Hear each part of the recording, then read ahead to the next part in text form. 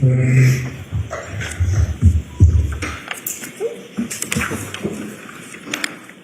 vehicle court sound session, turn up your cell phones, please.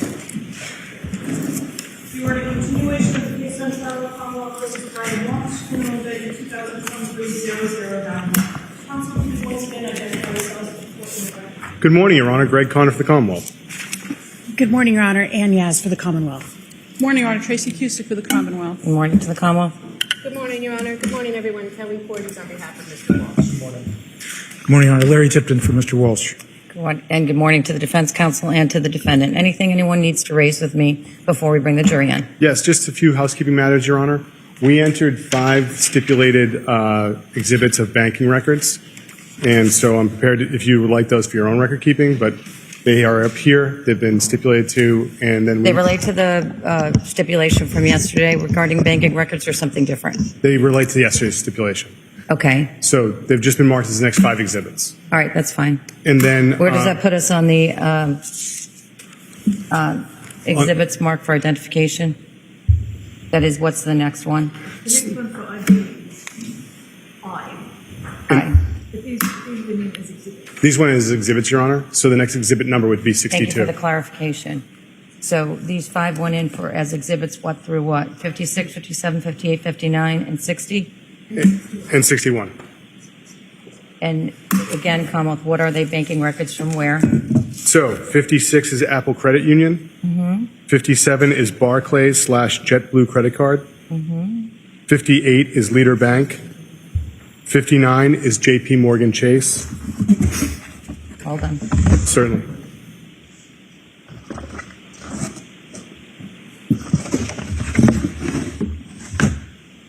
I'm caught up, yep. 60 is Liberty Bay Credit Union. 61 is Fidelity. Okay. So we start on 62 for today, Yes, Your Honor. and I for identification today is our starting point. Okay? And Your Honor, after this interview is finished playing, which is about another 30 minutes, I would ask that the court read in stipulation that's been marked D regarding the Richard Walker email. All right, can I have that from either the clerk or the court reporter? D for ID.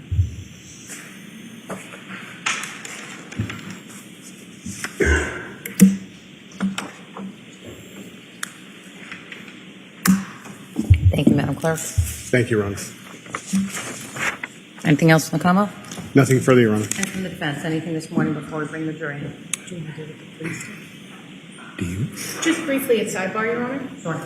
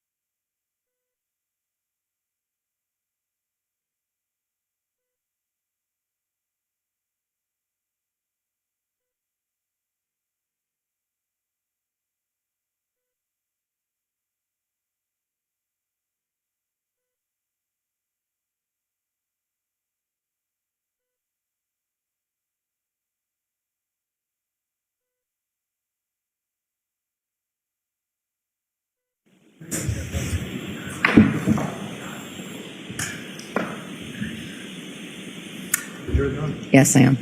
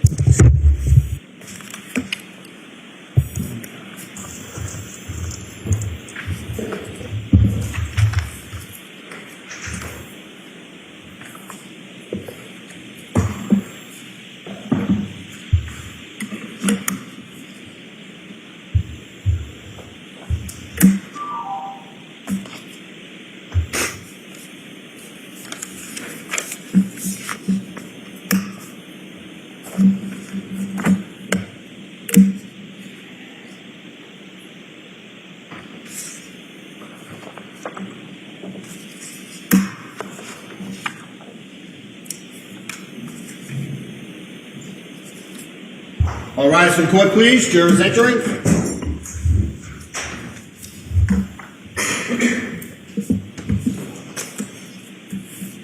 Morning.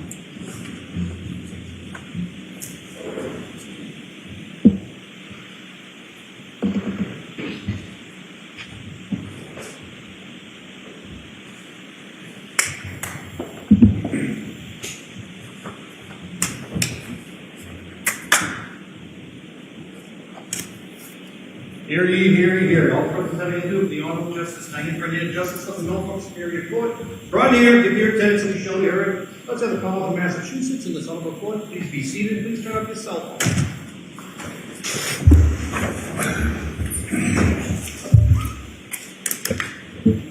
Good morning, jurors.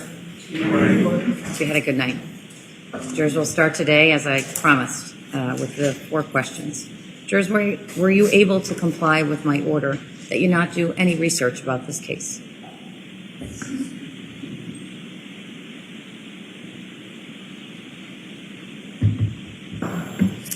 Were you able to comply with my order that you not speak to anyone about this case?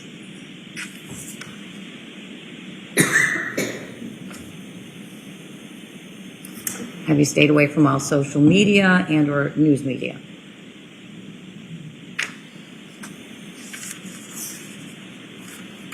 And you all still have open minds?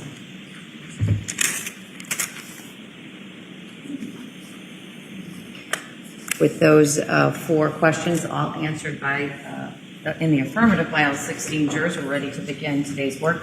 Witness may be called to the stand. Thank you, Your Honor. Commonwealth would recall Harrison Schmidt.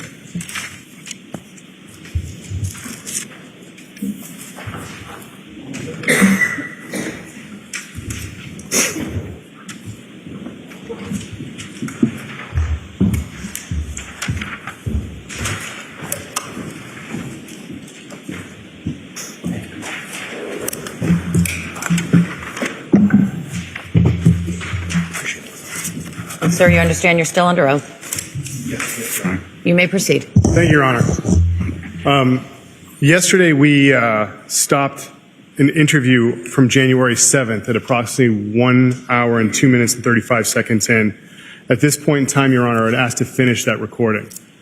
You may. Ms. Gilman?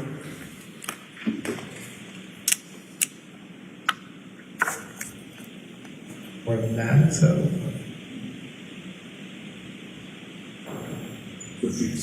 On the very Ms. Gilman, could you make it a little louder? when was her scheduled flight back? Tuesday morning. Thank you. Yeah, I don't know which Monday one. off because of one. Yes, that was the understanding. Okay. And then, correct me if I'm wrong, you said on Friday the 30th when she landed, she told you that she had a work issue she had to go back. She was alluding to things being very busy with stuff on Friday, and she was. I remember her being tired. Did she book a return flight earlier? Did she change the reservation? Did she book a new one? I don't see. Here's the thing. She sent me the flight coming to Boston, Yep. but she never sent me the return flight. All I know is that she told me she had a return flight on the 3rd, but I don't know what time or what that was. I assumed everything was just the way it was, and then she moved the schedule up 2 days, which is not the first time she's done that. I mean, it is the whole thing is a bit. I know it was odd, but considering the last couple months, it wasn't so much that I was like, hey, wait, what's happening? Whereas when I was talking to Jem's like, well, this seems insane. And I was like, well, Jem, these are the things that I've been dealing with over the last couple of months. So it wasn't something that I would be like, well, raise an eyebrow to. I was like, all right, all it did was further confirm that, I got to get to see the kids. We got to work this out. It's too much stress on the whole family, and that was the main thing. I don't know. I just wanted to be together all the time. Did Anna ever tell you when the return flight was booked, aside from the Tuesday flight? Say again? In other words, did she tell you which flight she was booked on the 3rd? No, but she always took the first or second flight out, and she had said she had already booked flights for January. But we were supposed to talk about that, and then she did say she was changing a flight, but not this flight. She was changing a flight for Martin Luther King Day. So I don't know if she did that or if she didn't, but she was talking about changing that flight. That she was going to come in Thursday night, stay Friday, Saturday, Sunday, Monday, leave Tuesday, and maybe try to leave, maybe say an extra day. So she was offering 4 or 5 days. Which is again was normal when she said I'm going to take Thanksgiving, like 2 weeks for Thanksgiving, but I'm going to stay for 5 days when I come back. And she only stayed for 1 day, and then she was always like, I'm going to have more time, and it seemed like she was having less and less time. Okay. On New Year's Eve with Jem, Yes. was Jem aware that she had to leave the next morning? No, Did why do you think that is? what I don't know. I mean, Jem, we were probably because we just wanted to. I mean, most likely just to enjoy the time with Jem. He was only here for 4.5 hours or so, and we hadn't seen him in Were person. you aware that she was leaving the next day? No, I wasn't. I was aware that she was probably leaving early. Again, the assumption or story I've in my head was that she was leaving on Monday. So she was originally planned to leave on Tuesday. You were on the assumption by her leaving early it would be Monday. Yeah, I had no information otherwise, but I was definitely surprised. Like, I gotta go. Okay. So what were your plans with on New Year's Day? Yeah, so it was going to be the same stuff. The only difference is that she might have come up with me to see my mother, possibly, or we would have, or the whole family would have done something, like my, up in Swampscott or somewhere nearby. Because I said I had time, I don't have to drop my mother off, so we can go see her and get her what she needs, and maybe we could do some stuff. So I was excited about that. Oh, good, thank you. I don't know, but I didn't bring it up. But she was troubled by whatever happened with Bella. She's like, he says, can't be my friend. This is 30 minutes before New Year's, and she brought it up. She did bring it up with Jen at the time before. Okay. You said he couldn't be a friend? What? He texts on New Year's Eve saying friendship is over or something to that effect, right? Yeah. What did he say? What did Anna say? She said, I'm sorry, I appreciate, give a leadership sort of answer, like, I accept, what you're saying. And then he called to leave a message, and then I remember her saying, I'm not going to listen to this. And that's actually actually put her on the phone upstairs shortly after.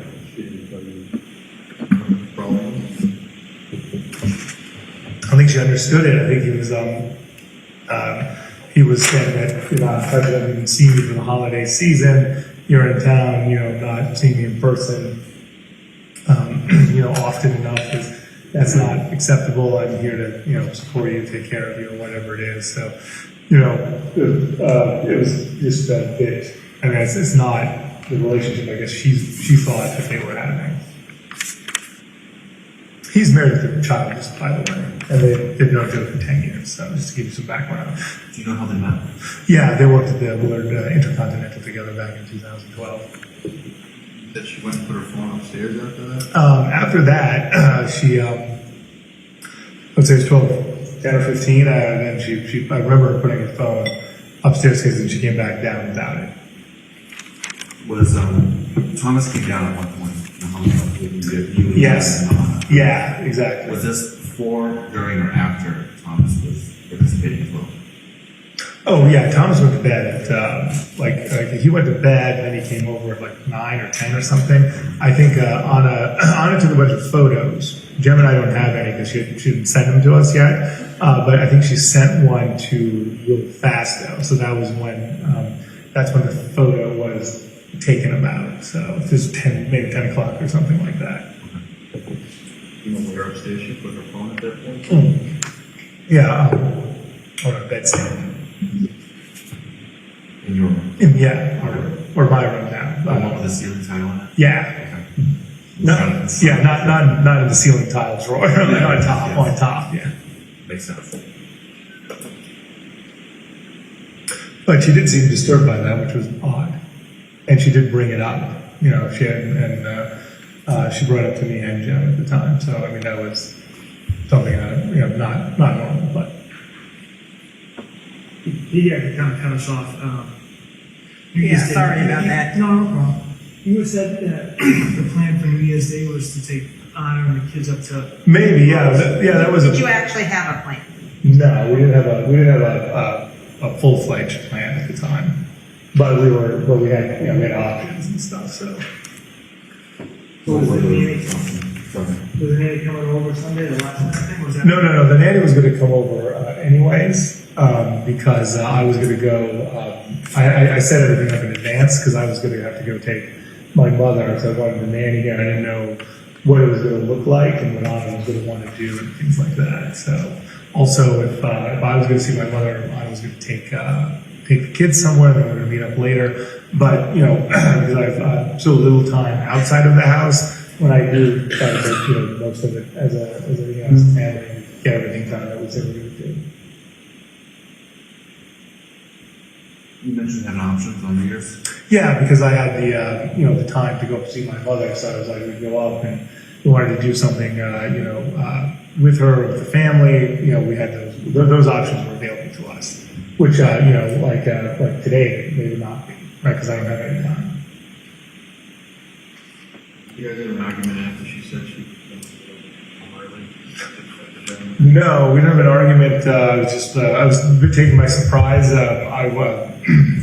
Not to be crude, but I was in the bathroom, and she came by and said, I have to go to sleep. And I was like, well, hold on. And she's like, I have to get up early, Brian. I have to go tomorrow. And I was like, oh, I wasn't expecting that. And then she said, I said I might have to leave early. I said, I didn't know it was going to be like that early. So, but I did have an argument with her for the Thanksgiving and the Christmas Eve. So I wasn't going to make the same 3 times. I was like, okay. And then she immediately backed it up with like, hey, I'm going to come 4 or 5 days and for Martin Luther King Day because we were making a new schedule for January and February. I said coming every week is really not good. Is there any way that you could come every other week for more time? So we were working on that when she arrived Friday and Saturday. We were talking about that.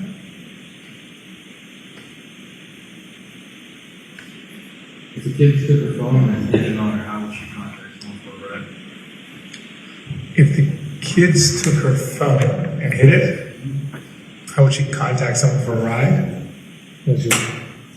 She wouldn't leave I don't think she would leave the house without the phone. But let's say that I'm wrong about that. So sure, she would use my phone, right? But she put Lyft on there. I guess she would download Uber and get it. But but I know where my phone was. And we didn't have this phone at the time. So we were phones in the house. Do you use any iPads potentially? Oh, there you go. She probably would be able to use the iPad to do it. I would not, but she would know how to. The only thing I saw was one phone, one and her laptop. That other iPad that I'm telling you about should be at the museum. She did have a laptop with her, but she programmed all of these. How did Thomas get his phone? My mother brought it on I forget when we got the phone, because we had to get the phone and, or my mother had it and she was bringing it with the watch and everything, so it probably came here on she probably brought it on the second or something, everything came on the second. When you didn't have your phone and you sent those emails, those 3 emails? Yeah. What were they to again? So Zach and Daniel, my business partners at Let's, my wife and my mother. How did you send those emails? My laptop.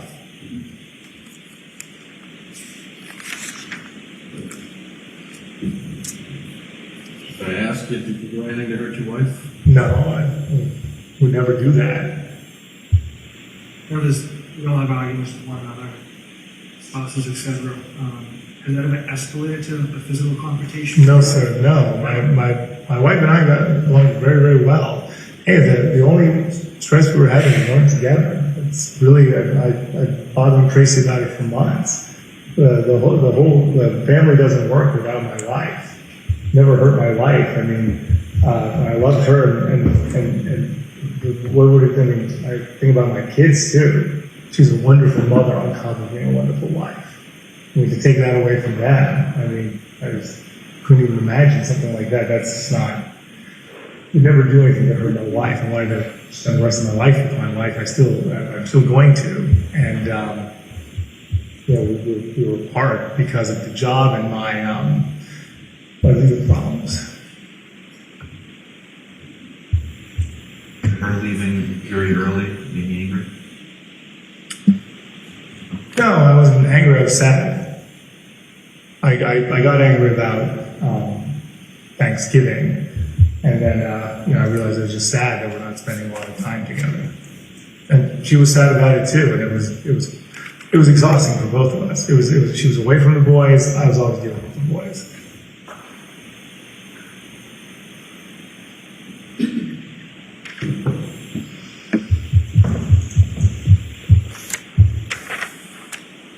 But my wife and I were a very good team. We agreed on almost everything. We agreed on I have to get to D.C. Just didn't feel like we were the authors of our own lives. So that's why she wrote that on the thing. We have to be the authors of our own lives. We have to make this happen, Brian. We're always working together.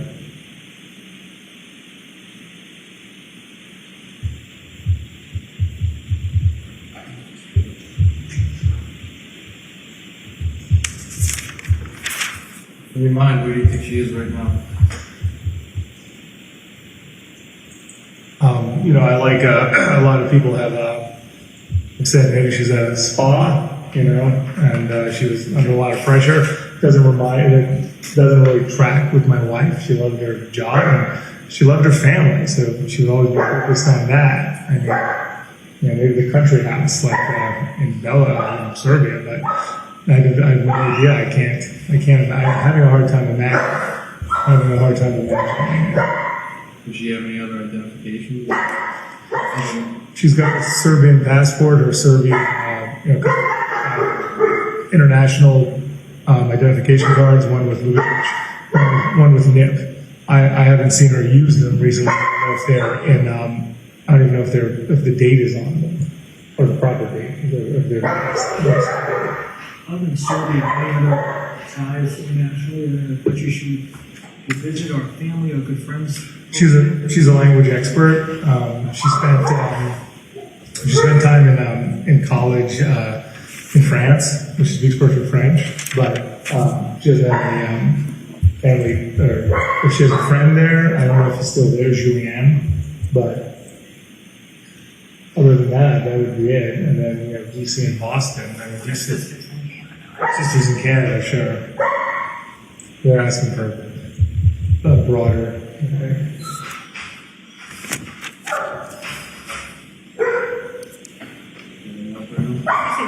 You checked international flights. Was she scheduled? It appeared in the newspaper. Not that I ever believe the newspaper, which is why I'm asking you guys. It appeared in the newspaper that she did have reservations to go back to DC on January 3rd. That makes sense, yeah. I'm just asking if that's confirmed. That's our understanding. Do you know what time? Something like that. Of course, they're the one play, yeah, always. And that she never changed that. To our knowledge, it's not canceled or adjusted. There is a chatter between JetBlue and her over the last few months. Because when she doesn't call, she does something, they do it online, like online messaging. Oh, they should probably go to the JetBlue site. Yeah, they have a chat. Yeah. So that's, so she could be doing that and feeding kids or something like that. But but a lot of times she would talk to them and it wouldn't work out, and then she would take a break and then come back. Or I'm not talking about like an email back, but talking about it's live chat. yeah. So sometimes, I mean, I don't know if it could be like they're like, we'll just come in, change at the counter, or they're like, I can't do this. And she was always asking for. She had gotten a good status, especially with the car. So I don't know what her deal was, but it's possible that because she said when I have this, they can make changes at the counter, upgrades at the counter are different. So yeah, she never called them.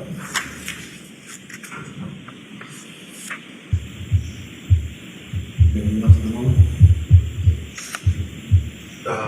What about like brunch reservations or any brunch plans on New Year's?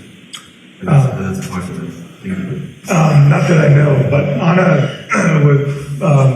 was talking about making some. So I don't know if she did it or not. I haven't checked. I haven't looked for anything on Open Table or Resi or anything like that. I could take a look. Then, Because last year we went the whole family. We did go to brunch. So that is a very normal thing to do. So normally there's like a bigger scheduled plan for New Year's. Right, but I mean this year things were up in the air. So a lot of time outside of the house on New Year's Day. When did you put that request in? Was it a normal Thursday request? No, always Thursday. Okay. And the request was from 3 to 9? 3 to 9, yes. So there wouldn't have been brunch. No, yeah, we wouldn't have had brunch, but it was good. Would she have gone to brunch without you? No, well, she would have left. No. I mean, if she were going home on January 3rd, would she have gone out to brunch with other friends or anything? No way, no. The only time when she was here that she saw someone without me was Rima. And I was only twice. She did that twice. That's the only. Everything else we would do together, or people would come to the house. The time together was very important for us. Those friends in the area that Peter Kirby. do you think we should speak to as far as that Luanna wrote well, that she was close with that asked? Peter Kirby. They went to the same leadership school together 3 years ago, and he lives with his wife and John Marshall. They've been calling for support. Jim Mulu, who's here, obviously, family friend, and someone who is, obviously loves Anna very much. Rima Ferrer, she was Anna's mentor, and they were very good friends. Those would be the main ones that I would think of.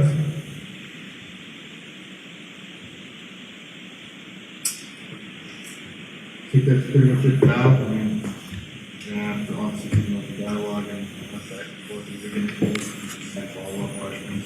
You can imagine, as I might have it here. That's helpful. Yeah, let me get that going. But I think she sent it to me. Could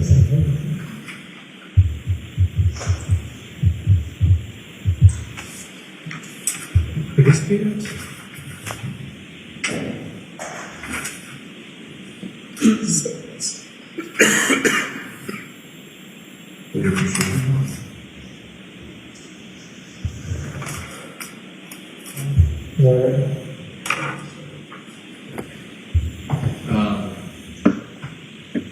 You obviously have the ability to get your own credit card statements. You want to pull those and then for the past week, and that'll help us travel and places stop and stuff like that. Yeah, just check the Chase Freedom. That's the one that I use. I don't use the Capital. The Capital one has been out of commission. It was only in commission for a month or so. Do you have access to the Chase Freedom or? We got to jump through a lot of hoops. Yeah, absolutely. We get it. How much of the Chase Freedom would you like? Very through. Oh, okay, so just okay. We'll give you all December. We'll give you all. We're not gonna. That's easier. Just they come in a month. Whatever the last month's statement is, I'm not sure if it's. You know how it is. Some of them start December 10th. If you have a mistake, so progress that comes in.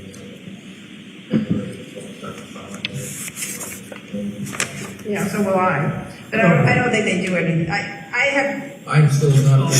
I have dealt with Anna. She does everything online.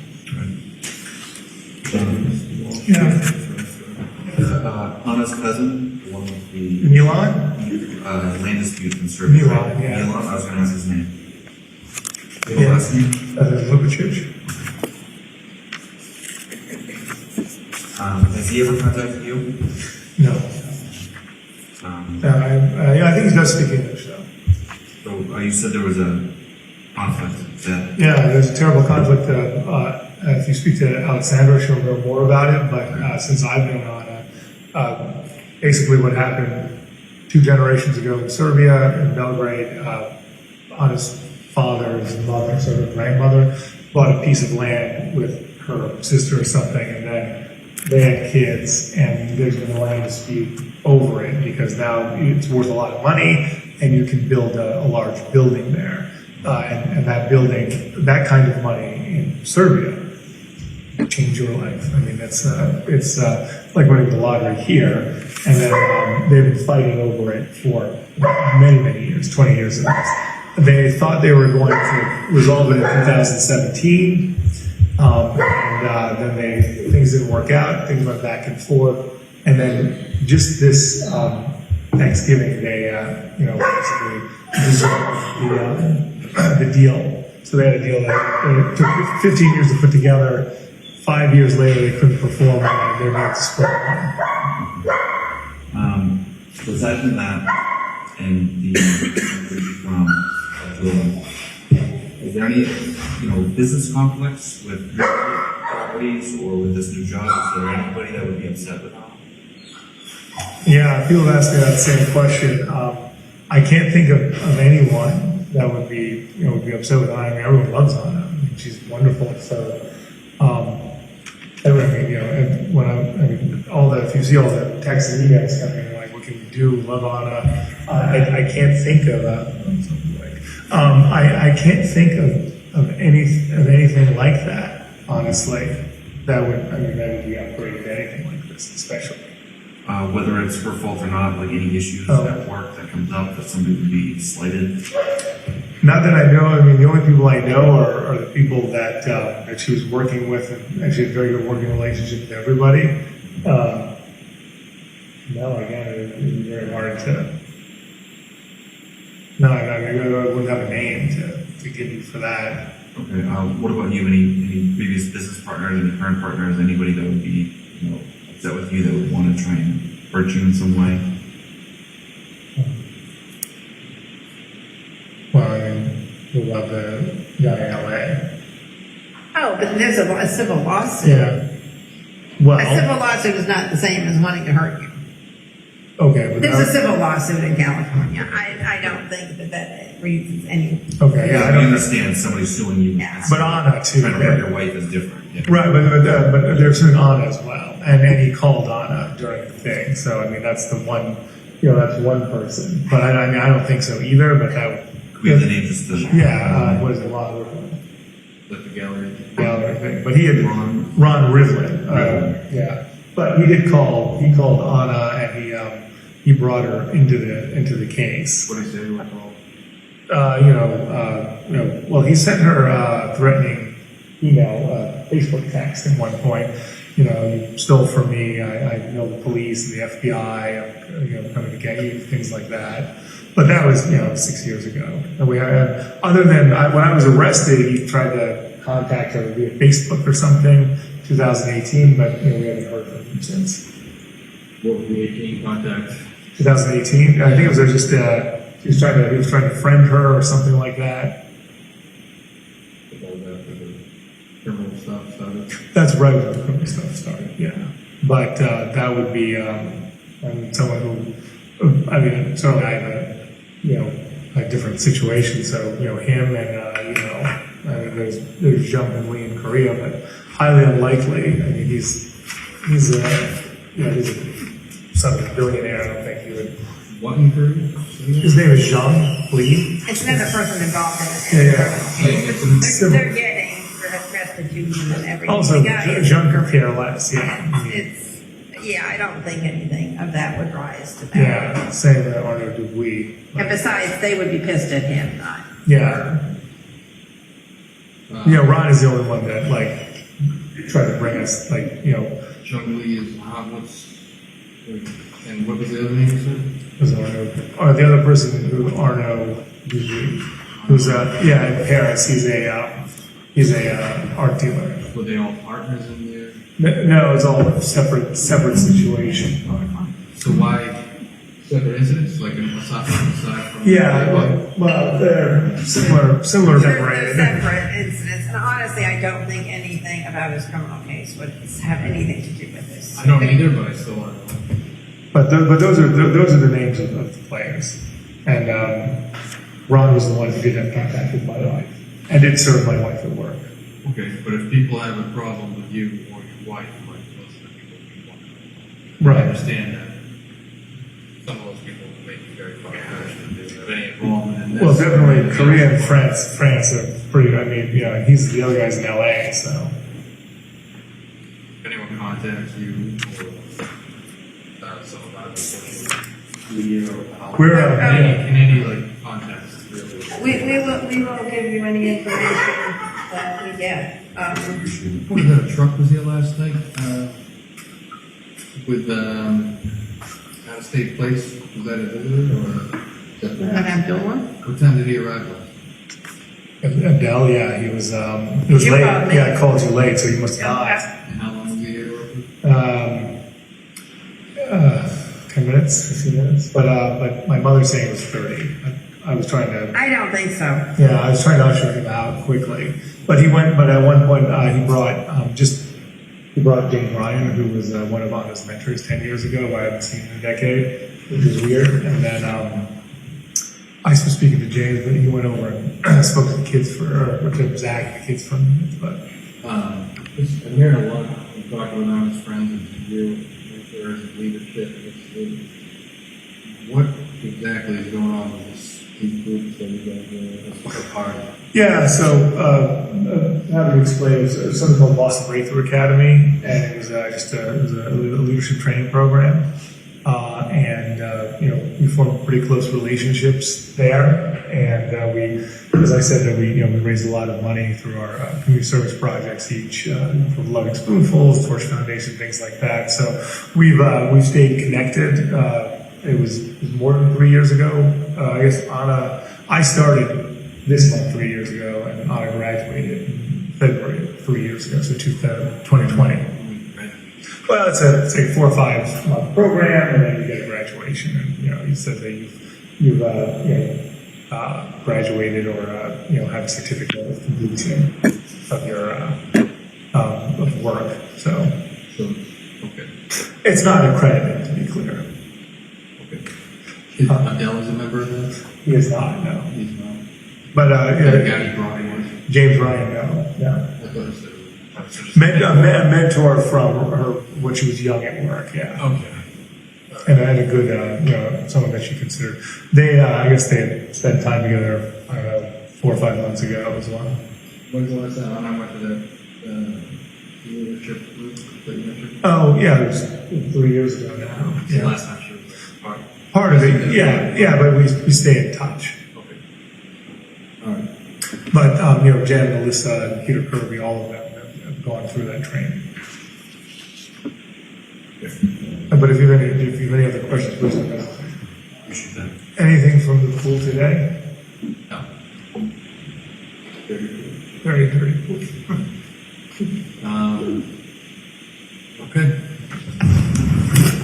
It is 15:36. Try to. Your Honor, Yes. could the Commonwealth request that identification D is read into the record? Sure. So, George, from time to time, I will read you what are stipulations. They're simply agreements between the parties. I sometimes say they're facts you can take to the bank because the parties agree with them. I'm going to read such a stipulation now, marked for identification as Exhibit D for ID. At 5:18 a.m. on Saturday, January 7th, 2023, Cohasset Police Detective Harrison Schmidt received an email from Richard Walker 9984 at gmail.com, which stated, "We have the so-named Anna Walshe with us here. We had a deal worth $127,000. She messed up. We have her here with us, and if she doesn't pay the money, then she'll never be back. And we know that the police and the FBI are involved. Good luck finding us." Detective Schmidt received a second email from Richard Walker 9984 at gmail.com, which stated, "Here is Anna Walshe. Unless she pay the money we deal, she isn't coming back. Comma, comma. Thanks and good luck." The second email had an image of a woman who was not Anna Walshe, and using an image search, police found the image on iStockPhoto.com under, quote, "kidnapped stock photos," end quote.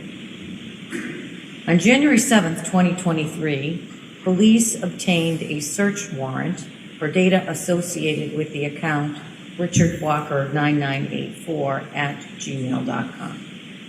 The search warrant was sent to Google, and investigators learned that the Internet Protocol address, the IP address, with the Richard Walker 9984 email account geolocated to Nigeria, and no IP addresses located in the United States were associated with the account that sent the Richard Walker 9984 at gmail.com email. The Commonwealth is not alleging that Brian Walshe sent the Richard Walker 9984 at gmail.com email. Thank you, Your Honor. So, Sergeant, a couple questions about that interview. There's mention of an application Viber. Could you tell us what that is, if you know? It's a messaging application. And there's also mentioning of WhatsApp. Do you understand what that is? Yes, that's also a communication app. There was mentioning of a person named Abdullah. Do you know his name? Yes, Dula Almatari, And what is his relationship to Anna Walshe? a previous coworker from the hospitality industry. There was also mention of Peter Kirby. What is his relationship to the Walshes? A family friend. During the interview, a dog can be heard barking. Where was the dog located in the home? In the crates in that sunken-in family room. And you had the opportunity to be at the home a few times between the 4th and the 7th. What issues did you ever have with the dog? None. There was also mention of the pool today. What was going on at the pool that day? During that wide-scale search, we had drained the pool to get a better look at it. Now, after January 6th, when the Cohasset Police Department had a press conference, What happened to your voicemail and email? I was inundated with messages and tips from the public. Why is it that your voicemail and email were inundated? I was the point of contact for any information, so my department email and phone were listed and disseminated to the news and social media. And was Richard Walker email one of those things that came into you after that press conference? Yes. Now, Ms. Gilman, could we have what was marked yesterday as Exhibit 44?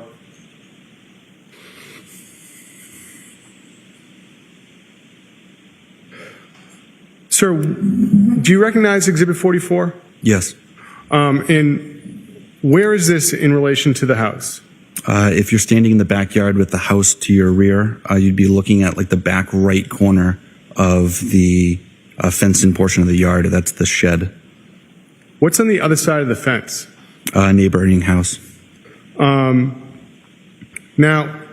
you and Ms. Gilman, can we have Exhibit 47 from yesterday? Sir, do you recognize this? Yes. This is the what you said was the missing poster you created? Correct. Now, what information? Where did you get the information to create this poster? I made this on Thursday, so I had the information from the patrol report, the NCIC missing persons form, and the information from the first interview with the defendant. Thank you. If you could take that down, Ms. Gilman. And when you were speaking to the defendant, what did you learn as far as Anna Walsh's maiden name or prior names? There was a previous name of a Nip, K-N-I-P-P, and a maiden name of Lubitschek. Now, after that interview on the 7th, what did you do next as far as your investigation? We continued to reach out to friends and family, gather more background information. And on the 8th, what did you do in the morning? We briefed at Cohasset Police Station a plan to execute a search warrant. And where were you going to execute the search warrant? 516 CJC Highway. What time did you have the opportunity to execute the search warrant? Around 9 a.m. And so when you executed the search warrant, who was with you? Myself, I believe Chief Quigley, the day shift for patrol, the state police detectives, crime scene. I believe that was it. And who was at the house when you executed the search warrant? The defendant and his children, and Diana Walsh, the mother. And what did you do with those people in order to execute the search warrant? We had reached out to Attorney Minor, and she came to the scene, and they all left with Attorney Minor. Now, did you ever have the opportunity to speak to Mr. Walsh again on January 8th of 2023? Yes. Where did that conversation take place? Attorney Minor's residence in Situate. And who was present for that conversation?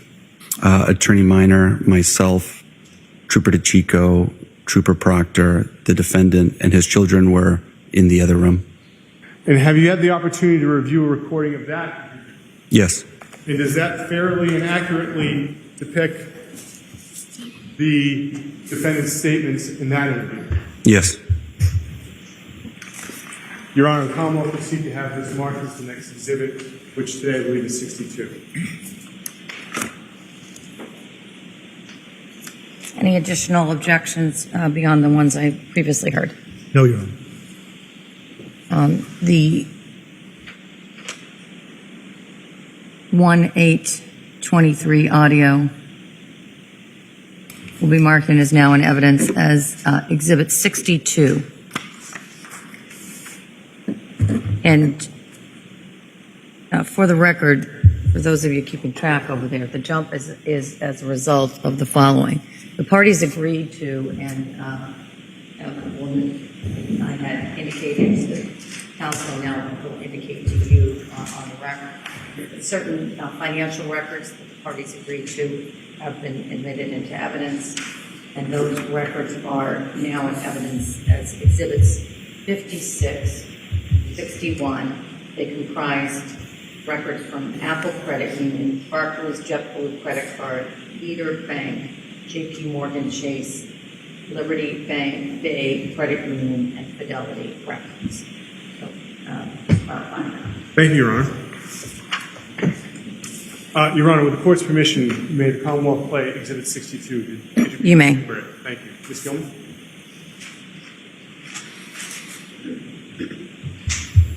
$11:13 on Sunday, the 8th, 2023. My name is Harrison Schmidt. I'm a detective at Cohasset Police. Trooper Michael Proctor, Norfolk County DA's office. David Chico, Cooper, Norfolk DA's office. Tracy Minor, attorney for Brian Walshe. So we're here at 244 Gannett Road in Situate. Did you see the time? Yep. Okay. Let's see. So, yes, the last time we spoke was yesterday, and I think we asked you to give us a good account of where you went when you left your house on the 1st, and you told us that you had gone out to visit your mom, went out, ran a few errands for Whole Foods, CVS, and thank you, ma'am. You told us that the Whole Foods was across from the house, and your mom lived in Paradise Lane, and the CVS was in Danvers. Which CVS in Danvers was it? No, sorry, maybe it was like, by the nail salon that, on 92 years ago. What road would that be on? By Kathmandu, coffee shop. Kathmandu. Okay. And what did you purchase there? It's probably the alcoholic wipes or the other wipes, whatever it's called, I forget what it's called. Okay, and the method of payment? Cash, okay. And the time that you would have been there? 7? About 7 p.m.? Yeah, Okay. I was looking for, Tylenol for the children. Okay. Because, it's very hard to Well, get. we know that you got back to Cohasset by 8. After we left for it, yes. I probably remember it's, It's not an exact science, but like a general approximation. Before 7, most likely, it gets dark out, so we're late. Was it dark when you got there? Yeah, It was. You think it was before 6:30?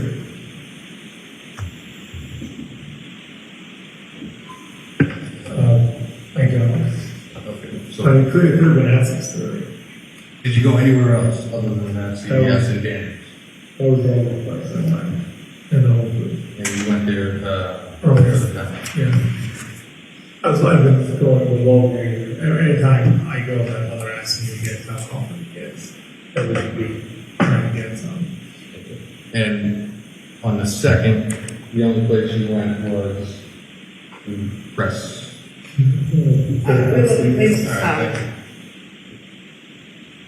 On the 2nd. May I have a look at that? Check, shows, press. eBay purchase. We get purchases for vegetables. Okay. Thank you for getting that together for me. Okay. So obviously there's a lot of electronic devices in your house. And you've been kind enough to consent to downloading several of them.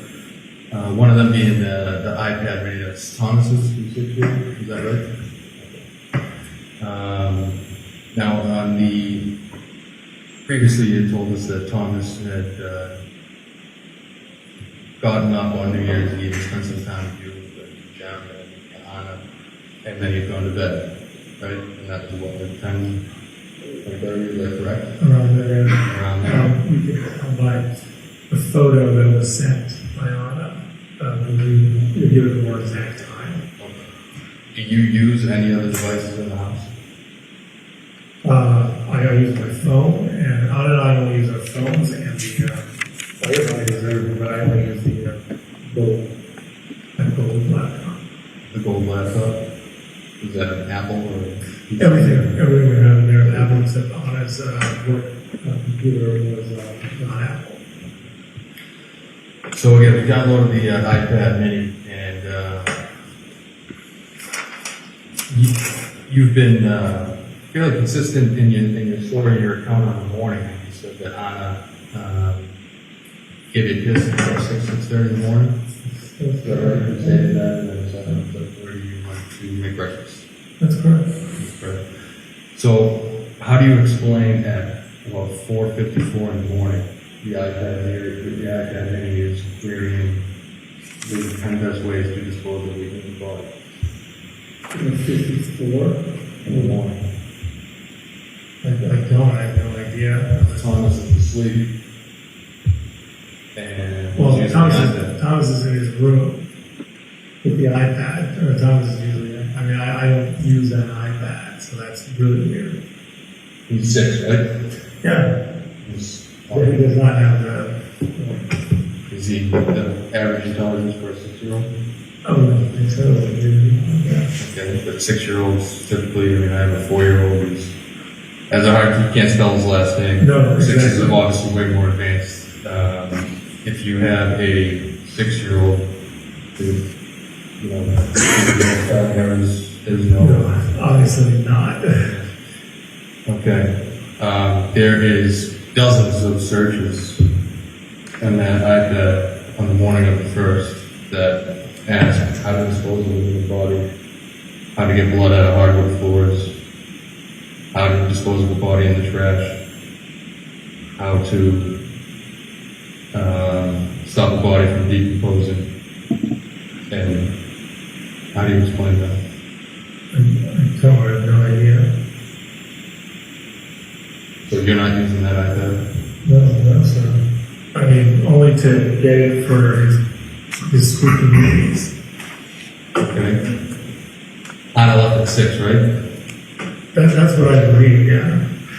So throughout the afternoon on the 1st, when Anna was gone, the device continues to query how to get blood stains, does blood remove, does the dishwasher remove blood from a knife, and so on and so forth.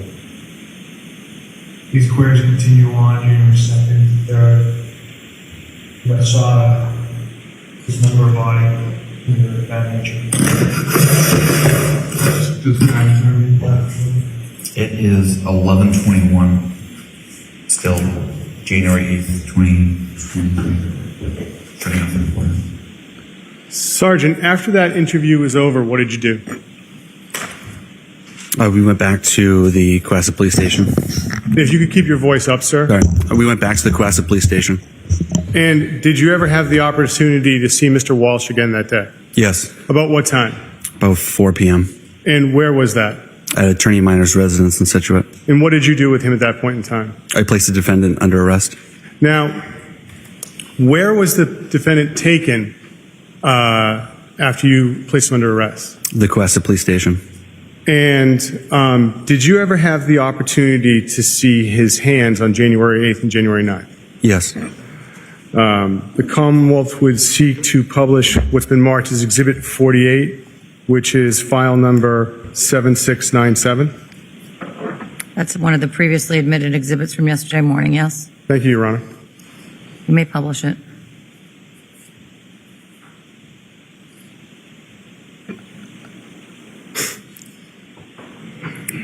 Sergeant, what is this?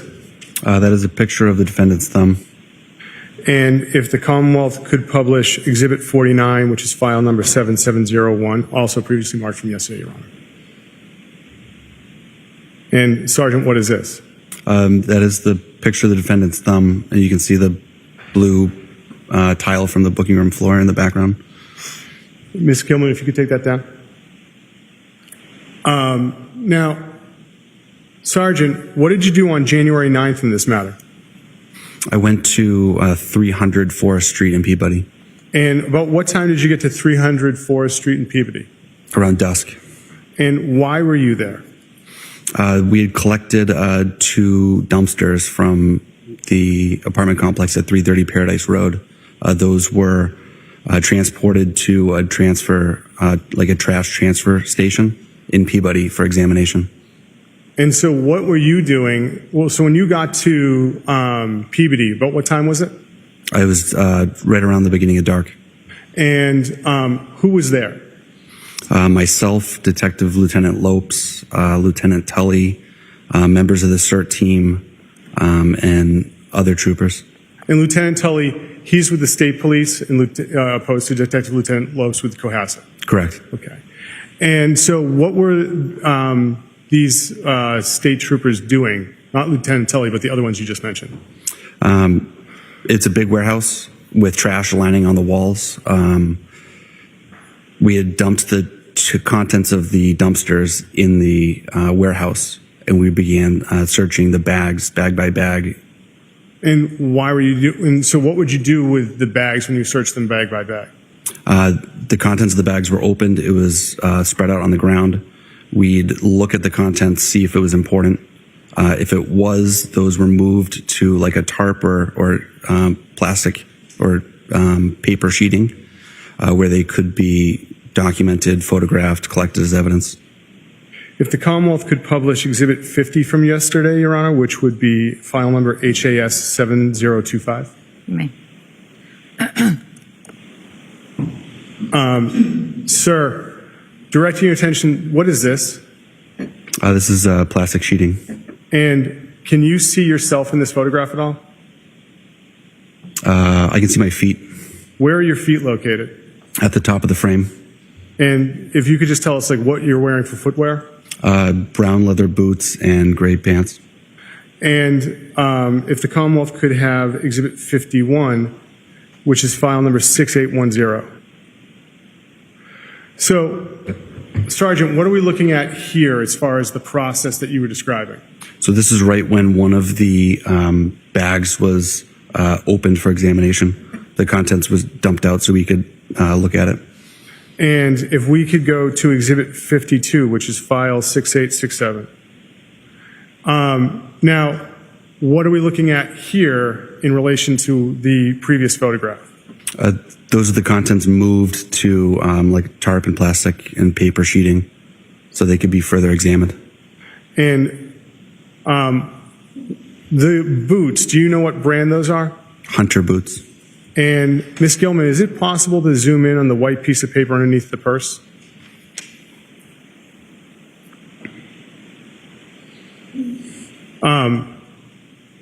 Sergeant, did you see that white piece of paper that night? I did. What was that? That's a COVID-19 vaccination card with the name Anna Walshe on it. If you could close out of that. Now, Sergeant, did you ever have the opportunity to review financial records in this matter? Yes. And you said that you'd been working on that during your investigation, but you've also looked at them since then. Isn't that correct? Correct. Okay. At this point in time, Your Honor, the Commonwealth would ask to publish page 6 from Exhibit 56, Apple Credit Union. You may publish that page, yes. Thank you. This is from the Apple Credit Union? Yes, Your Honor. Sergeant, do you see this statement? Yes. All right, Sergeant, what is the date for this statement? The ending date is January 31st, 2023. And Sergeant, and Ms. Gilman, if you could scroll down. Sergeant, do you remember what the outstanding balance was on the account? I believe it was overdrawn by over $800. And Sergeant, regarding the payments on this account, do they bear any similarity to the other withdrawals on the other months? Yes. What's those? Rockland FCU, that payment was reoccurring. Pepco payments was reoccurring. Leader Bank Online was a reoccurring payment. And, Your Honor, at this point in time, the Commonwealth would seek to publish page 8 from Exhibit 57, the Barclays JetBlue card. You may. Thank you, Your Honor.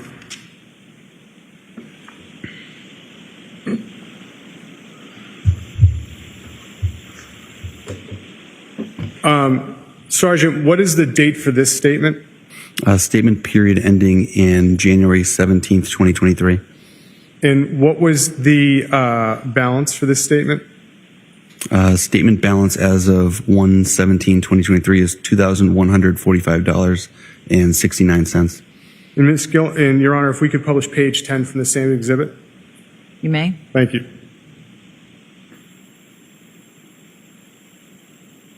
And Ms. Gilman, could you go down to the bottom?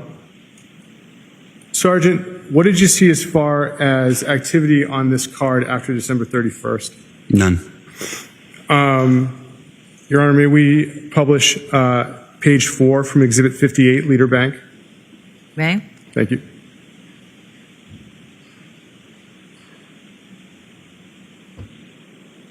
Sergeant, do you recognize this statement? Yes. What is this for? This is a mortgage payment for investment property. And do you see an address associated with it?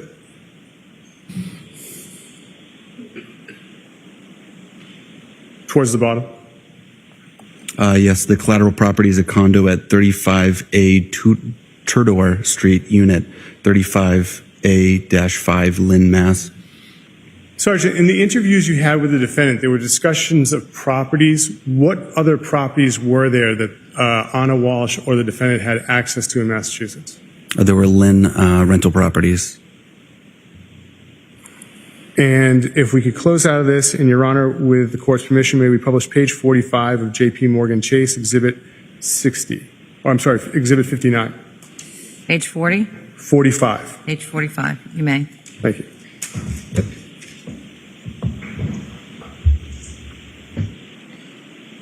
Sergeant, what is this account? This is the Chase Freedom Card. And when is the period ending for this account? Ms. Gilman, could you scroll down just a little? Under opening and closing date, what are those, sir? The range is October 18th, 2022 to November 17th, 2022. And Ms. Gilman, could you scroll up? What was due on the account at that point in time after the November date? $0. And with the court's permission, the Commonwealth would seek to publish page 47 of the same exhibit. You may. Thank you. Now, Sergeant, directing your attention to page 47 of the same exhibit, I'd like to ask some questions about October 30th. Do you see that entry on it? Yes. What is that state on October 30th? A United flight was purchased on the 30th for November 23rd, 2022 from airport code IAD to airport code DUB. What is the date associated with that? November 23rd, 2022. The next line down, sir?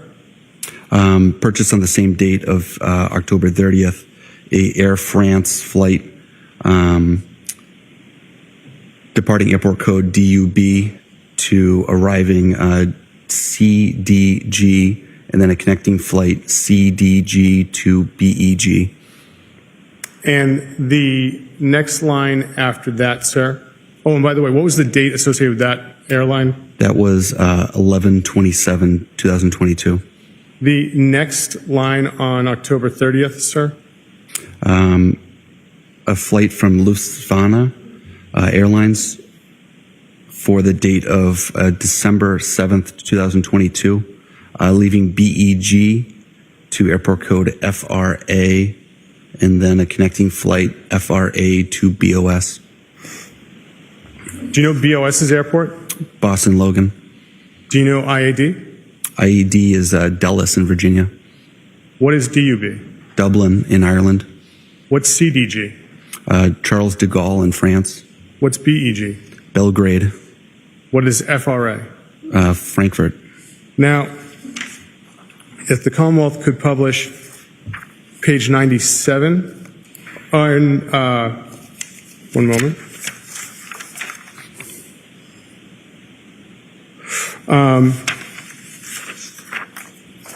Could the Commonwealth publish page 97 of this same exhibit, Your Honor? Page 97 of 59? Yes. Thank Ma'am. you. Thank you, Your Honor. Within this same exhibit, was there another credit card? Yes. And what was this credit card called? IHG Rewards. And looking at page 97, what is the balance owed on this credit card? $2,690.97. And Ms. Gilman, could you scroll down? What is the closing date for that account? January 23rd, 2023. And Ms. Gilman, could you scroll down some more? What is the name on that account? Anna Walshe. Now, if the Commonwealth could publish page 25 of Exhibit 60 from Liberty Bay. You may.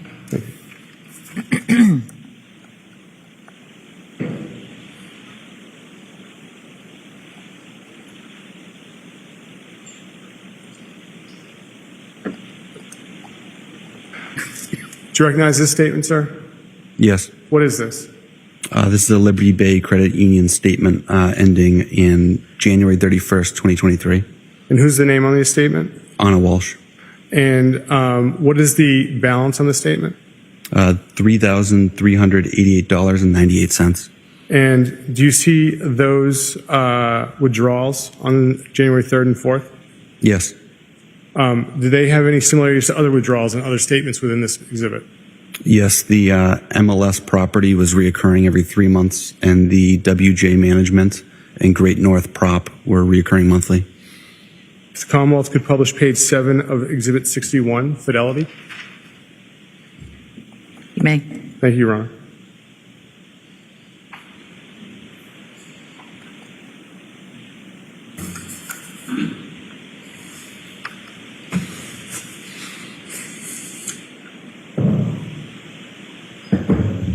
Oh, page 7.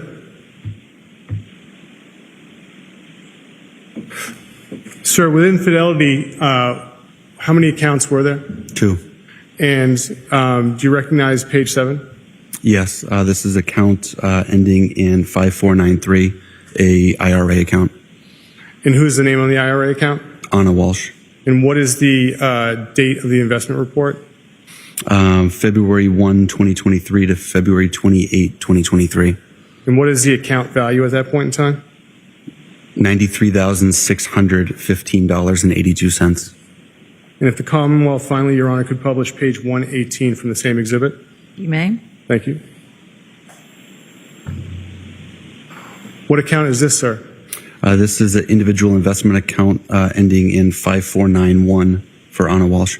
And what is the investment report date?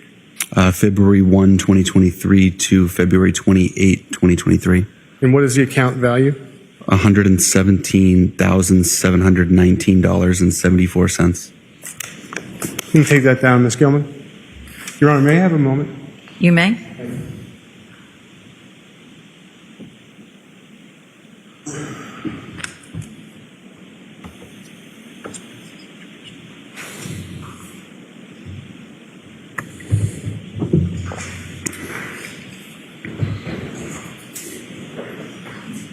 Your Honor, at this point in time, could the Commonwealth ask that you read in G for identification, another stipulation?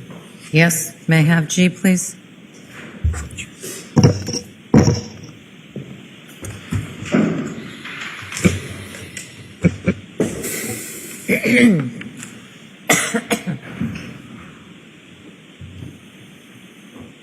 I don't mean to repeat to you what the stipulation is. I'll just read it now to you.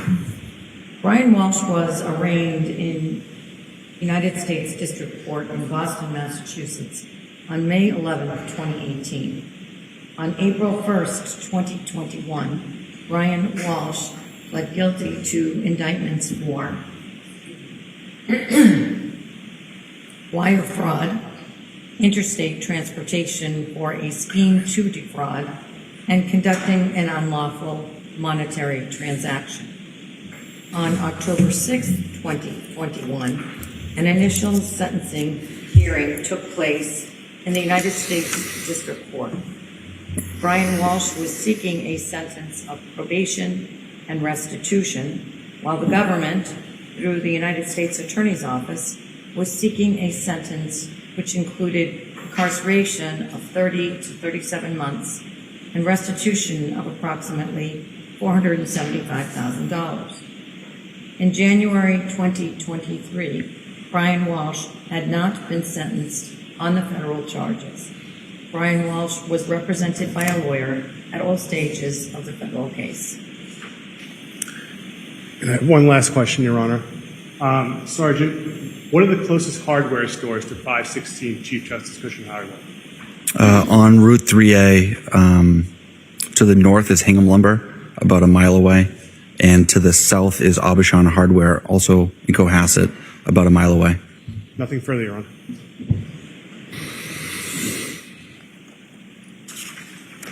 A cross-examination. Yes, Your Honor, thank you.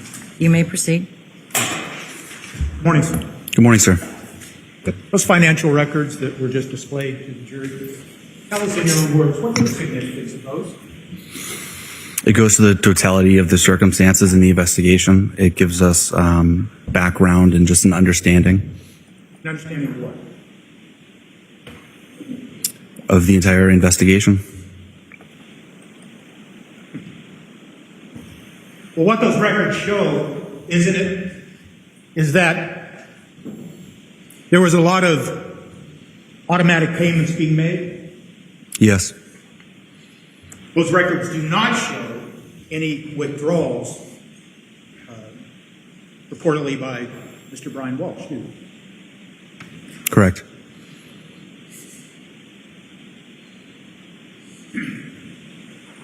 And, for instance, those records that were related to the Freedom card that you then told the jury about the indication of the flights and you identified DUB as Dublin, where did you get those records? From Chase Freedom. Okay. You didn't find those records in the home of Mr. Walshe, did you? No, And you didn't find those records then in the possession of Mr. Walshe, did you? can I explain? Can you answer the question? I can. What is it? Physically in his possession, no. And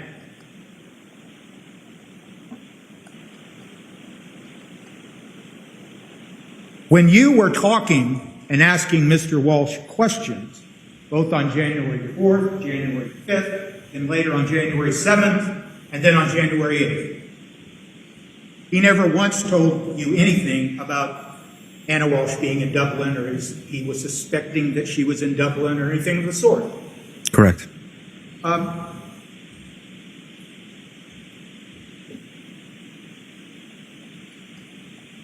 When you were talking to Mr. Walshe back on January 4th and January 5th, he forthrightly told you about the federal case, didn't he? Yes, And he told you that it was, I think he used the word integrity. He admitted that this was all his fault, correct? yes, And that stipulation that was just read to the jury about the federal case, that was the same case, wasn't it? correct. It was about painting fraud involving Warhol paintings that were fraudulent, correct? Yes, And as far as you know, and based on your investigation that's gone on for some time now, other than that federal, there's no other federal case. Let me ask you. I'm not aware of any other federal case. And it'd be one of the things you would do as the lead detective in this case to make sure you knew about other pending federal cases or things like that, correct? Yes,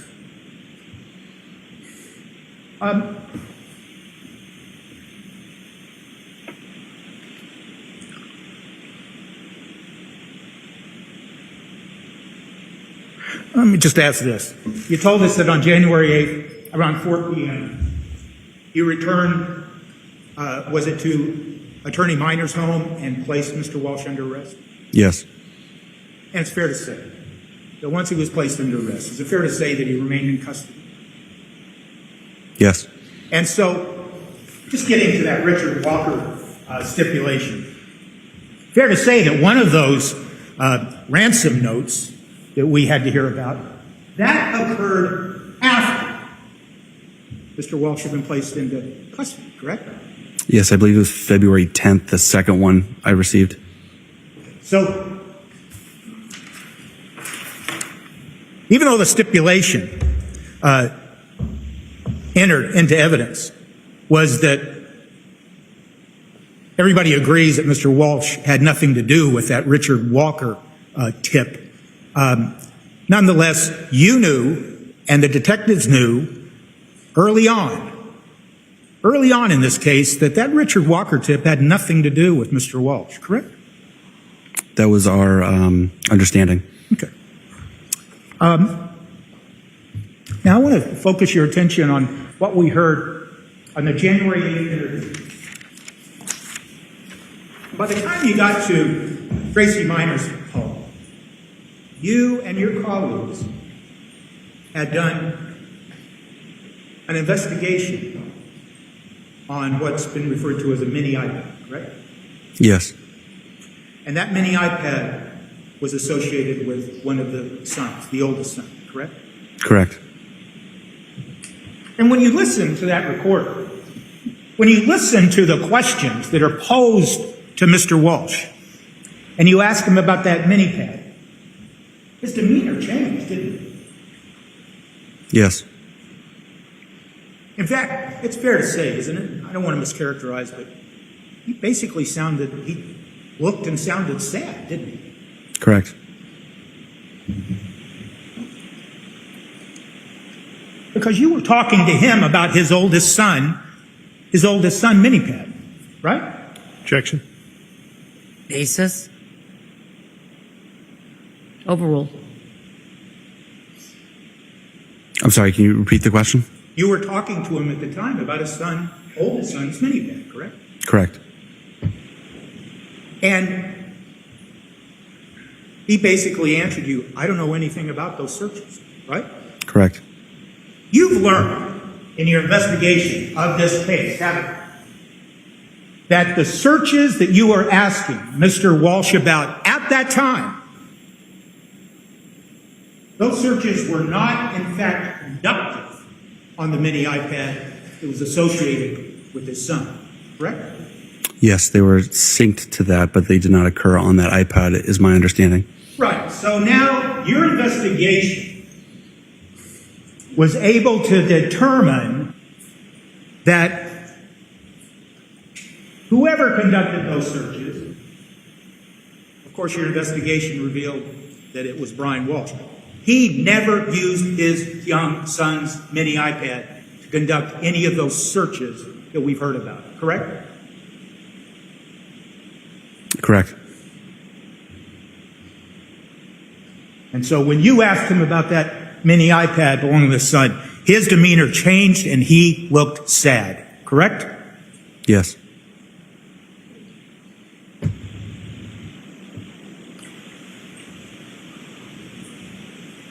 Those, okay? Yes, sir. Those two exhibits that were shown, Exhibit 48 and 49, they showed what appeared to be cuts on the hands of Mr. Walsh, correct?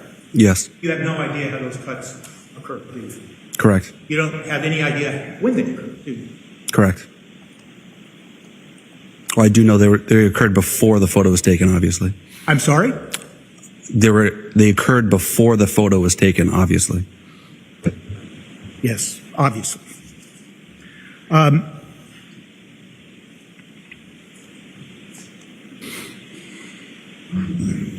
So,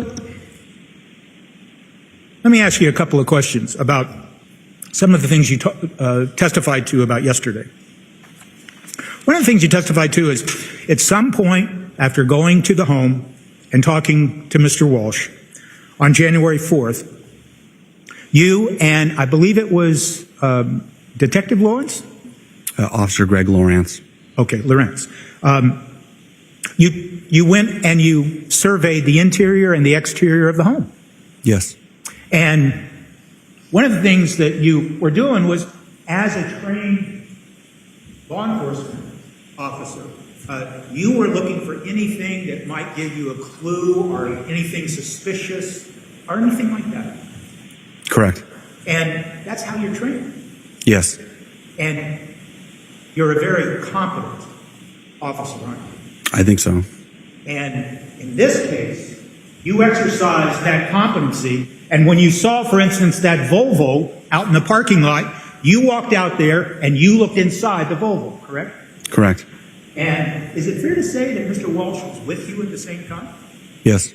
And you made note, and you told this jury specifically about. You made note that you saw a piece of plastic sheeting lying in the back of that Volvo, correct? Yes. And you even made note of what you described as a seedling that had fallen down into that sheeting. Yes, that's what I remember.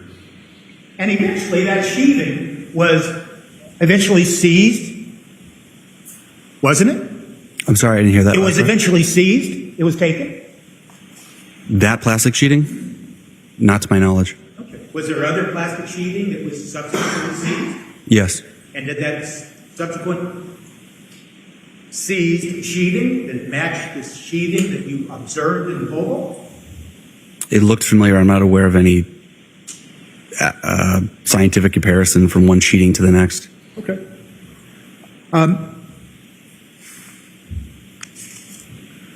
But I guess it's just fair to say that when you were looking around and you looked at that Volvo, Mr. Walsh didn't keep you from looking inside, did he? Correct. The child-proof latches that we heard about yesterday. If we could have Exhibit 34 brought up, photo number 7335.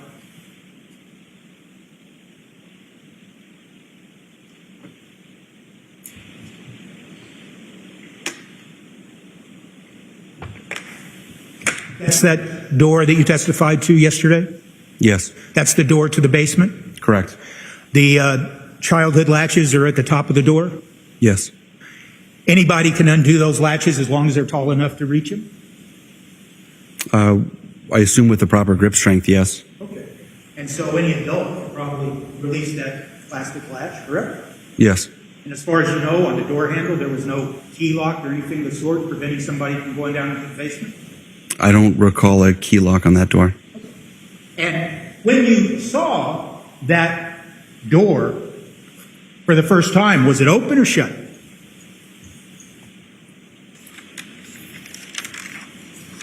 I don't recall. Okay. We heard some evidence yesterday about a hole in the ceiling in Mr. Walsh's bedroom, correct? Yes. I'm sorry, you can take that exhibit down. I apologize.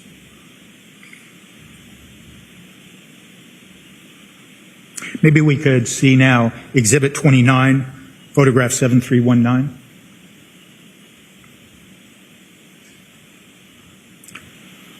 Now that's the hole we're talking about, correct? Yes. And is it your testimony that you saw that hole on January 4th, the first time you were taking a tour of the house?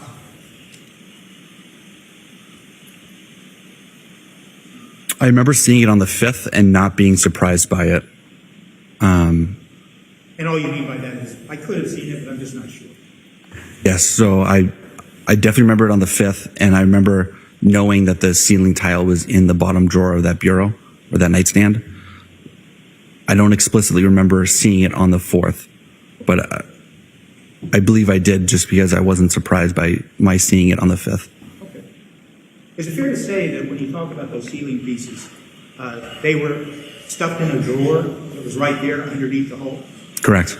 And it was Mr. Walsh who showed you where those pieces were? Yes.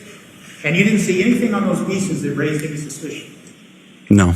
It's fair to say that when we look at this exhibit, we can see what sometimes is referred to as ceiling joists.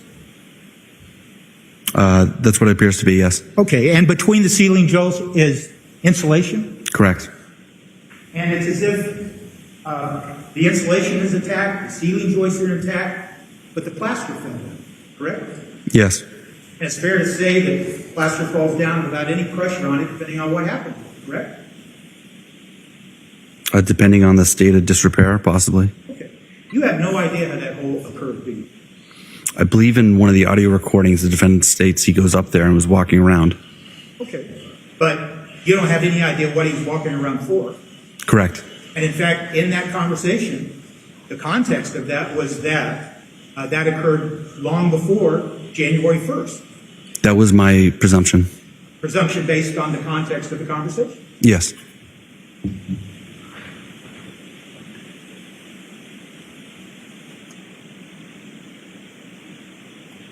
That insulation that we see, is it fair to say that what we're looking at is the paper wrapping that covers the fiberglass that forms the insulation? Yes, the vapor barrier portion of the insulation. And is it fair to say, do you know, well, that's a terrible question. Do you know, sir, that the insulation that we're looking at in that exhibit, what color it is when you look at the fiberglass insulation? I remember it being pink. Okay. And it's a pink color. Now, we saw some photographs of the basement of the Cohasset home, didn't we, yesterday? Correct? Yes. And in those photographs, it also showed photographs on the ceiling to the basement, correct? Correct. And that ceiling also had insulation, correct? Correct. And that color of that insulation was also pink, correct? Correct.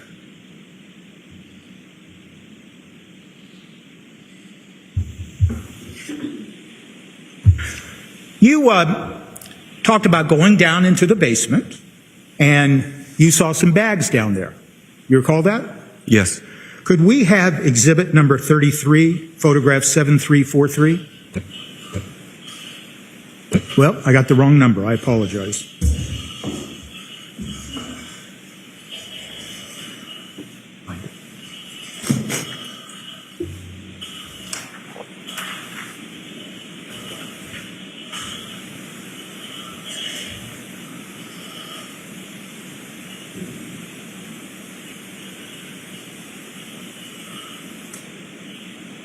Well, I think I'll just ask you questions. I apologize for all of that.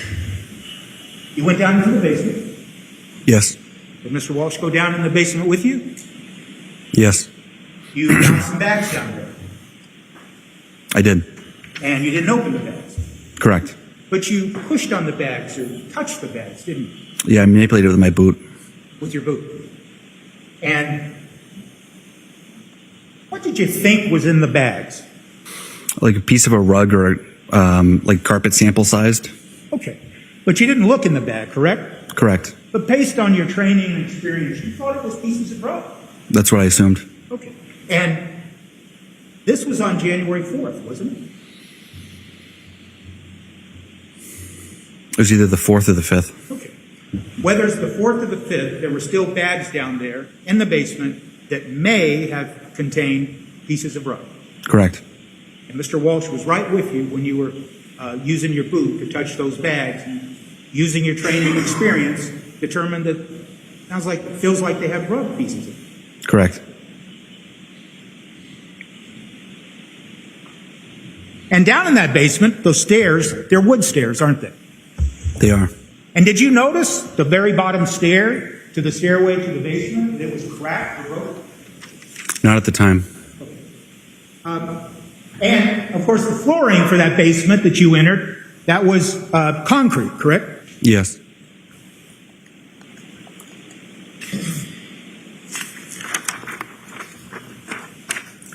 You were asked some questions both yesterday and today about the pool that is in the rear part of the home in Cohasset, correct? Yes. And at one point, you looked at the pool and it had water in it, and then subsequently, it had been drained, correct? Yes.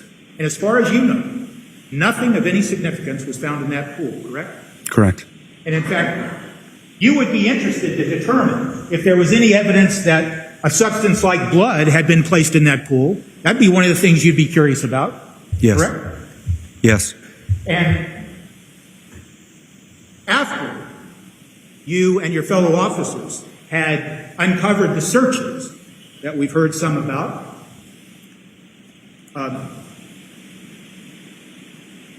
you're aware of a search, aren't you, that was found on the map book that talked about something about how you measure blood in a pool, or some words to that effect? Are you aware of it? Yes. And so there was never anything found of any significance in the pool, was there? Not that I'm aware of. And in fact, I think it was, you talked about a canine search in the back area, correct? Yes. And that canine is a human scent canine, correct? It's a patrol and tracking dog. And it didn't hit on, if that's the proper term, it did not hit on anything in the backyard whatsoever. I believe the canine was on the outside portion of that fenced-in backyard doing the track. Okay. it didn't hit on anything significant or related to your investigation of this case, did it?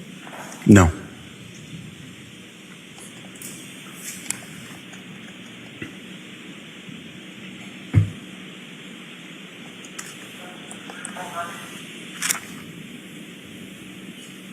Now,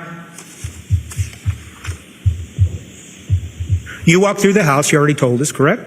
Yes. You walked through it at least twice. One on January 4th and then on January 5th. Yes. And you didn't see anything that seemed suspicious, correct? Correct. And it's fair to say that, quote, you're sensitive to that, correct? Based on your training and experience. Yes. But you well know, don't you, that subsequently, multiple criminalists from the Mass State Police then arrived at that house sometime after or on January 8th of 2023, correct? Yes. And they were there for more than just 2 days, weren't they? It was more than one day. It went into the second day at least. And they went over every single room and item in that Cohasset home, didn't they? That is my presumption. And so even though when you, as a trained and experienced officer, walked through that house a couple of times and didn't see anything, still there was trained criminalists that came to the house to conduct testing and searching for anything that might be significant, correct? I'm sorry, can you repeat that? There was trained criminalists that came to the house to look for anything that might be significant related to the investigation that was ongoing. That is correct.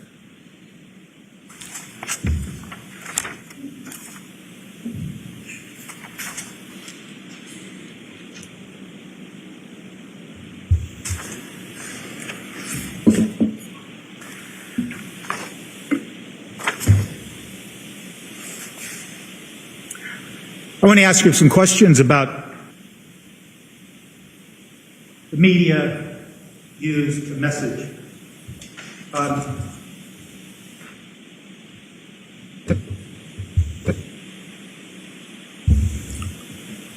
There's no such thing as something called iMessenger, is there? I'm familiar with iMessages. Right. Like Apple-to-Apple communication. Right. So my question is rather simple. There's no such thing called iMessenger, correct? At that direct quote, not that I'm aware of. Okay. And when you were talking to Mr. Walshe on January 4th, he used the term iMessenger, didn't he? It was either iMessenger or iMessages. Well, you were asked about that when you testified before the grand jury, weren't you? I don't recall. Likely. Well, do you recall that at the grand jury, based on a series of questions, you determined and stated in part that when Mr. Walshe was talking about iMessenger, he was really talking about Facebook messaging. The context of that portion of the interview did seem as if it was because we're on the Facebook subject and social media subject. Okay. And when he was talking to you and saying, well, some messages would come up on his phone that were intended for Anna Walshe, he was talking about, quote, iMessenger. That's the phrase he used, correct? I believe so. And then messenger, once again, has to do with Facebook, correct? That was my presumption from the context of the conversation. And so you are unaware, as you sit here today, that there is any forensic evidence that Mr. Walshe ever saw the messages or any messages that may have occurred between Anna Walshe and one person named William Faster, correct? Can you repeat the wording of that, just so I have it clear? you are unaware of any forensic evidence that establishes that Mr. Walsh saw messages that may have been sent between Anna Walsh and William Fastow. I don't recall any digital forensics related to what you're describing. And in fact, are you aware of the use of Messenger in the context of Facebook? Yes. And is it fair to say, and just correct me if I'm wrong, that somebody can friend somebody on Facebook and then they can trade Messenger communication, correct? That's my understanding, yes. And anybody who is a friend will see those Messenger communications and can respond to them? In the context of Facebook, Yes, in the context of Facebook.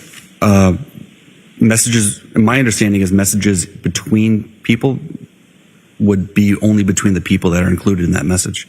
Well, when you talk about Messenger, you're talking about messengers, the format used Facebook, on Facebook Messenger, yes. It's fair to say that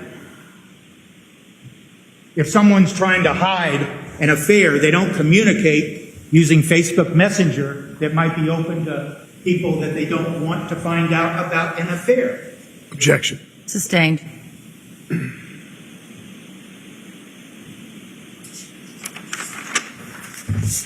You are unaware, as you sit here today, of any forensic evidence that indicates that Mr. Walsh saw any Facebook Messenger communications between Anna Walsh and William Fastow, aren't you? Correct.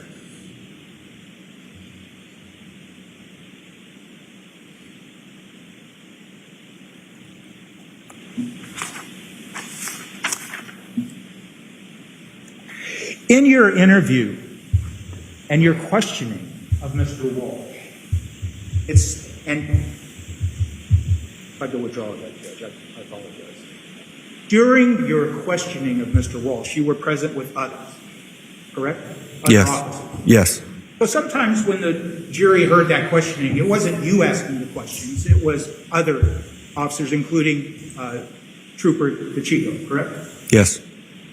But during those questioning, you were asking, and when I say you, I mean you or your colleagues, you were asking Mr. Walsh for names of people that might be helpful, correct? Yes. And he gave you a number of names, people who he knew Anna may be friends with in D.C., and names of people that she might be friends with in the Massachusetts area, correct? Correct. And one of the names that he gave you was William Fastow, correct? Yes. And you are aware of the fact that William Fastow sold the $1 million townhouse to Anna Walsh and Brian Walsh, correct? Yes. And when Mr. Walsh gave you the name of William Fastow, he didn't sound angry, did he? He did not. He didn't say anything pejorative about Mr. Fastow, did he? Correct. And before that occurred, you or your fellow officers had made it clear by asking Mr. Walsh questions of whether he knew anything about an affair or affairs that Anna Walsh might be involved in. Yes, we asked about that. And you asked him about it more than once. Correct. And you were asking about it because it could be something that you'd use in your investigation, correct? Yes. And by the nature and the context of your investigation, you were making it clear that, well, an affair could be some evidence that could be either good or bad in our investigation. Potentially.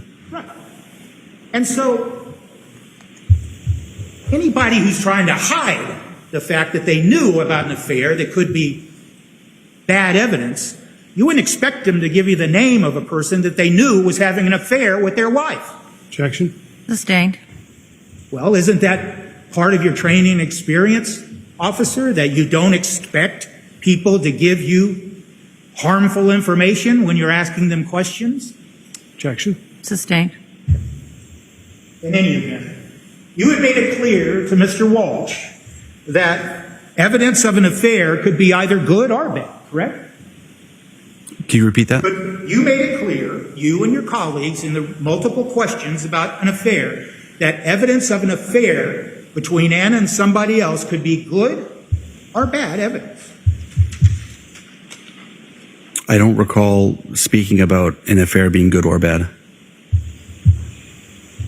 In any event, we can all agree that he just gave you the name of William Fastow in the context of anybody that she may know, Anna, may know in the D.C. area, correct?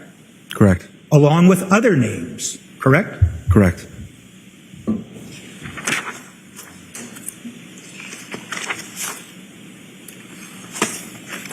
Now,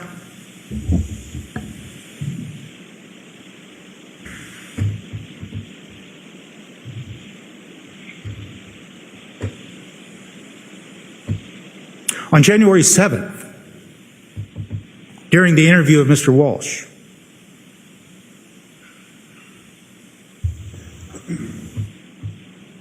he was told, and the jury has heard this, that obviously, quote, obviously, with Anna missing, you know, the public and many people, they're going to have their suspicions about you and whether you did something to Anna.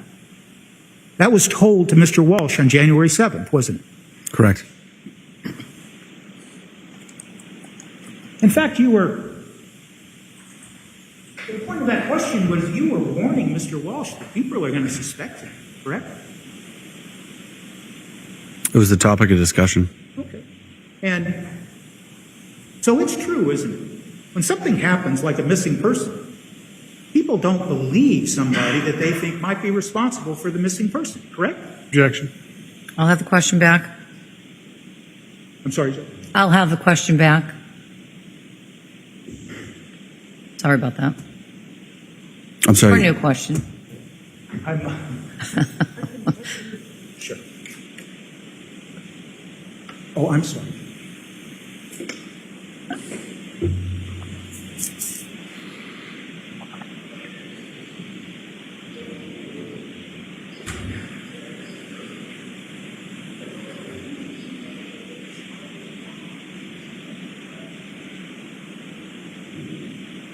Could I hear that? No. If I was supposed to.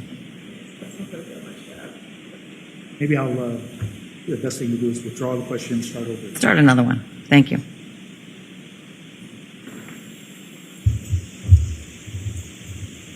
You were warning Mr. Walsh that people weren't going to believe it. I didn't make that statement, so I was not warning him that.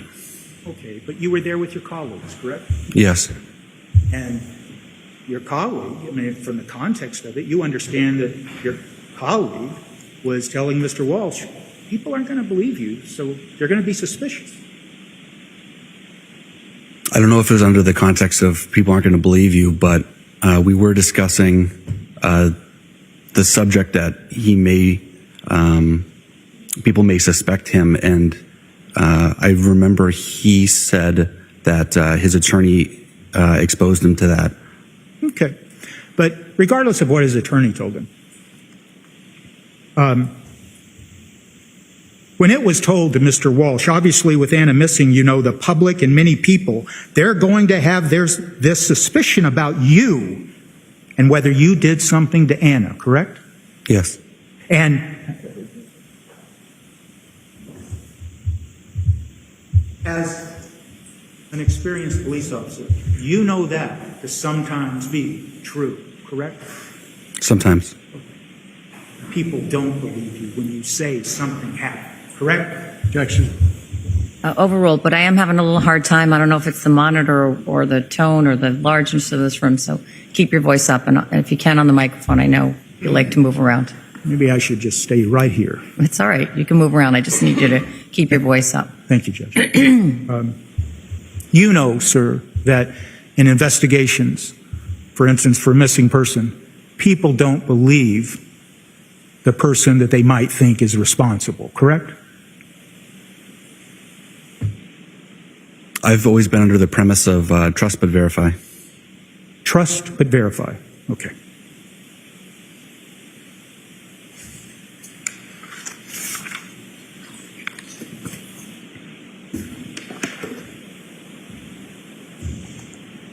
That's all I have. Thank you, sir. Redirect. No, Your Honor. The witness may step down. Thank you, Your Honor.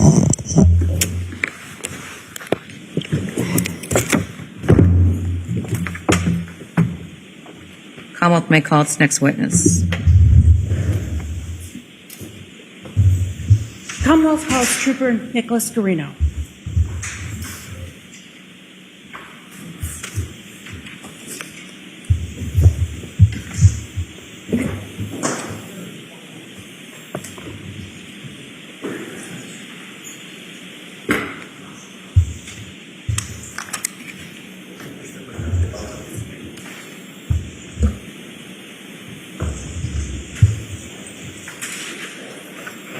Are you standing face the court for me? Do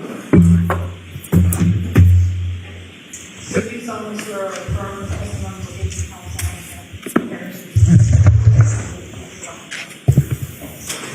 Good morning, sir.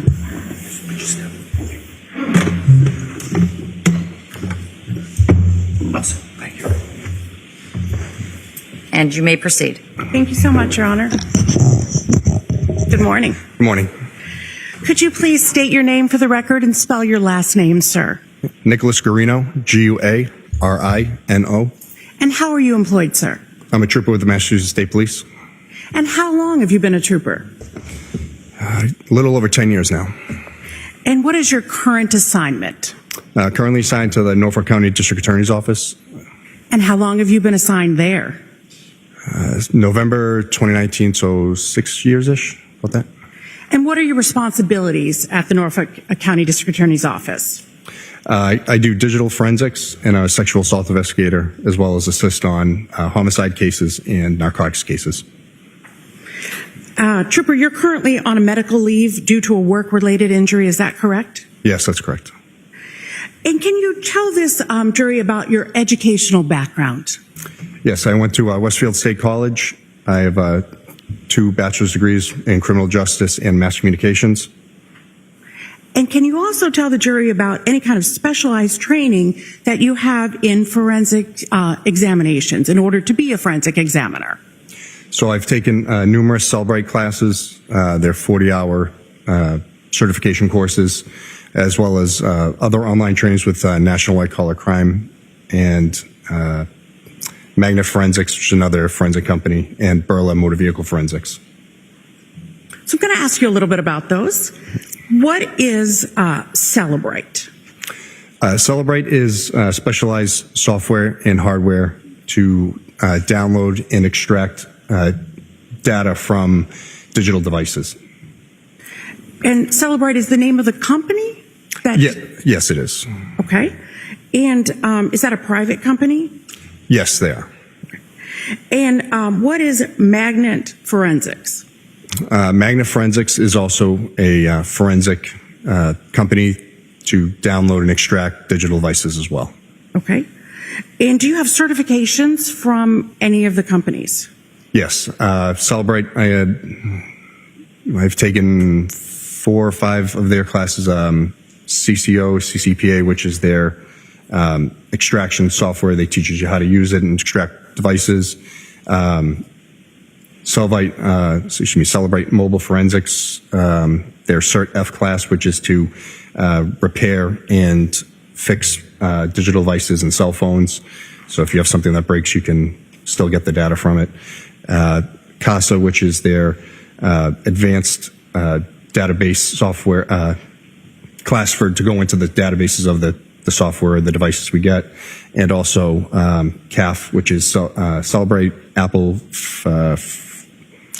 Forensics Fundamentals, I believe is the acronym, for Apple devices and MacBooks. So you received certifications for all of those trainings? Yes, I did. Okay. And how do you get the training? How do you get the certification from the training? So it's a 40-hour week-long course in person with book learning and then hands-on training. And then at the end of the week, you take a test to show proficiency, and if you pass, you get the certification. And you were able to pass those? Yes. Do you have specialized training for Apple products? Yes, that's the CAF class that I took. Okay. So prior to being a Massachusetts State Trooper, did you have any law enforcement background? Yes, I was a Norwood police officer for just under 11 years. And any military background? Yes, I was in the Army National Guard for 7 years. And have you previously testified about examination of digital forensics? Yes, I have. Thank you. Your Honor, would this be a time that you'd like me to stop before I begin the full examination for the break? Sure. Jurors, we're going to take the morning break, and we'll see you back in about 20 to 30 minutes. All right, so the court, please. Close your notebooks, follow me.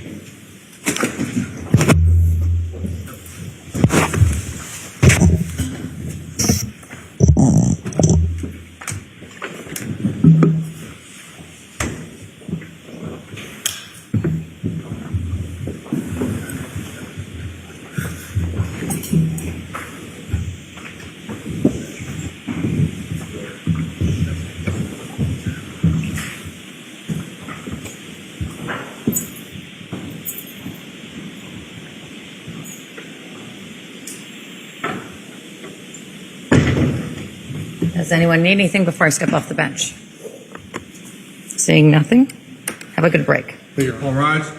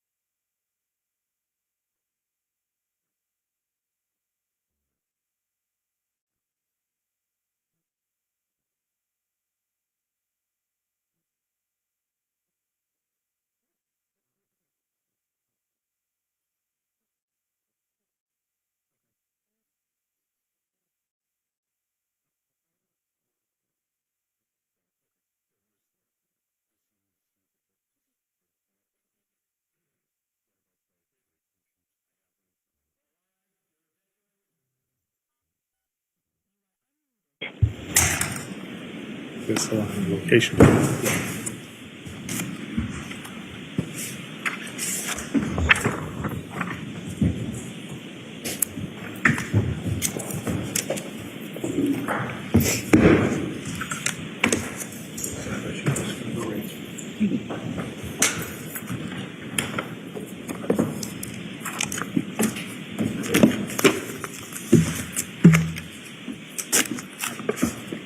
Court is back in session. You may be seated.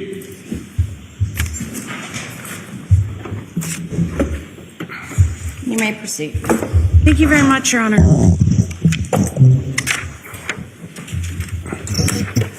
Trooper Greeno, were you working on Sunday, January 8th, 2023? Yes, I was. And were you assisting with the execution of a search warrant at 516 Chief Justice Cushing Highway in Cohasset? Yes. And what was your assignment at that execution of the search warrant?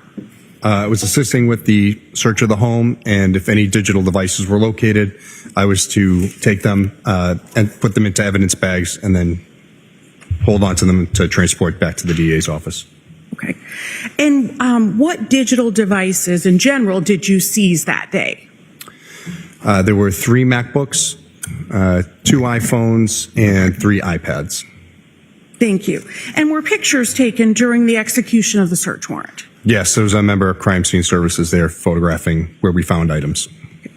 Your Honor, at this time, I'd like to show pictures and publish them to the jury. They've been previously marked and agreed to by the defense. How many? It's a very good question, Your Honor.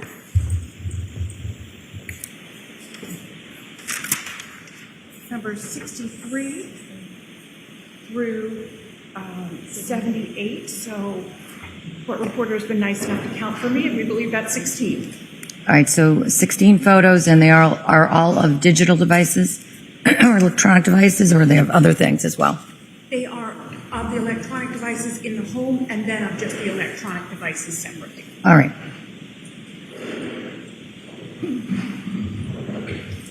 And the defense has agreed to those? Yes. All right, great. They're now in evidence as items, exhibits 63 through 78, now in evidence. Thank you very much, Your Honor. At this time, I'd like to have exhibit 63, 7179. Thank you. Trooper Greeno, can you tell me what that is a photograph of? Yes, this is the kitchen area. On the kitchen table, there's a red iPhone 13 mini and an Apple iPad. I believe that's the 6 mini. Ms. Gilman, can you zoom in? Yeah, iPad 6 mini. Thank you. Thank you very much. And is there a cover on the phone? Yes, there's the green cover, and you can see the red at the charging port. Thank you very much. I'd ask for the next exhibit, that being 647208. Can you tell me what this is a photograph of? This is the, if you want to call it a dining room or eat-in nook on the table. There's 2 MacBooks and a third inside that manila folder. Ms. Gilman, I'd ask that you zoom in on this, please. So, Trooper Greeno, can you explain that, please? Yes. So the bottom left, there's a gray MacBook. Next to that is another pinkish MacBook, and inside the manila folder with the charging cable, there's another MacBook inside that. Thank you. I'd ask for the next exhibit, that being exhibit 65, 7414. What is this, Trooper? This is that pinkish MacBook that was inside the manila folder. That was on the dining room table? Yes, that's correct. Thank you. And these are all where you initially found those devices? That's correct. Thank you.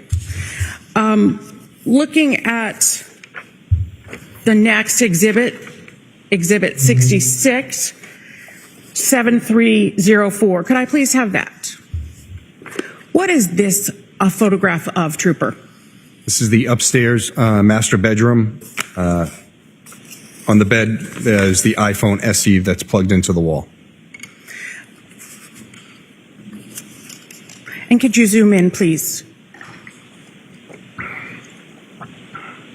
And is that how you found that device? That's correct. Thank you. Looking at Exhibit 7637, could you please show that? What is this a photograph of? This was an Apple iPad, I believe it was 9th gen version. The crib was over it. We could see it stuck under the crib, so we just pulled it out so it could be photographed better. Could I now please have Exhibit 31, which is already in evidence? What is this a photograph of, Trooper? This was another Apple iPad that was in the, I believe it's the upstairs children's bedroom. Could I please have Exhibit 68, photo 7436. Trooper, could you tell me what this is? That's the same iPad. We just opened the case to show that the screen had been damaged.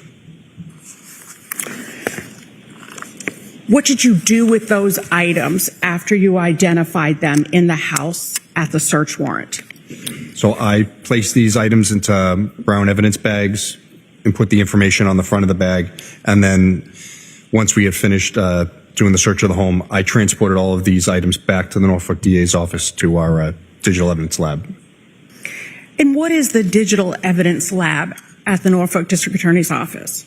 So at the DA's office, we have a secure digital evidence lab that's a key card and that has an alarm on the door, so only a select few can get in there. So we can store digital evidence to keep it powered on, or so we don't lose any information.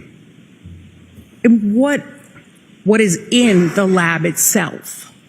There's 2 forensic machines, our secure server, and a third computer, and then as well as a Mac PC computer and our gray key. And who specifically has access to that lab? At that time, it was myself, Trooper Connor Keefe, and the civilian director of our lab, Samantha Vogt. And what did you do next after you got to the lab? The items were photographed, and we created with our case management for the digital evidence, we created a case number for it. What was that case number? 2023-003. Then what happened? With the devices themselves? Before you looked at the devices themselves. Yeah. So obviously we had all these devices. We had to write search warrants. And once the search warrants were signed, then we were able to process the digital items. So you wrote search warrants for the contents of the devices? That's correct. And when were those search warrants signed for the contents of the devices? January 10th of 2023. I now want to show you photographs and ask if you can identify, well, I want to show you those so that you can identify them for the jury. Looking at what's been marked as Exhibit 69. What is this? So this is the black iPhone SE. On the back is our label that we created. It says 2023-0003 is an extra 0. _1 showing that's the first item of this case. And 70 next, please. This is the front of that same iPhone. Going to 71. This is the gray MacBook, item number 3. As you can see the _3, and it says the model and serial number. 72. Just a wider version of the same MacBook. Ms. Gilman, 73, please. This looks kind of gold, but I believe this is the same gray MacBook, just the cover. Ms. Gilman, if you could now go to 74. This is the iPhone 13 mini, item number 5. And the case has been taken off of that now? That's correct. 75, please, Ms. Gilman. And that is the front of the device. 76, please. It's to show that the phone is the passcode. It's locked. Same device. Same device, yes. 77, please. Again, front of the phone showing that it was still active and getting messages. N78, please. This is the Apple iPad Mini 6, I believe, item number 7. It says, again, shows the model and serial number of the device. You can take that down, Ms. Gilman. So all of those devices and all of the devices that you see is pursuant to a search warrant at the Walshe home at 516 Chief Justice Highway in Cohasset were all Apple products. Is that correct? Yes, that's correct. And what are Apple devices? Apple devices, they're just a brand of digital devices, phones, MacBooks, iPads. They're all electronic devices. That's the manufacturer? That's correct. What is an Apple ID?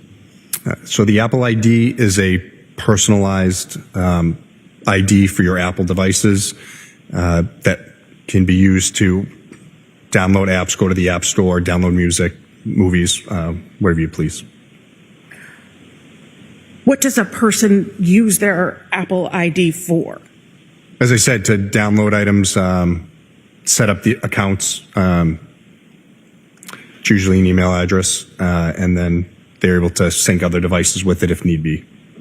Can a person have more than one Apple ID?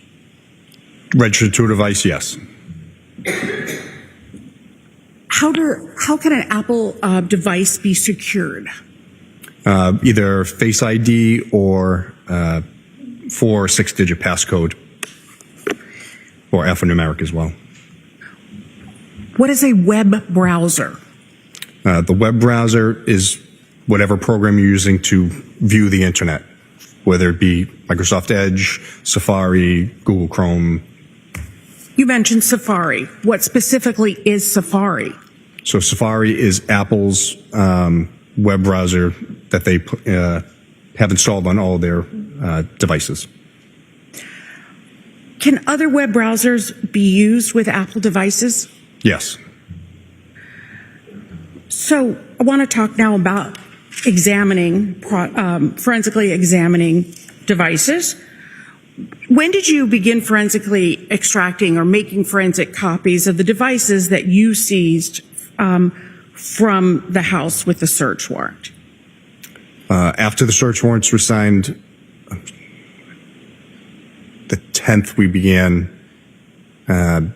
extracting, but we're limited to one gray key machine, so we have to place one on it, download it, and then we can swap the devices to the next and so forth until we get through everything. And did any other troopers assist you with the extraction or copying of the devices? Yes. Detective Lieutenant Ed Keefe, Lieutenant Sean Quirk, and Trooper Connor Keefe were all assisting.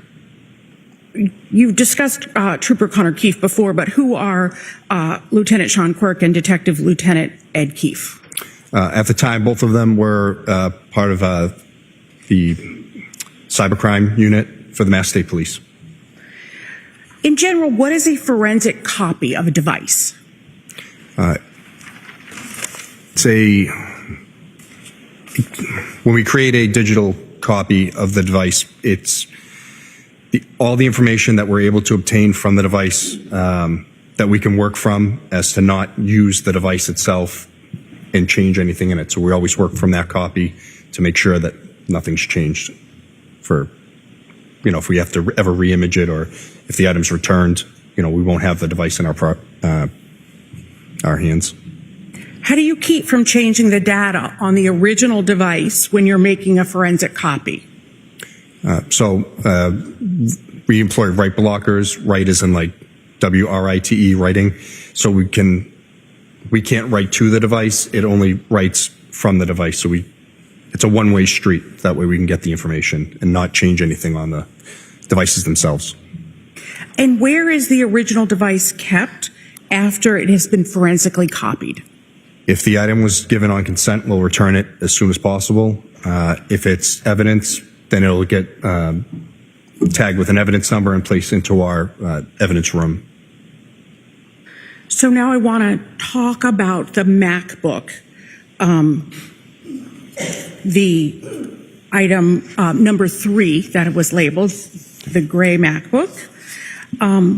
How did you make a forensic copy of the MacBook? So for MacBooks, we can't use Gray Key, so we have to use, I use Cellbrite Digital Collector. It's basically a write blocker that plugs into the MacBook itself, and we're able to do a live acquisition of the device to a separate hard drive, creating a copy of everything that's there. So after you make a copy, then what do you do? I place that onto our external storage device for the Apple system that we have. And then what do you do? And then we'll load it into whatever forensic program we're going to use. So for the MacBooks, I used Axiom program made by Magnet Forensics. And did you ensure, again, that you used a write blocker for this as well? Yes, that's correct. And what did you do with the MacBook after the data had been extracted before you began to analyze? It was placed back into evidence. And where is that MacBook, the original MacBook that was taken from the Walshe residence? Where is that right now? It's at the Norfolk DA's office in our evidence room. What was the date range? Sorry about that. What was the date range that the search warrant allowed you to examine on that MacBook? December 25th of 2022 to January 8th of 2023 when we seized the device.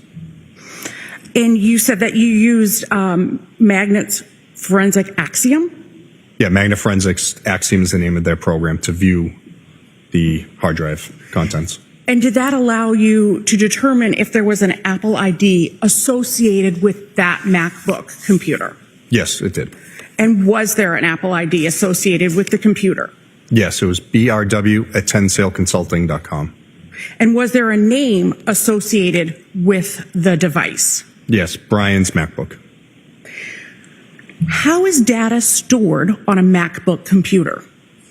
Similar to a PC, they have a hard drive or solid state drive. The information just gets saved to the hard drive.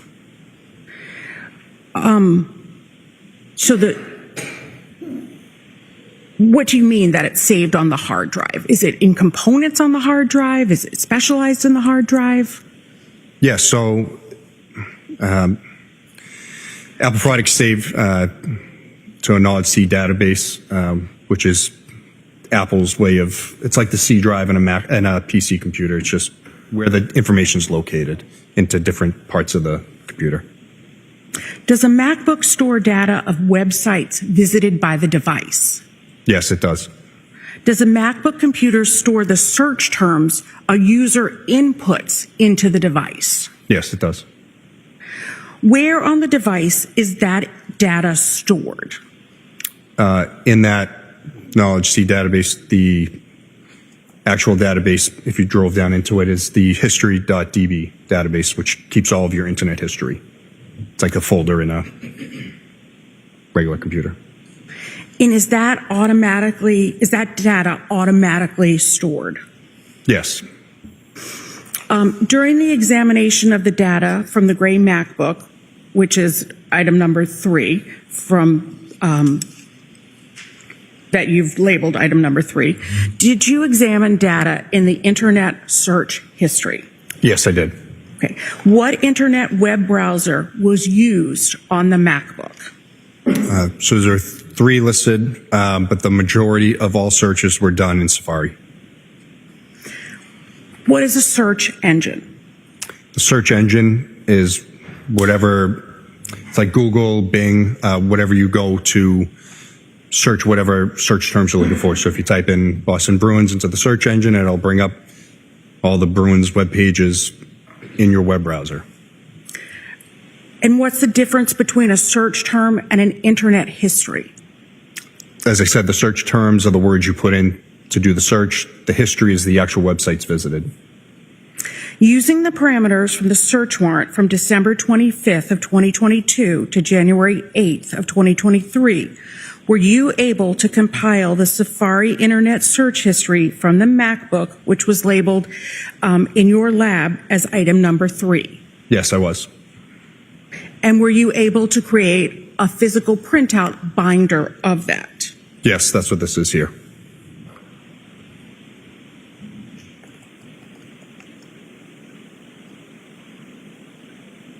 Your Honor, that has been pre-marked as exhibit number 79, this binder. Are you offering it? I am offering it as the next exhibit, please. I'll see counsel at the side of the bench.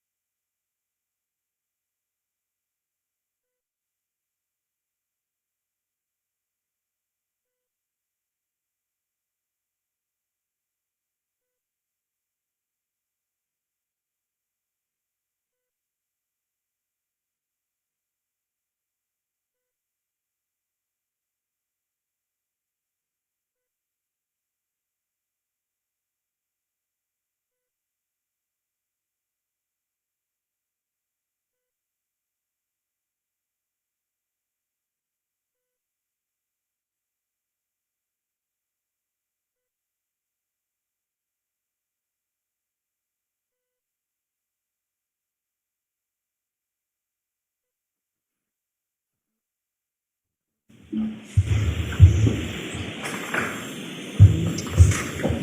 counsel, sorry.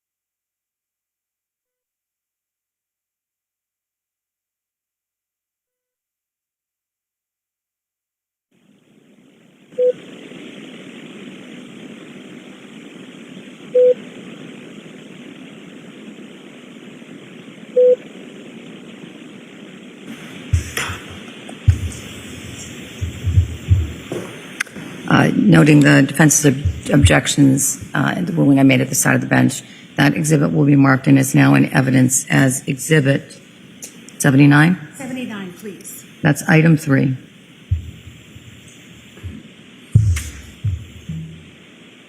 That is, for the record, it's the item 3 extraction report, the gray MacBook Pro.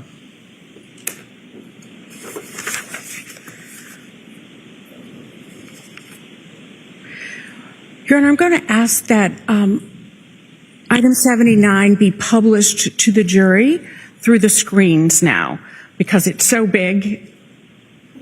All right, so jurors, can everyone, I know that you can all see because you would have raised your hand previously, but previously we've been looking at documents and we've been zooming in. Anybody having any difficulty? For number 9, you're probably the farthest away from the screen. Yeah. You all set? All right, same for juror number 1. Good. All right, let me know if that changes. Go right ahead. Thank you very much. Your Honor, I'm going to ask now that we show page 526 of the binder, marked Exhibit 79.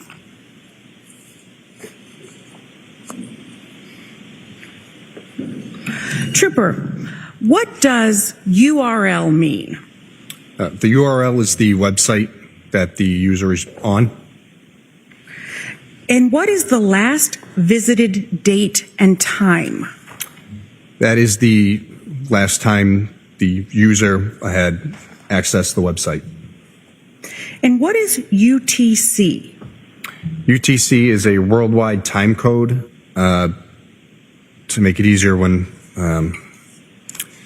we look at devices. So we would have to minus 5 hours to get to Eastern Standard Time.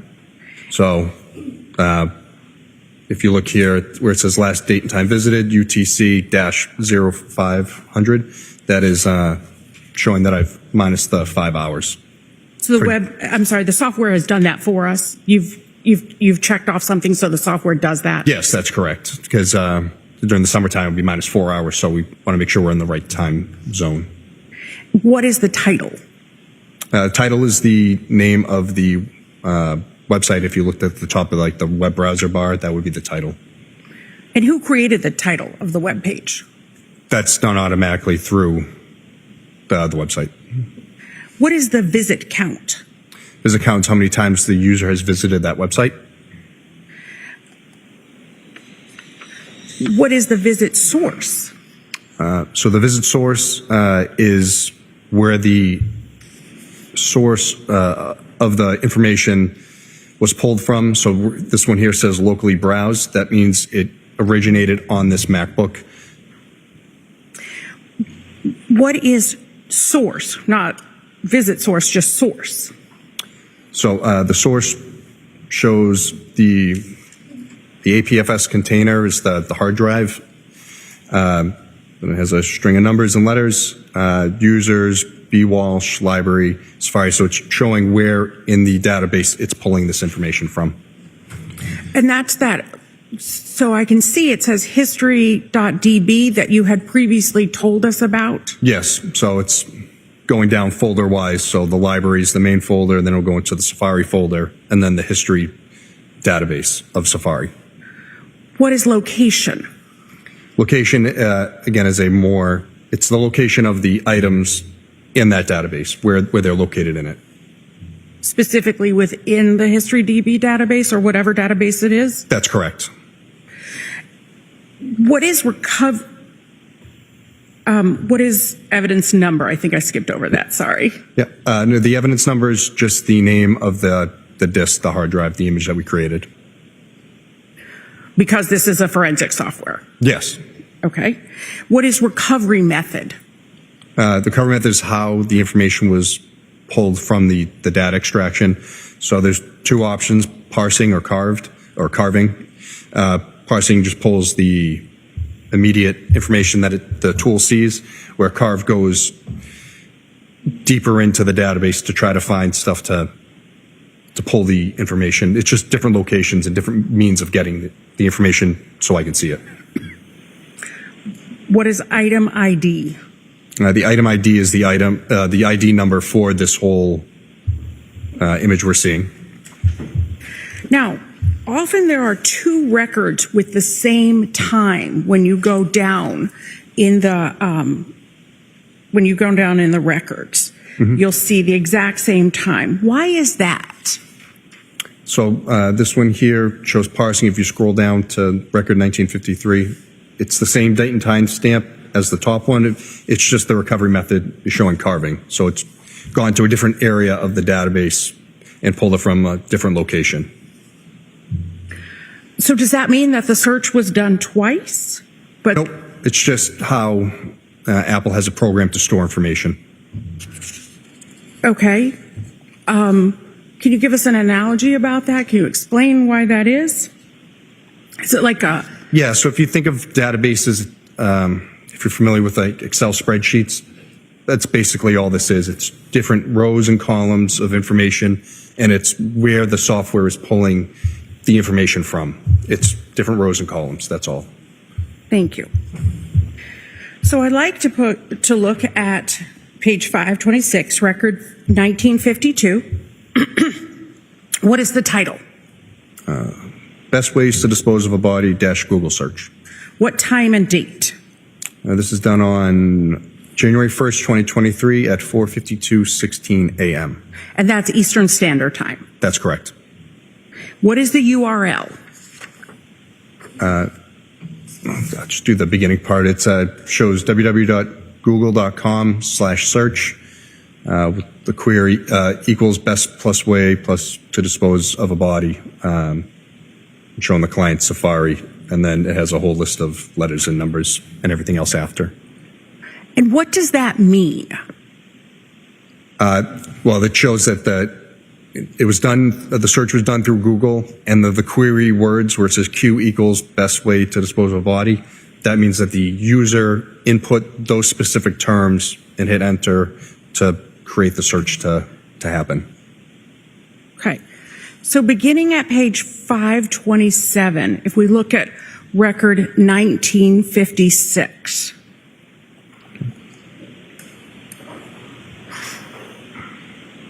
See that? Yes. Okay. And then if we go to page 533, record 1, to page 533, record 1980. Let me just check it.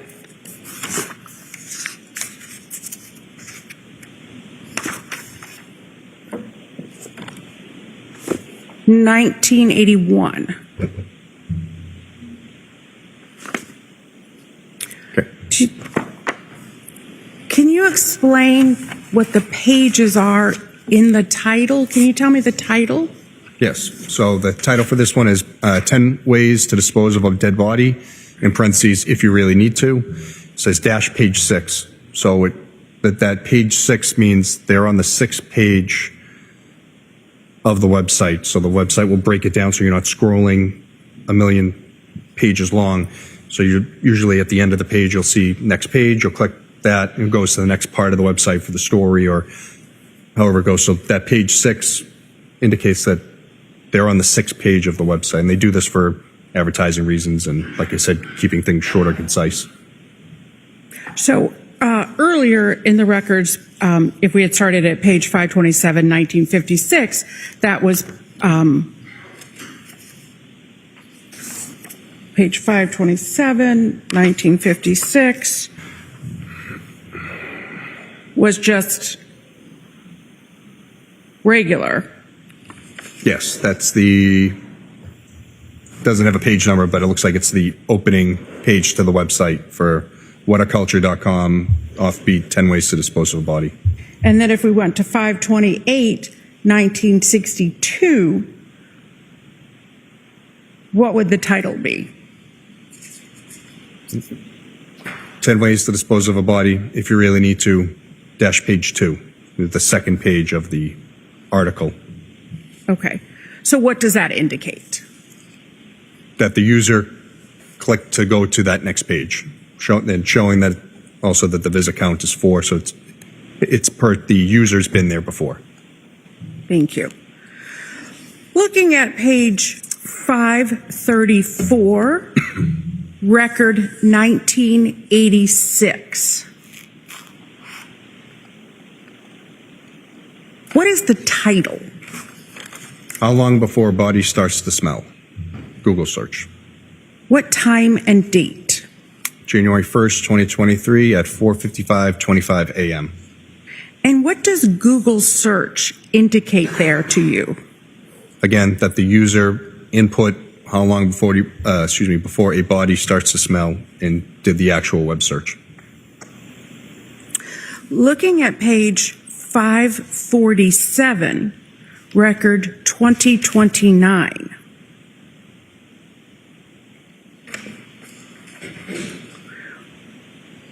What is the title? How long for someone to be missing to inheritance? Yahoo search results. What time and date? That was on January 1st, 2023 at 6:24:44 a.m. And what does Yahoo search results indicate? This was done on a Yahoo search engine. So you previously explained Google search. Can you explain Yahoo search? It's the same thing. It's just a different search engine that the user can utilize to search whatever they're looking for. Looking at page 543, record 2014.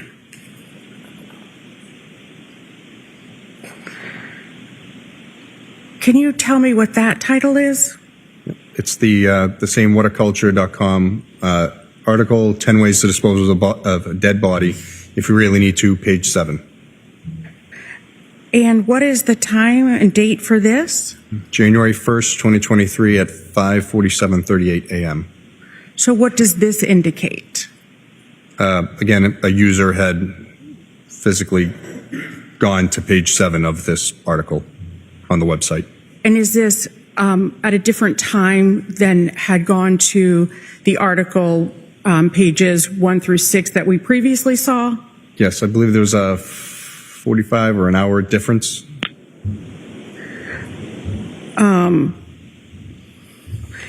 And if we go to page 545 and 545 into 546, what page does this article end on?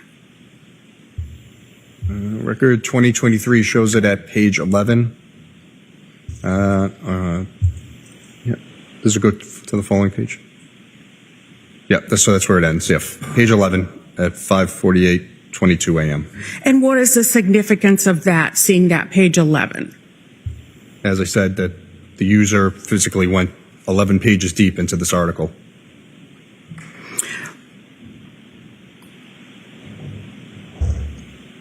Looking at page 547, record 2031, what is the title?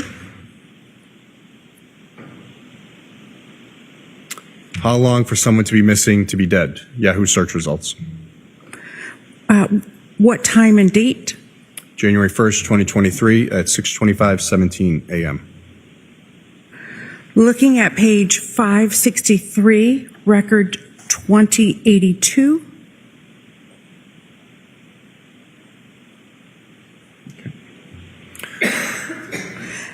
What is the title? The title is Tishman Spire, Washington, D.C. head, Yahoo search results. And what is the time and date? January 1st, 2023 at 7:44:46 a.m. And you are familiar with these searches. There are multiple searches about Tishman Spire, is that correct? That is correct. And what is the title of the search on page 567, record 2096? This is Lowe's dash Google search. And what time and date is that? January 1st, 2023 at 7:48:04 a.m. What is the title on page 576, record 2125?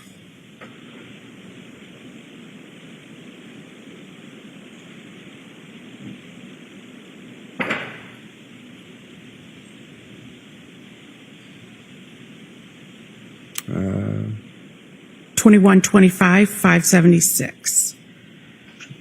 Should be down further. Sorry, Ms. Gilman, I know I'm asking a lot.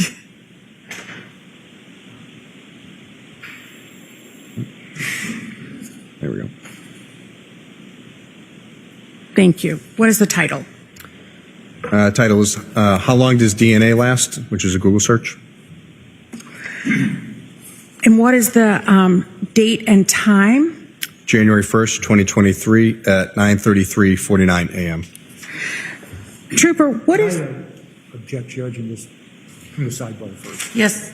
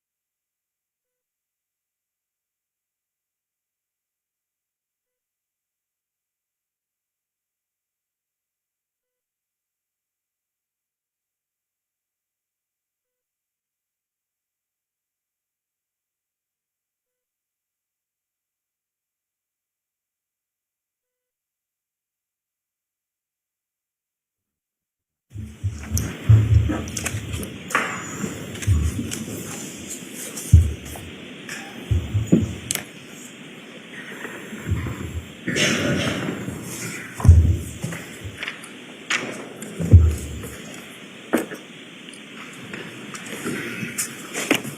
think we were at record number 2125, page 578.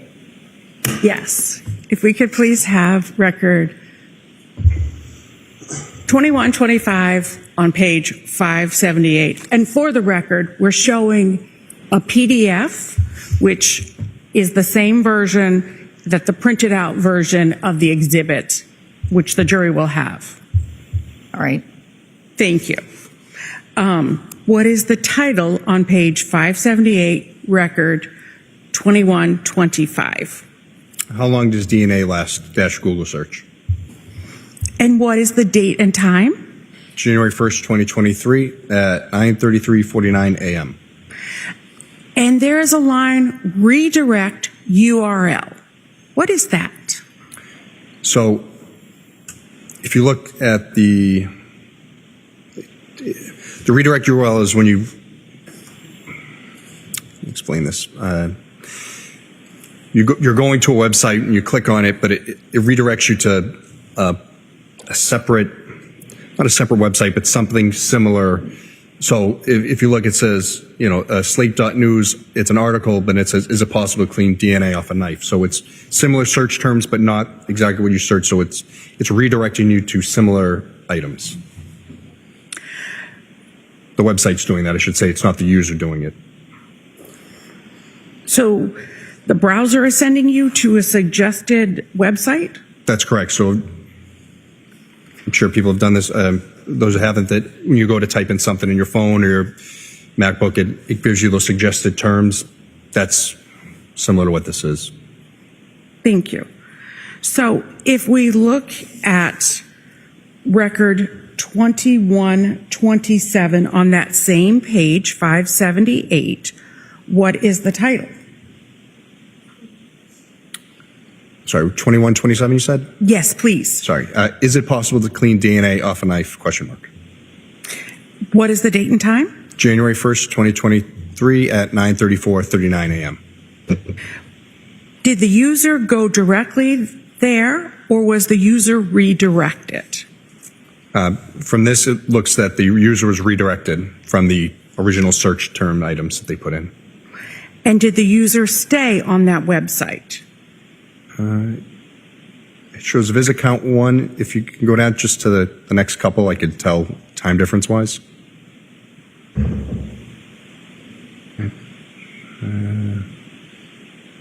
Down one more. The next search is done approximately a minute later.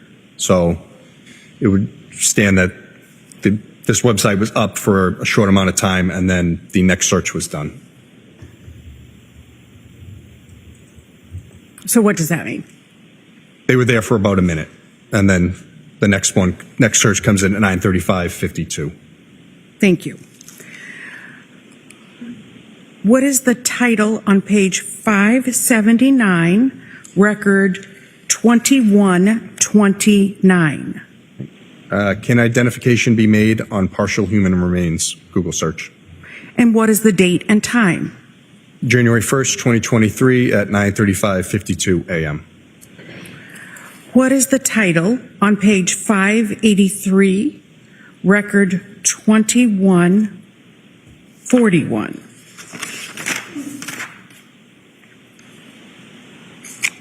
How to dispose of a cell phone? Google search. What time and date? January 1st, 2023 at 9:59:25 a.m. What is the title on page 584, record 2144? How to dispose of a computer? Google search. What is the time and date? January 1st, 2023 at 9:59:55 a.m. What is the title on page 589, record 2159? I am a user on my wife's credit card. She is missing. Can I still use the card? Google search. What is the time and date? January 1st, 2023 at 10:29:16 a.m. What is the title on page 591, record 2166? My wife is missing. What should I do? Google search. What is the time and date? January 1st, 2023 at 10:29:59 a.m. What is the title on page 592 into 593, record 2170?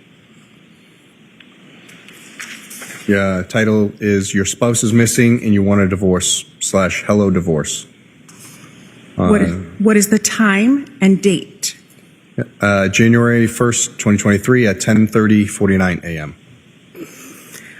What is the title on page 596, record 2185? It's ways to dispose of body parts after murder.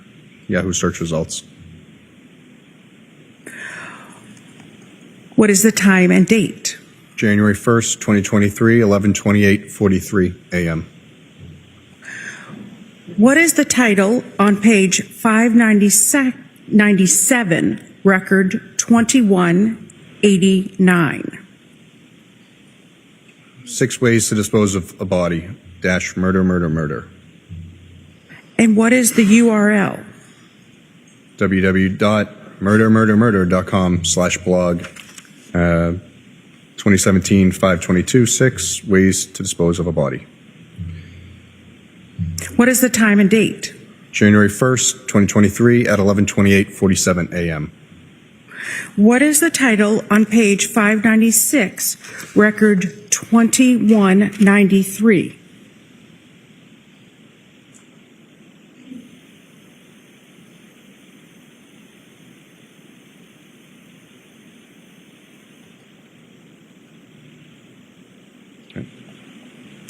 Patrick Kearney. Google search. Did you review that search? Yes, I did. Who is Patrick Kearney? He is was named the trash bag killer. He would murder victims and throw their corpses away into trash bags. What is the time and date? Objection, Judge. You want to be heard? Yes. I'll see you at the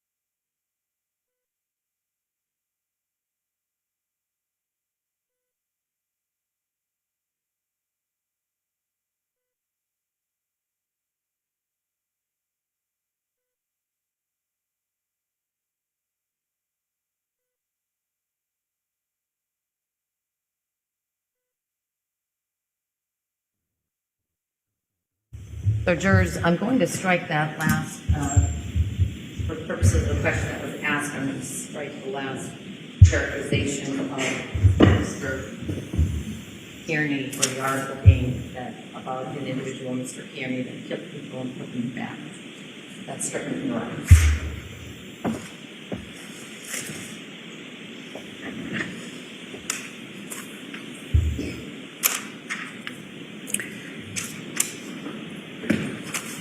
Looking at page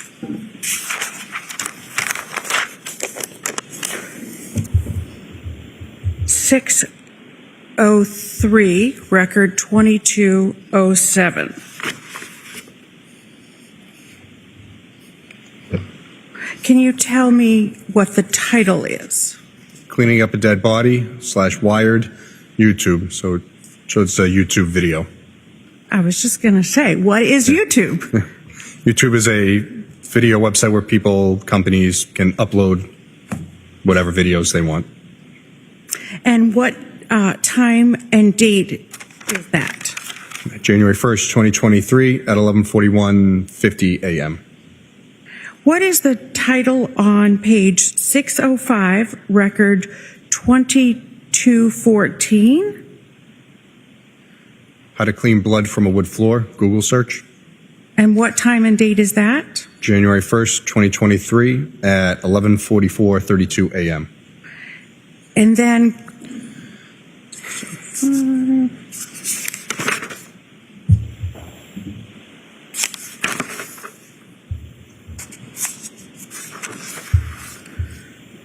page 609, record 2229.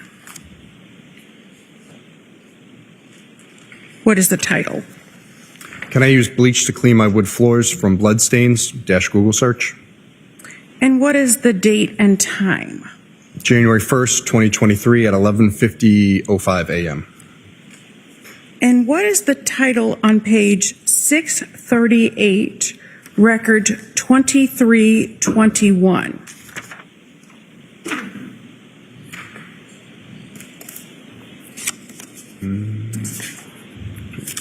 You said the title? Yes. Yes, I'm sorry, the title. What does bleach do to dead bodies? Google search. And what is the time and date? January 1st, 2023 at 12:10:07 p.m.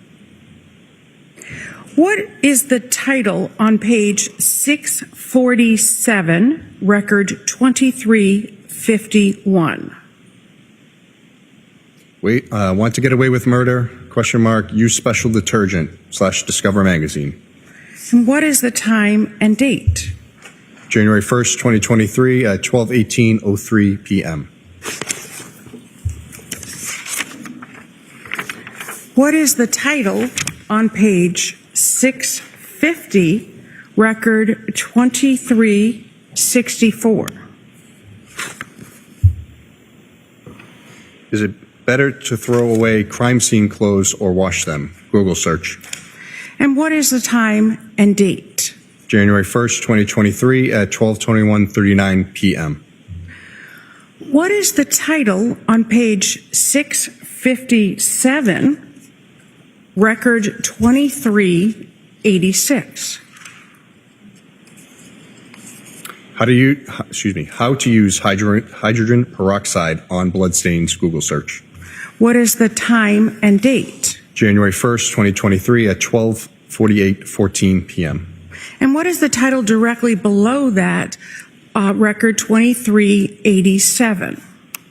How to clean bloodstains with hydrogen peroxide - YouTube. Meaning it's a video of those search terms. And what is the time and date? January 1st, 2023 at 12:48:43 p.m. What is the title on page 659, record 2394? Should I use hydrogen peroxide 8 on bloodstains in concrete? Google search. What is the time and date? January 1st, 2023 at 12:53:44 p.m. What is the title on page 665, record 2413. Can the FBI tell when you accessed your phone? Google search. What time and date? January 1st, 2023 at 1:43:02 p.m. What is the title on page 670, record 2430? Does the dishwasher clean blood? Google search. What is the date and time? January 1st, 2023 at 1:52:26 p.m. What is the title on page 671, record 2433? Is it possible that a knife which had blood on it remains contaminated with HIV after it has been washed with hot water and dishwasher soap, Quora? What is the date and time? January 1st, 2023, 1:52:57 p.m. What is the title on page 693, record 2502? How to remove a SIM card from an iPhone? Yahoo search. What time and date? January 2nd, 2023 at 2 o'clock in the morning, a.m. And what follows that search, record 2503? The Apple support website, remove or switch the SIM card in your iPhone - Apple support. And what is the date and time for that? January 2nd, 2023, 2 a.m. in 15 seconds. What is the title on page 694, record 2507? How to remove a hard drive from an Apple laptop - Yahoo search results. And what is the date and time? January 2nd, 2023, 2:01:19 a.m. What is the title on page 699, record 2524? TJ Maxx near me, Norwell - Yahoo search results. What is the time and date? January 2nd, 2023, 5:24:08 a.m. What is the title on page 717, record 2580? How long do stores keep security footage - Google search. What is the time and date? January 2nd, 2023, 10:32:43 a.m. What is the title on page 724 into 725, record 2608?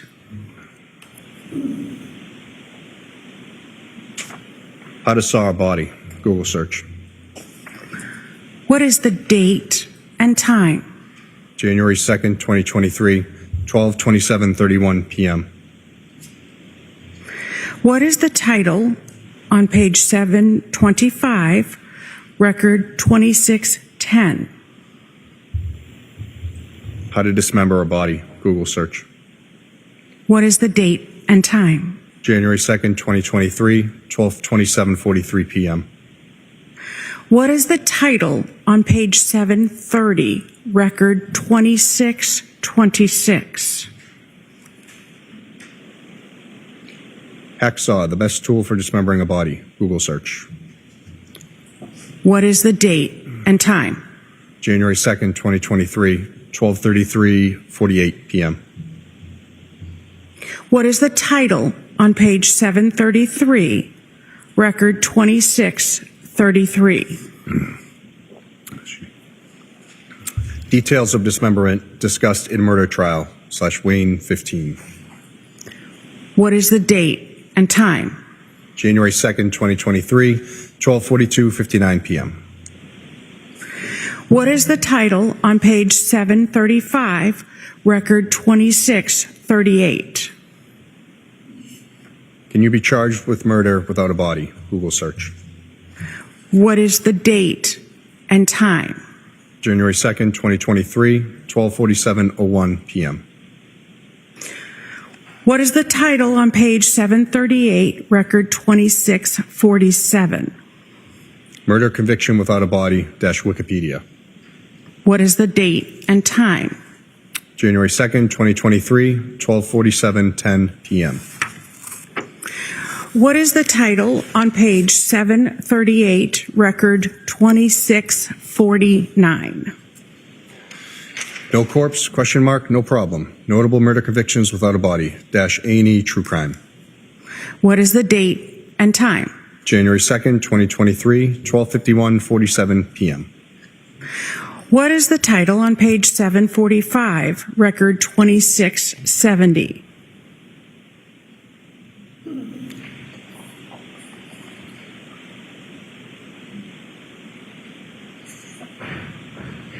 Right record there. 2670. Actually starts on 744, just so the record's clear. Thank you very much. Can you identify a body with broken teeth? Google search. What is the date and time? January 2nd, 2023, 1:12:46 p.m. What is the title on page 746 into 747, record 2674?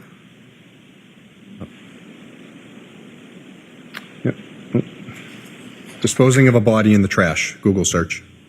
What is the date and time? January 2nd, 2023, 1:14:51 p.m. What is the title on page 769, record 2747?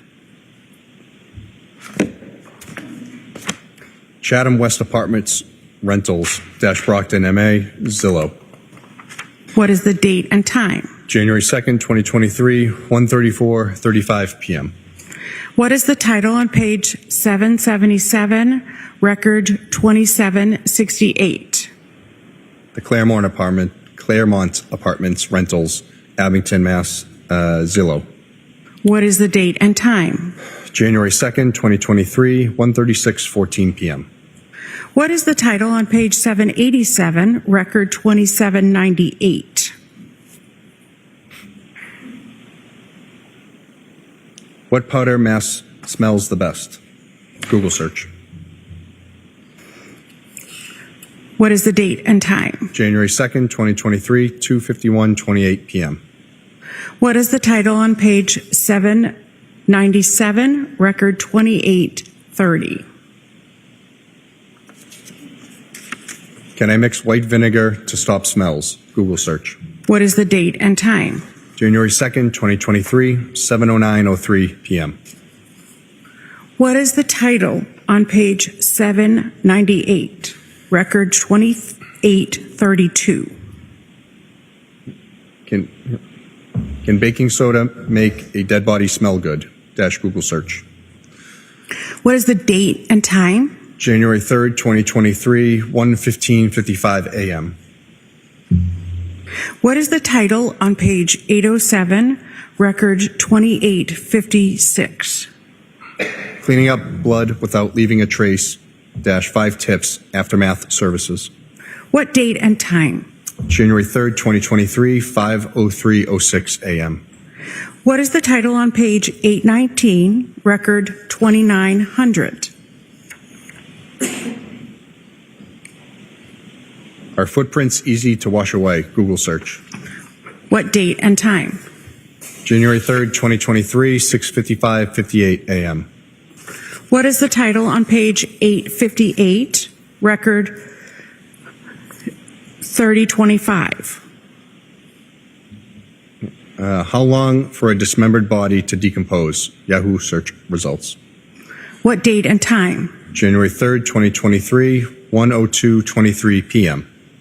What is the title on page 860, record 3033? Body found at trash station. Yahoo search results. What date and time? January 3rd, 2023, 1:05:50 p.m.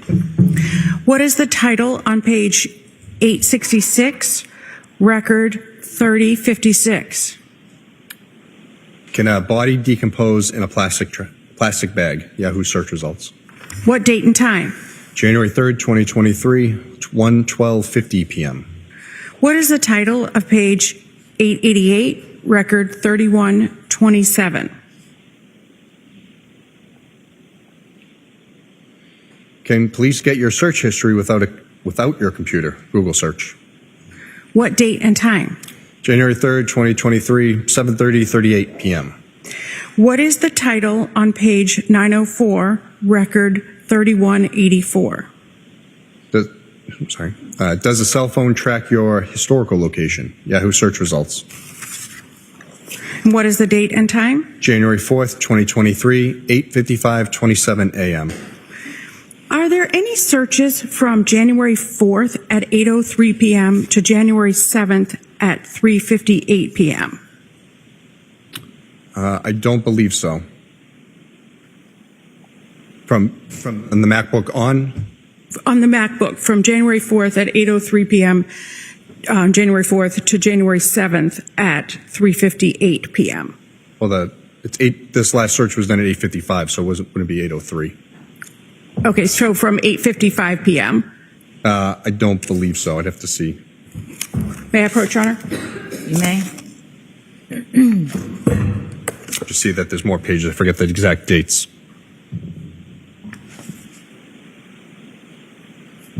Oh,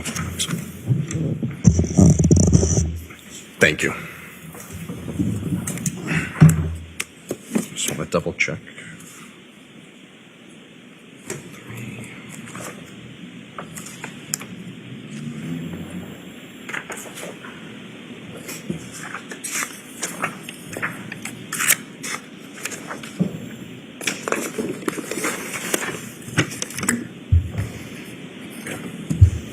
Thank you.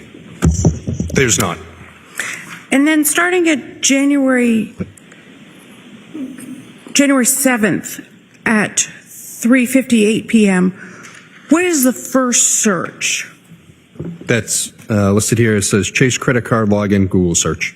And can you give us a page and a record number? Yes. In the book, page 906, record number 3195.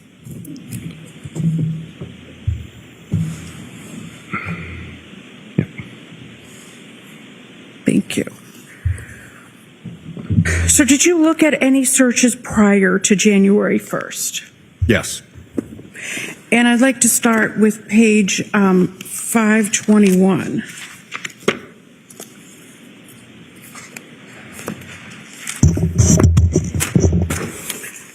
Looking at page 521, Ms. Gilman.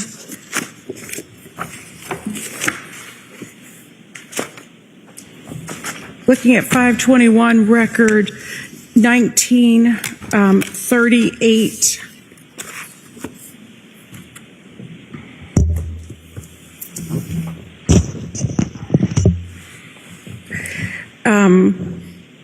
I'm sorry, 1939, please. Trooper, can you tell me what time this occurred? Yes. It says January 1st, 2023 at 3:49:39 a.m. And can you tell me what's happening in this record number? It shows the URL for accounts.google.com for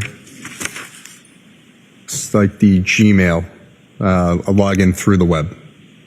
And going to 1940, record 1940 on the next page, that being 522, does that continue? Yes, it does. Okay. And going to page 524, does that continue until record 1947? Yes, it does. And what date and time does that end? The last one shows January 1st, 2023, 3:50:06 a.m. And then the following is about an hour later. Thank you. Now looking at page 225 into 226, record 825.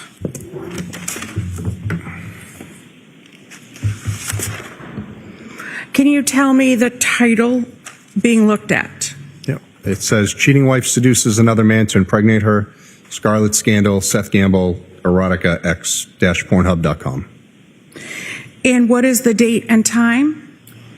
12/27/2022, 12:06:28 a.m. And this continues on record 8/26, is that correct? Yes, it's a duplicate from the previous. Okay. And 8/27, could you go down, Ms. Gilman? Could you go down, please? Yep. It's there. The title's on the right there at the top. Okay. If you could keep going down, though, please. Okay. And if you could tell me, if you could keep going down, I'm sorry, to 8/28. And what is this? It says chat with Miss_B in a live adult video chat room now. And what time is that? 12:06:28 a.m. on January 27th, December 27th, 2022. Okay. And if this continues until record 8/31, if you could go to 8/31, please, Ms. Gilman. Is that correct with Pornhub, Trooper? Yes, it's there for about 7 or so minutes. Thank you.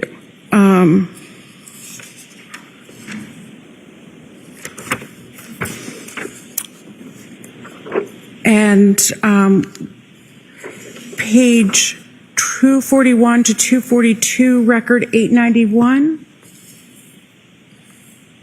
What is that title, please?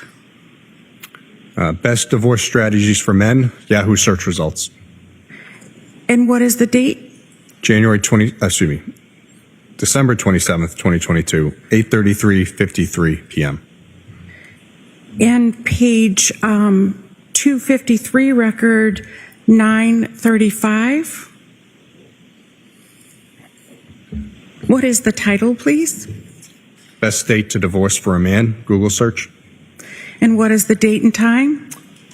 December 27th, 2022, 8:51:33 p.m.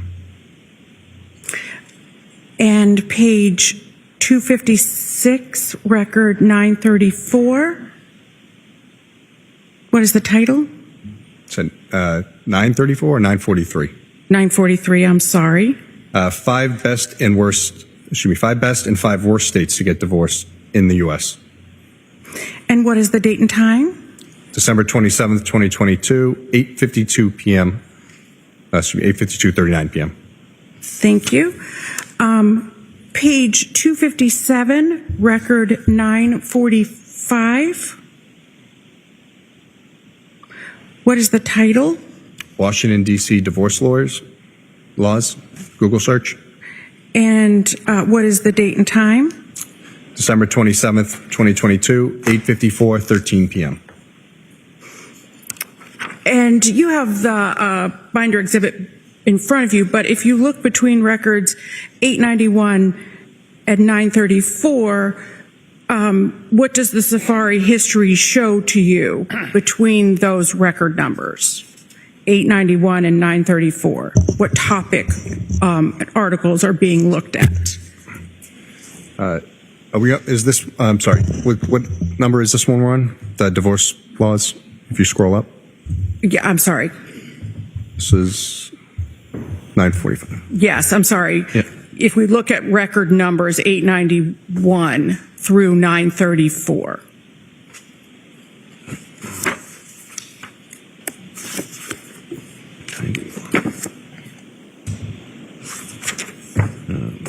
They're all showing websites regarding divorce advice, mistakes in divorce, using verbal abuse, don't split up like this, the 10 stupidest mistakes men make facing divorce. It's all divorce related. Thank you. So if we look at page 259, record 951.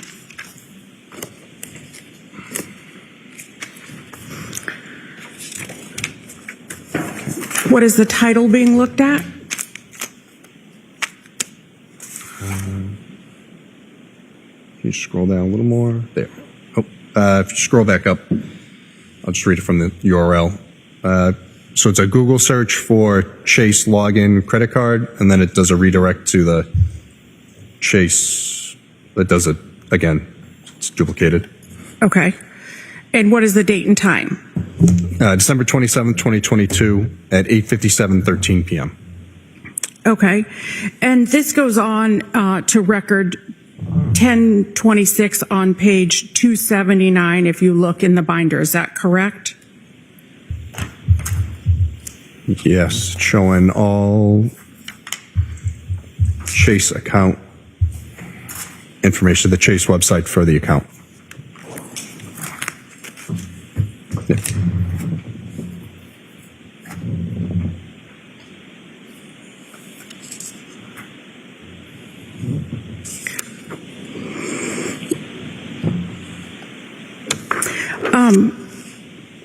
Trooper, if you look at page 508, record 1890.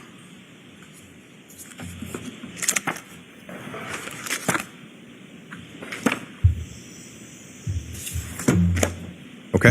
What is the title? Replay poker dash Google search. And what is the date and the time? 12/31/2022, 6:53 p.m.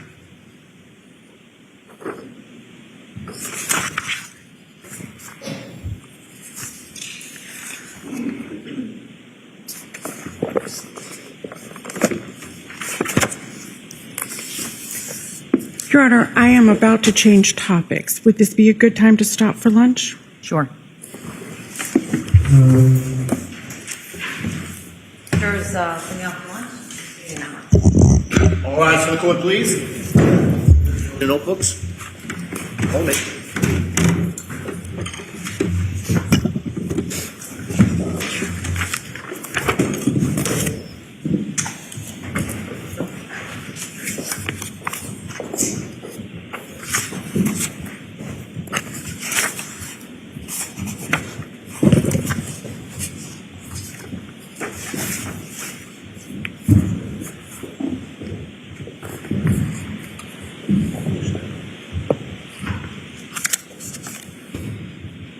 So, you may be seated.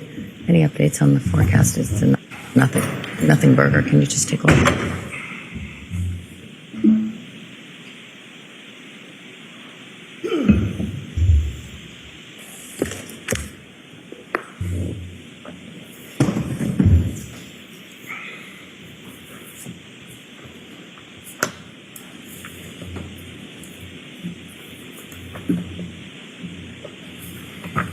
So I was just asking Madam Clerk to check on the weather. It looks like a nothing burger, I'll call it. So we don't need to be worried about that this afternoon. We'll plan to go right through to 4 o'clock.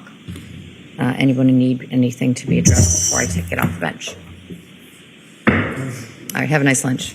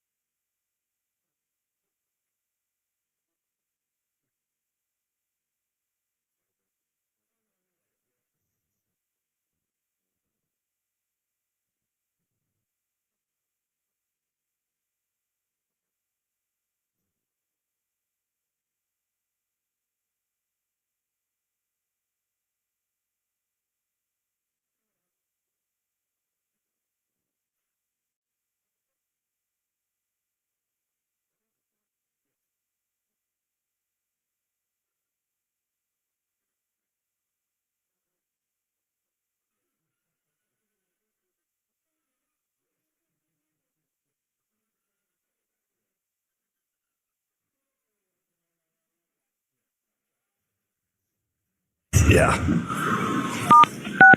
You are unmuted. Thank you. Start with the note. I'm just going to stay here for now. I think the lawyers have decided that.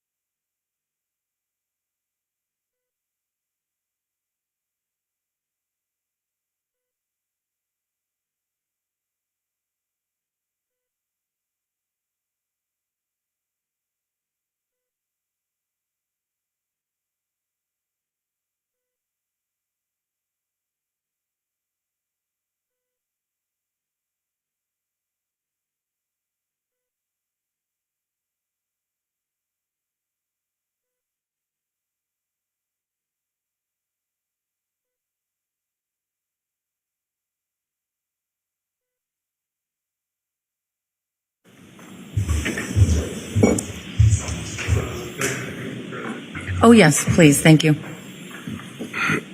All rise to the court, please. Jurors entering.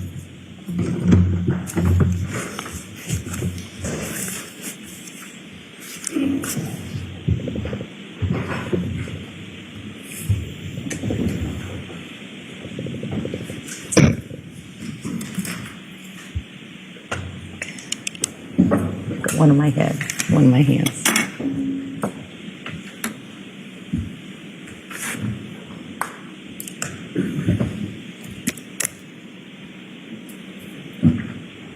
Put us back in session. You may be seated. And you may proceed. Thank you very much. Marino, I just want to finish with that. Can you just remind me of the exhibit number in front of you on the binder? Yes, it's Exhibit 79. I just want to finish with Exhibit 79 with the going back to initially page 598, record 2193.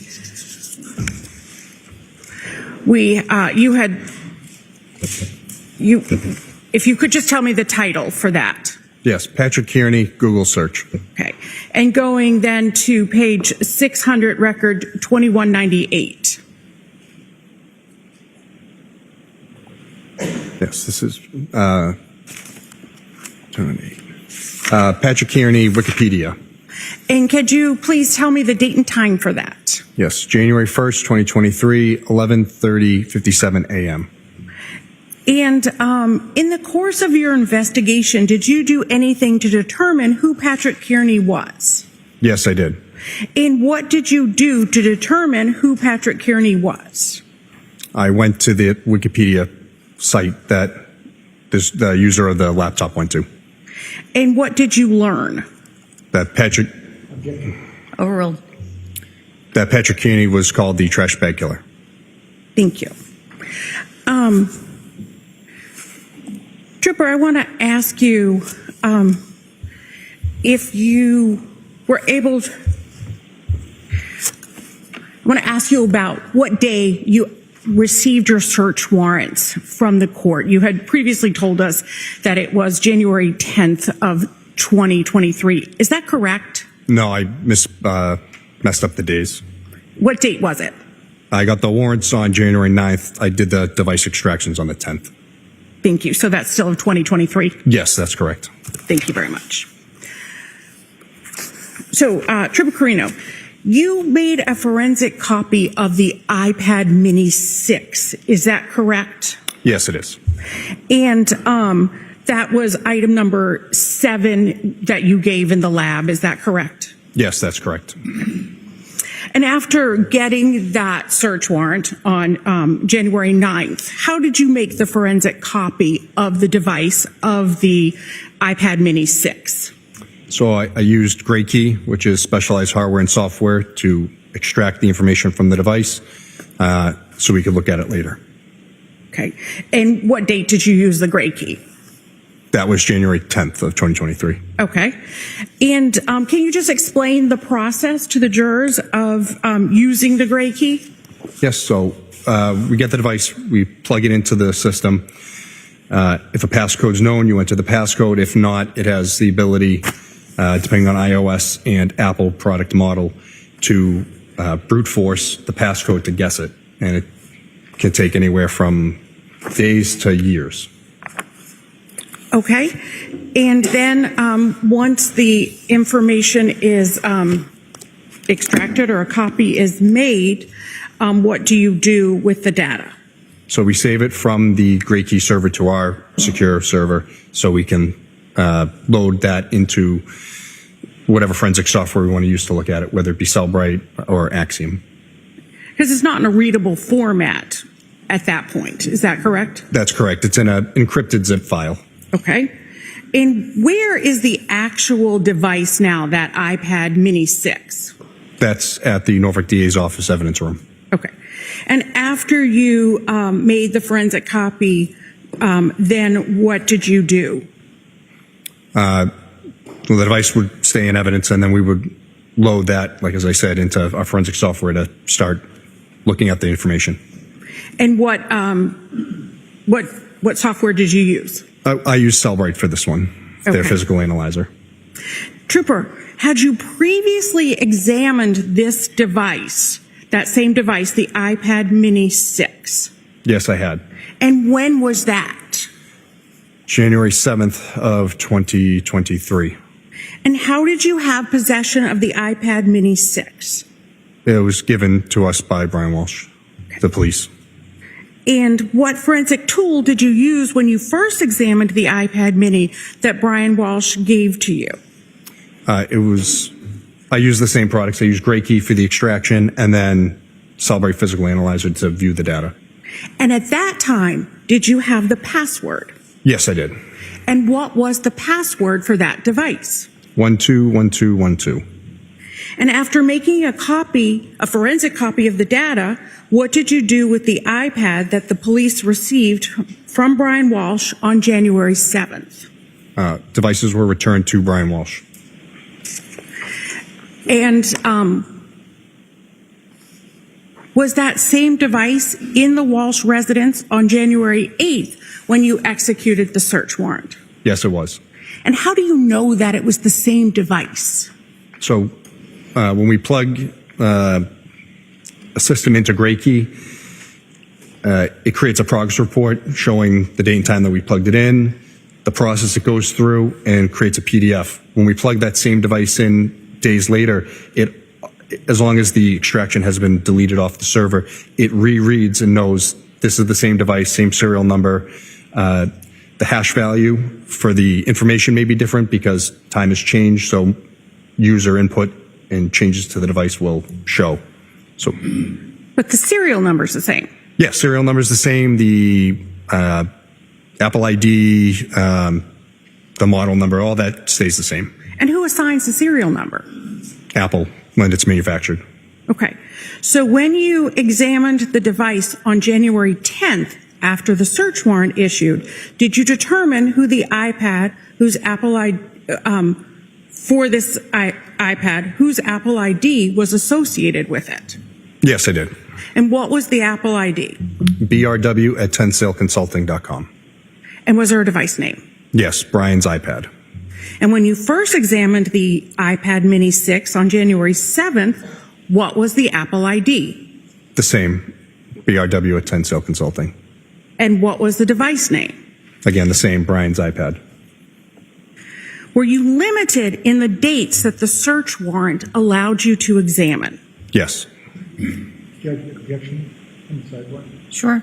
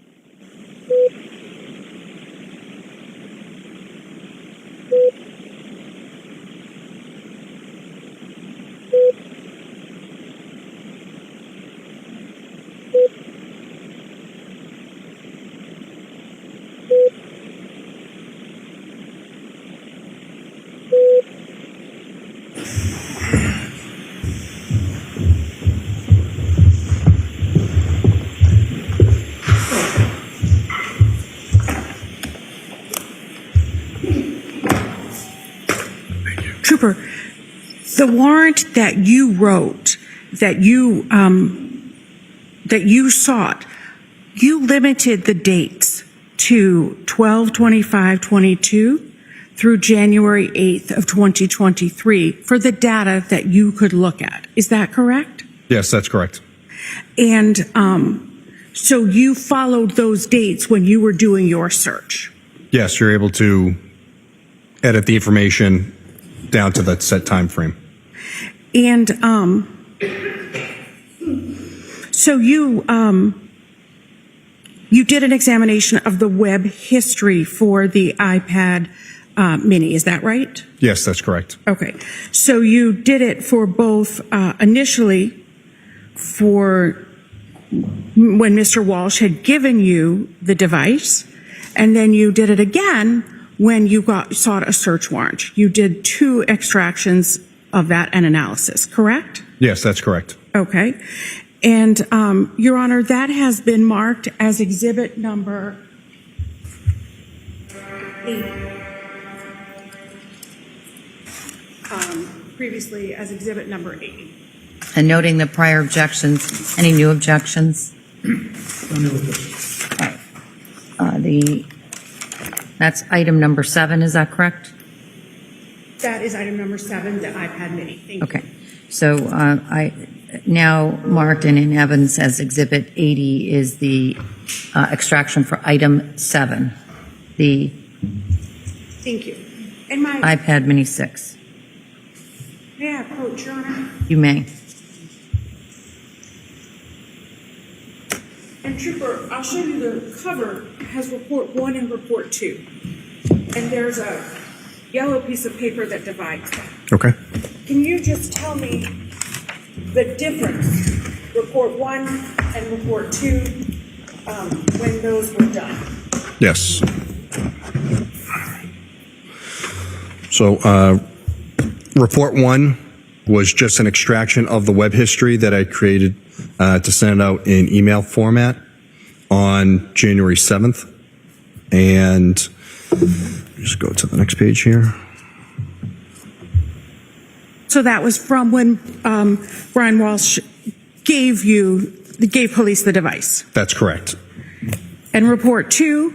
Yes. Let me just get to it. And report 2 is post that. This has a date of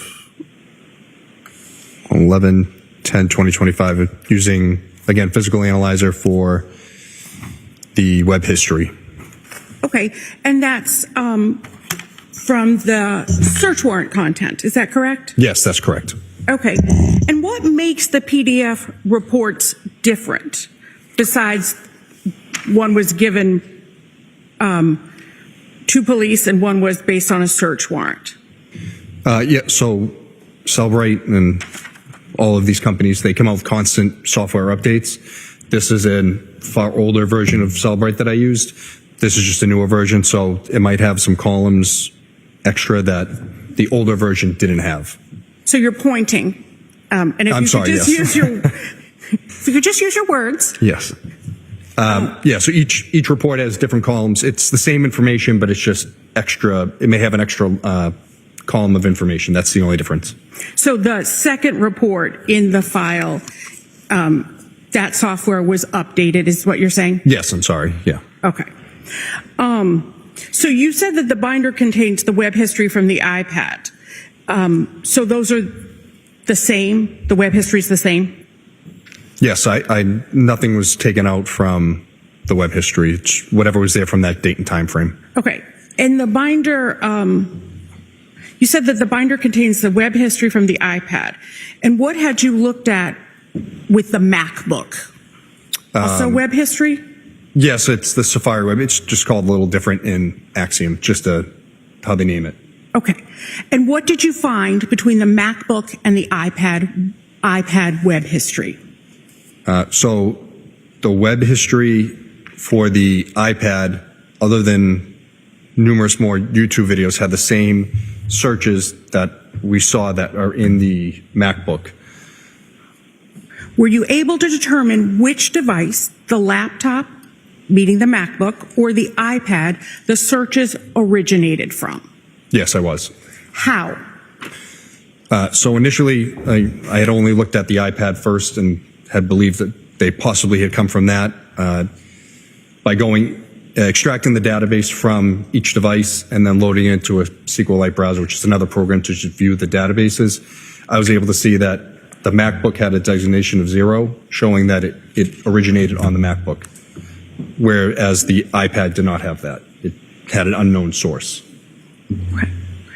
And what did that indicate to you? That the MacBook, all of these searches that were done on the MacBook were native to that machine, not from another device coming over. So what did that indicate that had happened with the iPad? Well, that due to the Apple IDs being the same on both devices, the iPad during setup must have had the sync function on because it was able to sync the web history to the iPad, but not the iPad to the MacBook. And what does sync mean? Synchronize. Apple makes their products so if you use the same Apple ID on your phone, your laptop, and your iPad, it shares all the information so you're not constantly switching between devices. If a user does not change the settings, the data can sync across devices that are signed in with the same Apple ID. Is that correct? Yes, that's correct. Okay. So if you look back at the big binder, that being Exhibit 79, and you look at like record 2365 on page 650.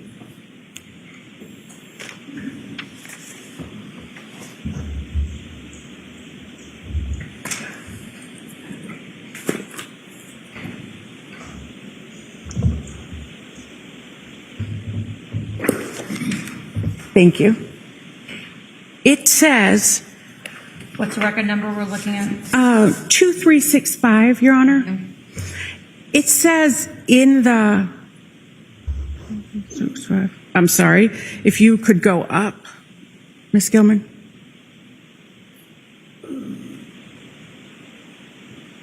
Yeah, 2364, I should have said. In that URL, it says channel equals iPad underscore BM and source. What does that mean? So it's reading that channel is iPad underscore BM. BM stands for bookmark or favorites. So it's that the Google search engine is a favorite in the iPad.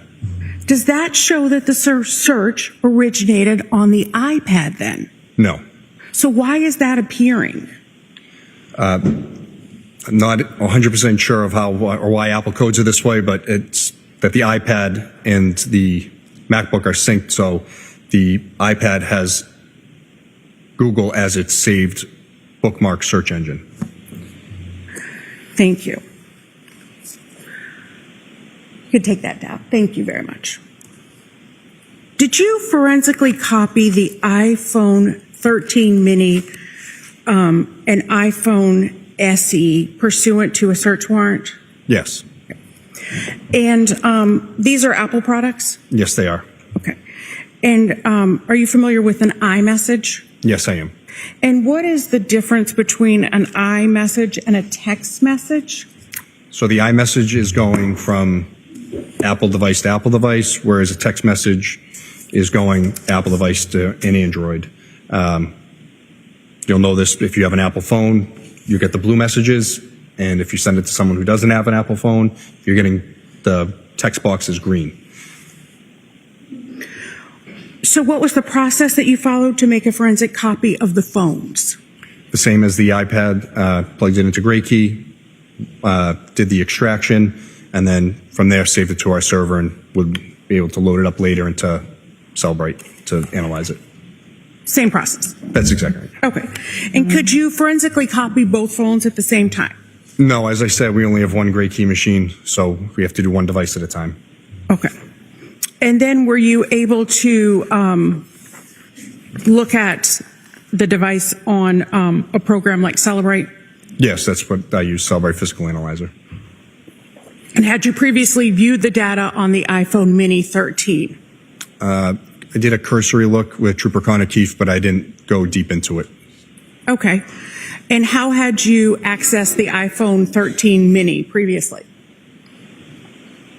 The iPhone, the same way. It's through Great Key, downloaded it, and Celebrate Physical Analyzer to view it.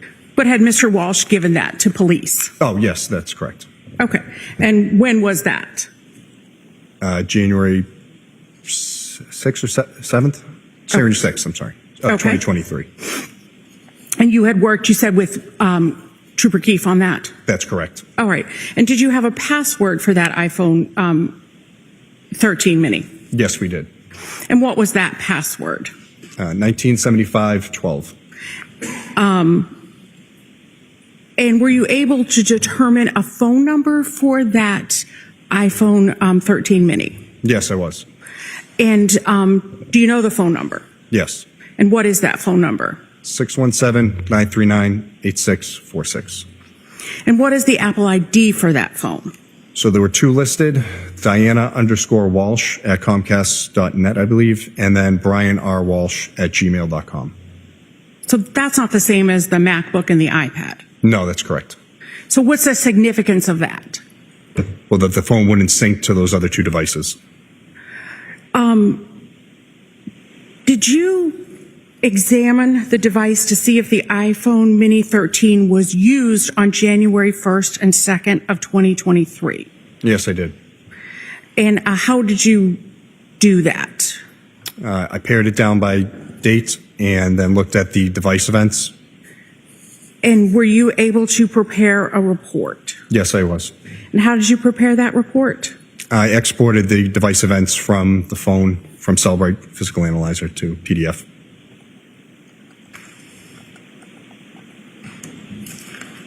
That's previously marked as Exhibit 81. Any new objections? No.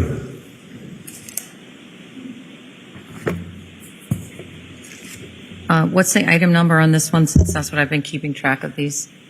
Oh, the item number on this one is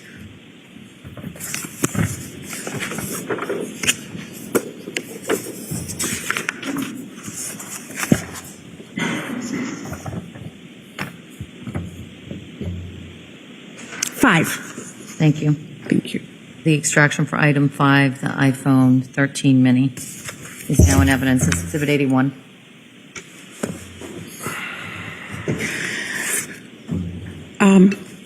Your Honor, might Ms. Gilman display this? She may.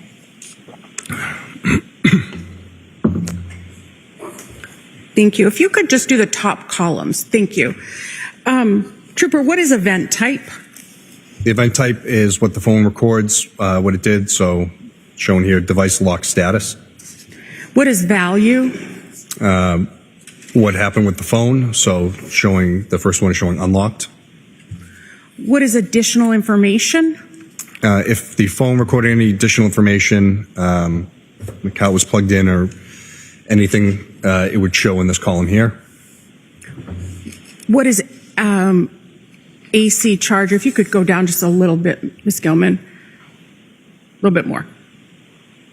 Keep going to AC charger. Thank you. What is AC charger? So line 5 shows the charging method, and it shows that it was plugged into an AC wall charger. What is that? Like when you plug in at home to your alternating current in the wall. Thank you. Sorry. What is USB port? That's the charging method. It was plugged via USB port to charge the phone. What is source? The source is the location of where the information came from the device, like how it recorded it. So there are two options, I believe. If we could see knowledge C and biome? Yes, it's two different locations how Apple stores data. Knowledge C is the main database. Biome is a secondary repository for the information. And what is deleted? If the event was deleted from the phone, Going through the report, what event was associated with this device on January 1st, 2023 at 7:57 a.m.? And these are all converted UTC times, correct, for Eastern Standard Time? That's correct. If you look, it says UTC -5 in the parentheses. Thank you. So 7:57 Yes. a.m. So that's device number 2? Yes.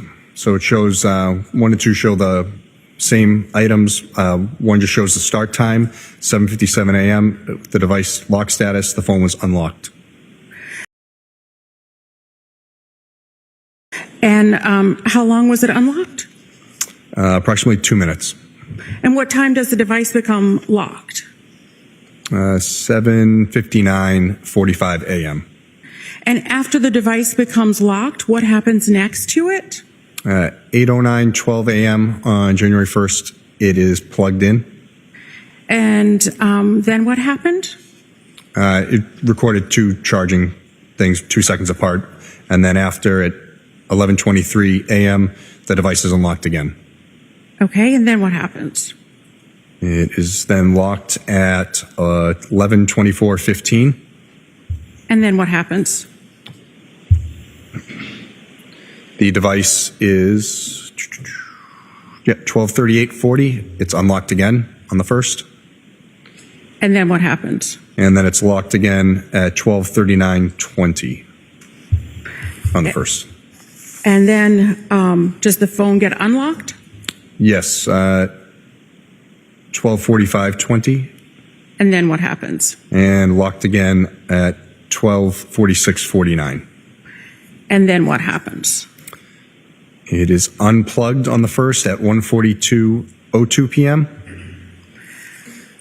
And then unlocked on January 2nd at 2:25 p.m. How can an iPhone be unlocked? There's 2 ways, Face ID or by inputting the passcode. Trooper, in addition to your digital forensics work on this case, did you transport evidence from the Office of the Chief Medical Examiner to the crime lab? Yes, I did. And generally, what did you pick up? I believe there was 7 bags of rug, some metal tissue, and I believe hair. And how large were those bags? The bags of rug were like not as big as a lawn leaf bag, but a large brown bag, and the other ones were smaller. And when was that? January 11th of 2023. And where did you take those? To the Maynard Crime Lab. And what did you do when you arrived at the lab? I turned them over to Crime Lab staff and filled out their intake paperwork. And did you submit those for processing? Yes, that's correct. And you got a receipt for that you Yes. dropped those off? Yes, they gave me a copy of the intake form. If I might have one moment, Your Honor. Yes.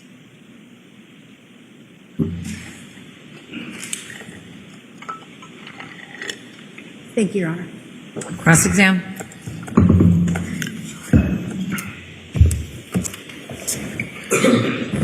Good afternoon. Good afternoon, sir. I think I'm going to stay here for a while so we get a good recording. I want to talk to you about this timeline, this date that you referred to. You applied for a warrant from 12/25 to January 8th of 2023, correct? That's correct. And when I said 12/25, of course, I meant 12/25/22, correct? Yes, 2022. And when you draft a warrant, you are the one that picks the dates, correct? Depending on the investigation, it can be yes. Okay. And you were asked that question, that you applied for the warrant, and those were the dates that you requested. Yes. Now, it's fair to say, isn't it, that once you began an investigation in a case, and if you learn more information, there's nothing stopping you from going back to a court and applying for a further warrant, correct? It would depend, because the courts have shown that we need to have a specific time frame, so I would need some information to show why I would need to go back to write for an earlier time. Okay, well, but if you have that further information, nothing stops you from going back to the court and asking for a different warrant that encompasses different time periods. Yeah, I could. Okay, now, one of the things is that you don't have any information to tell this jury about of any of the data on the MacBook that originated before December 25th of 2022. Confused by your question, so sorry. Yeah. The data that you're telling this jury about today, you've said it a couple of times now, it's limited to 12, 25, 22 through January 8th, correct? Yes, that's correct. So that's the data you're talking to them about, correct? Yes, I only viewed that information. You would agree with me, wouldn't you, that you have the entire contents of the MacBook, don't you? I do have the contents. And how far in date does the content go back on the MacBook? I have no idea. I didn't look. Because you limited your warrant to 12, 25, 22.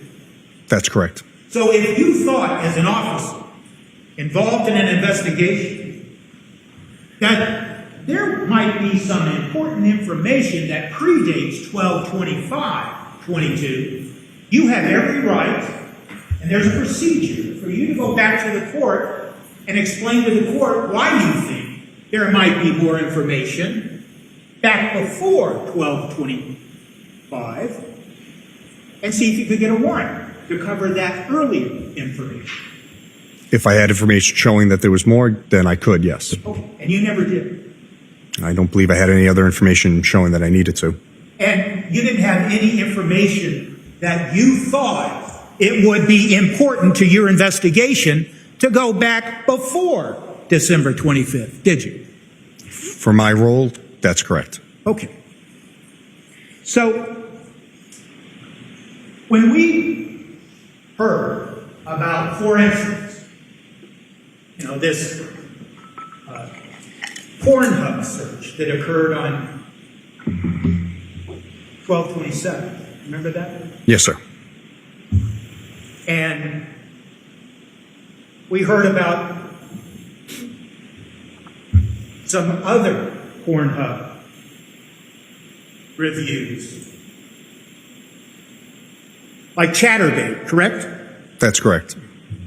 And something about Miss Bell, correct? About what? Miss Bell? I don't remember it off the top of my head. I'm sorry, Miss B. I still don't remember, but okay. Okay. I apologize. I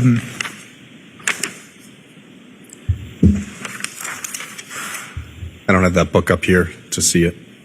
Let me ask you this. Okay. Do you remember seeing also a reference in the very same data that you've told this jury about that talked about a movie called, or something called, Slade, Dominant, Scarlet? I would have to see it, but could I double check it?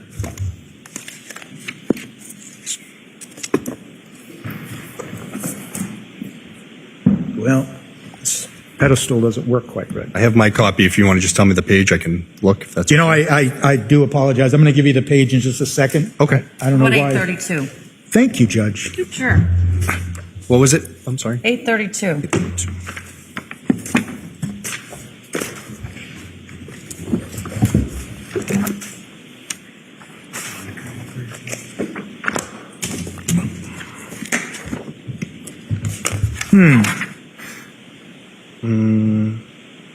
Oh, record 832. I'm Record sorry. I thought you said page No, 832. it's on page 227. Thank you.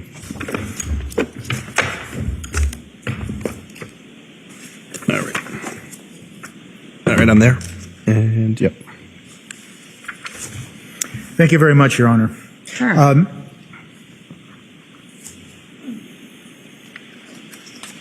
So now I want to focus your attention to record 831 Yes. on page 226.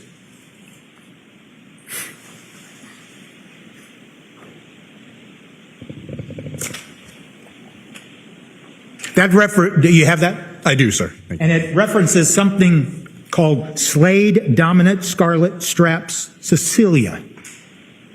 Right? That's correct. Okay. Now, you didn't testify about that to the jury, did you? Today, on direct examination. No, I wasn't asked. Okay. Morning. You would agree with me, wouldn't you, that when you look at these searches involving Pornhub, that in fact, there's a number of, and I keep referring to them as searches, but let me just ask this. There's a number of web pages that refer to what I'm going to characterize as pornography, correct? Mm-hmm. It's about 10. Right. And am I right to say that cheating wife reference, what's the entire title of the cheating wife reference?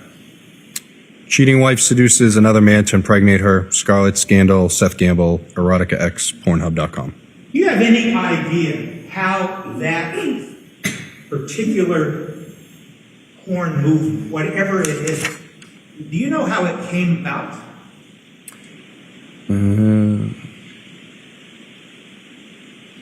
The only thing I say is that Pornhub was viewed and that video was selected. Okay.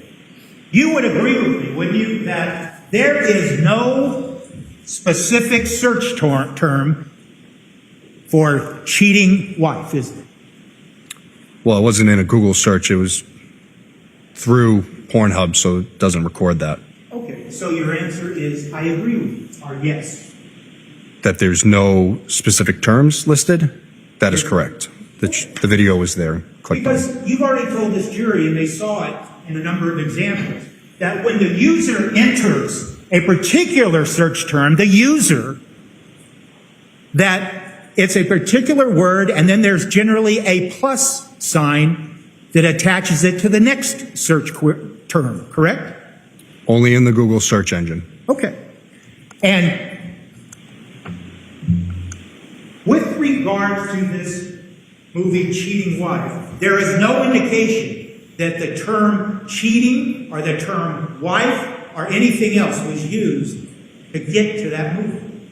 As I said, I can't view any terms that were put into Pornhub, so it only shows me that search query in Google.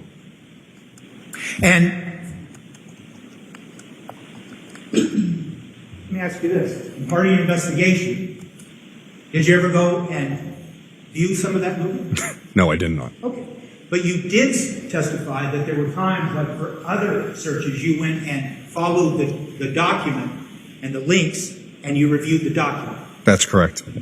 But with regard to this movie, you have no idea what this movie is about, correct? That's correct. And you don't know, then, prior to December 25th of 2022, how many times, whoever was looking at the MacBook, how many times they frequented porn movies at Pornhub, do you? I didn't look at any data prior to December 25th. Okay.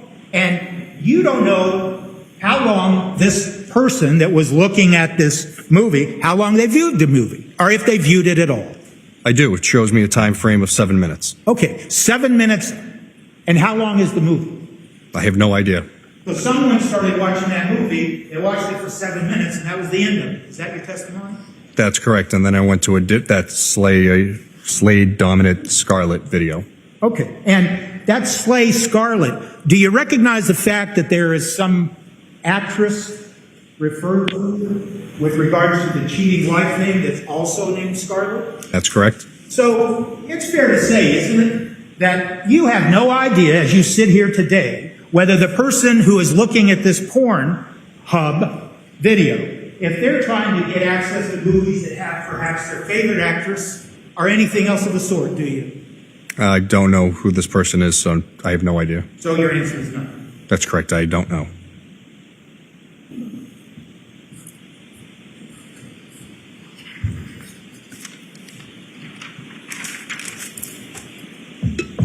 And quite frankly, Trooper, isn't it fair to say that when you open up some website like Pornhub, it comes open and it has all of these possible selections you can make? I don't know. I'm not a peruser of Pornhub, but sure it has options. So you have no idea what options were presented to the person that opened up this page, do you? No, I don't. But yet,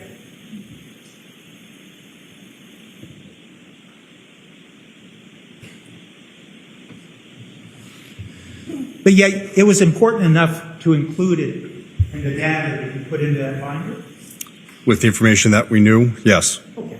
And that information, let's just cut to the chase here, is because of the word cheating wife, isn't it? That's correct, sir. Okay, so just the fact that there was a phrase involving cheating wife, that to you was something that, okay, let's just include that in all this data and throw it out. Correct? No. So you didn't take the time to look to see what the movie was about. I understand that, correct? That's correct. You didn't take the time to see if the actor in the other movie, Slay, Dominant, whatever, was the same actress in the other movie, right? That's correct. So you really just said, oh, I see the phrase cheating wife, and so I think that's important, so I'll include it in my data. I'm going to object, Your Honor. It's a time frame. I'll see you at the sidebar, side of the bench.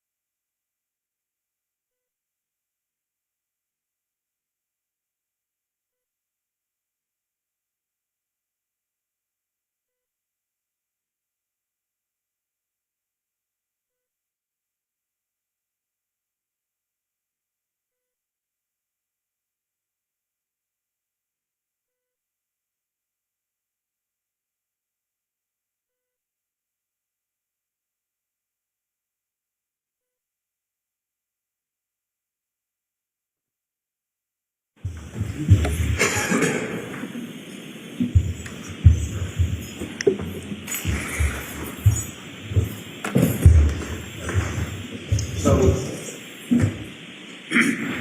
first, my apologies, because I'm afraid that my question is misleading in jury. Go back. This binder that has been marked as an exhibit contains the entire contents of what you found on the MacBook between the dates of 12/25/22 and January 8th of 2023. Yes, that's correct. Okay. So when I suggested in my question that you, sir, selected certain things, that is completely wrong, isn't it? That's correct. Okay. And so I should have used this word. You would agree that you were focused on, by the question, you were focused on the title cheating wife, correct? Yes, I was asked that in direct. Oh.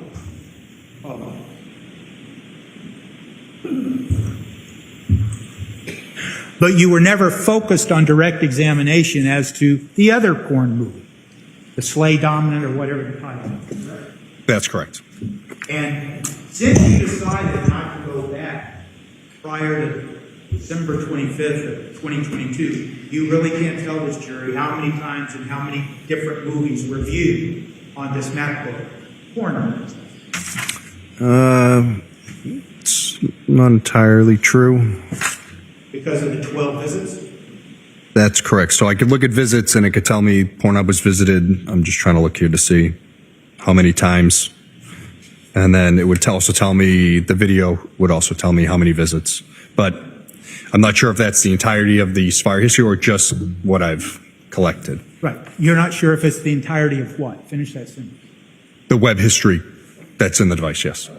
So you just don't know. That's correct. I didn't go back.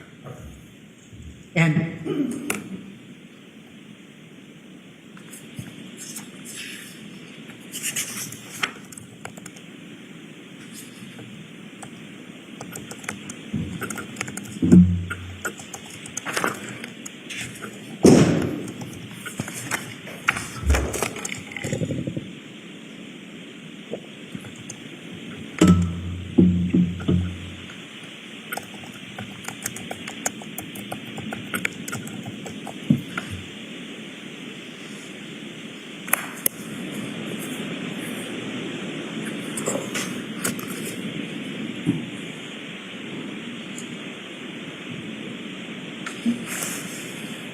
Can I just have a second, Judge? Sure.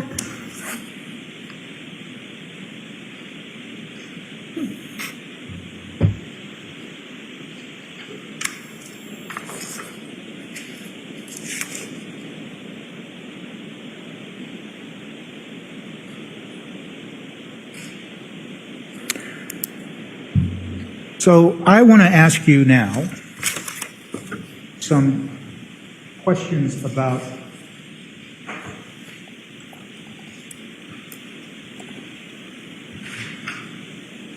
what you testified to on direct examination. Okay.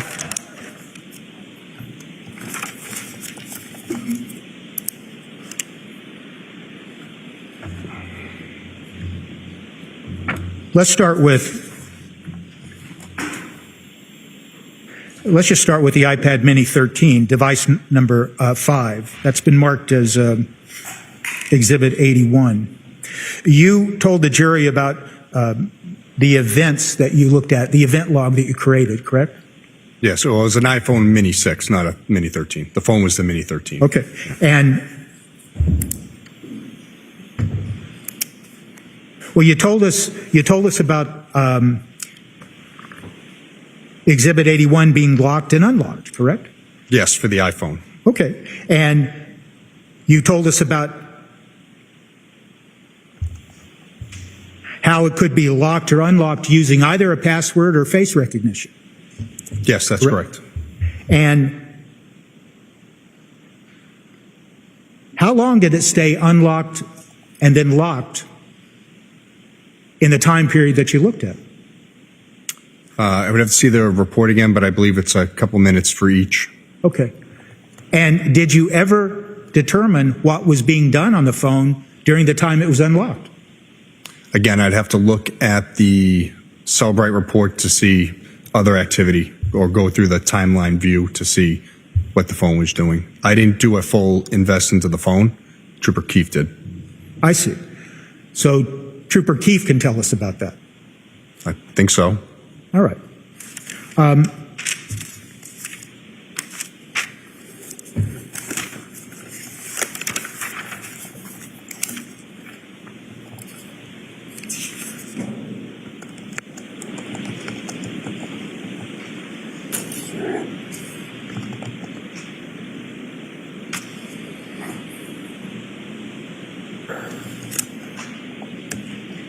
It's fair to say that using Cellbrite, the software you told us about, you can create reports that include certain information and exclude other information.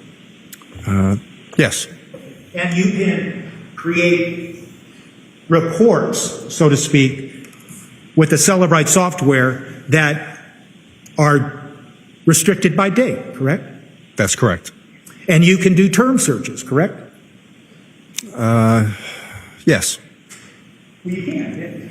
Well, I was thinking my question was going to be if you're doing like an entire phone search or you're just looking, say, messages or web history, because there's different places to search these terms or whatever you're looking for, say a phone number or whatever. Okay. So you can decide what information you want to look at using Cellebrite, and then whatever information you're looking at, you can dictate what terms you think are important to search for, and then you can search for them. Yes, if I had specified terms that I need to look for, yes. And did you do a term search on the MacBook for instance, divorce? No. For the MacBooks, I didn't do any term searches. I just did my timeline from what was allowed in the warrant. Are you aware of the fact that, well, let me ask you this. On that MacBook that you told us about sometime, the reference to divorce and all the things we heard on direct examination, that only occurred on 12/27 of 2022. Is that fair to say? I can only say what I've looked for from that time frame. If anything happened prior, I don't know.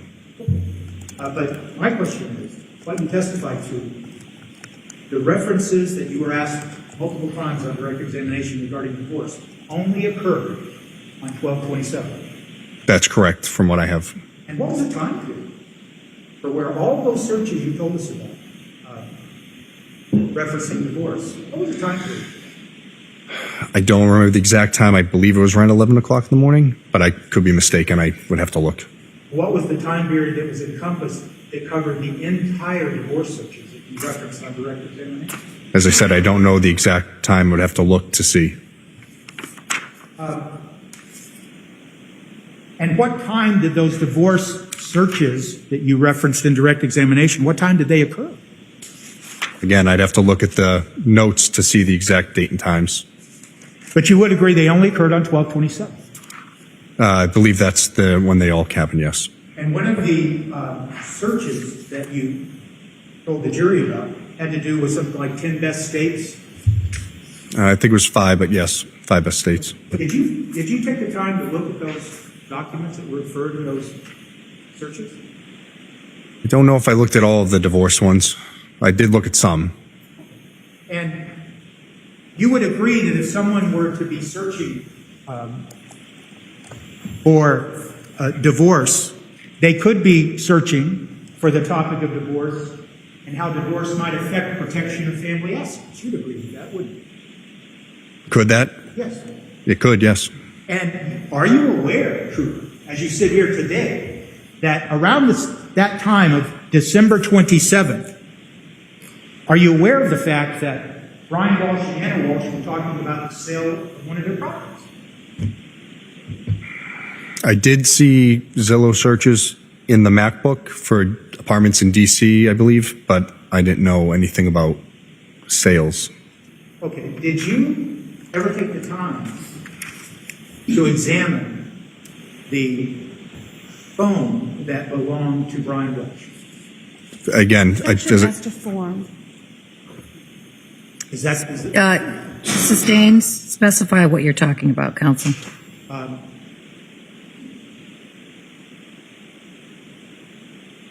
what are the phones that you examined that were associated to Brian Walshe? As I said, I only did a cursory look through the iPhone 13 regarding the device events, and that was about it. So would Trooper Keith know more about that? Yes, he did most of the mapping. Yes, that's true. So I guess my next question is, are you aware of text messages between Brian Walshe and Anna Walshe encompassing the dates of December 25th and December 30th of 2022? No, there were none in the devices that I looked at.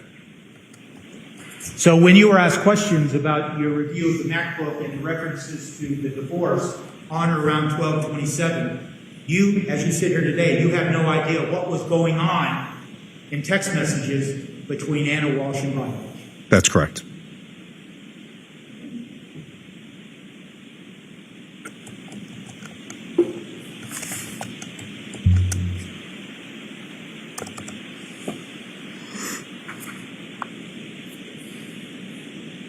And you said you reviewed some of the documents that were associated with the divorce searches. Did you see any documents that specifically referenced what states were more beneficial when it comes to fees and the timing for judgment nisi and things like that in the context of a divorce?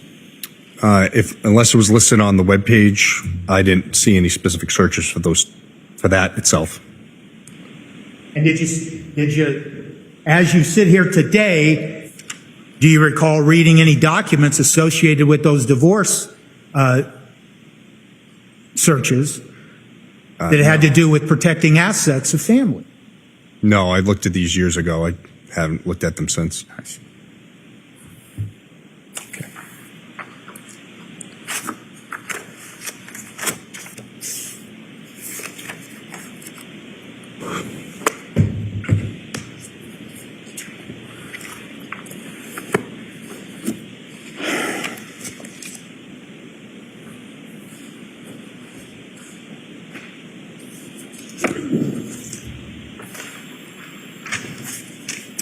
Those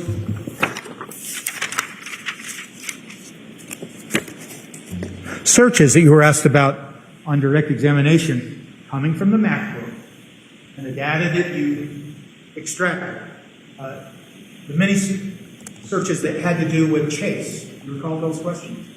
The Chase Bank? Yes. Yes. And it's fair to say that by looking at the data that you based your direct testimony on, you cannot tell at all what specific data was being reviewed. Again, if I can see the websites listed, sometimes it'll say you're in the accounts dashboard. It could list out, but again, I'd have to see exactly what you're describing. Cooper, I guess the reason I'm asking, let me ask you this way. Okay. You investigate a case, correct? Yes. You're charged with looking at data like this, and you use specialized forensic tools to look at the data, correct? Yes. And you're trained to look at the data and try to interpret what the data is, correct? Yes. And then you share that information, don't you, with the Commonwealth, correct? Correct. And so now you were brought in here as a witness, and you were just asked questions about all of these searches that occurred regarding Chase, correct? Yes. And is it your testimony then today that the Commonwealth never sat down with you and said, tell us what you can tell us about what's being looked at on those Chase searches? I wasn't asked to explain every Chase website to them. But were you asked a simple question? Can you tell us what the person actually viewed with regards to a Chase account? Again, if I see the data, I can explain it, but I can't say everything. No, I understand. Yeah. And I'm not. Yeah. No, I don't understand your question then. Well, have you sat down with the Commonwealth in the context of this specific case and those Chase searches and tried to explain to them what it is, as the digital expert in the case, what was being viewed on the Chase accounts? Just that Chase had been, the website for the Chase account had been visited. And that's it? That's correct.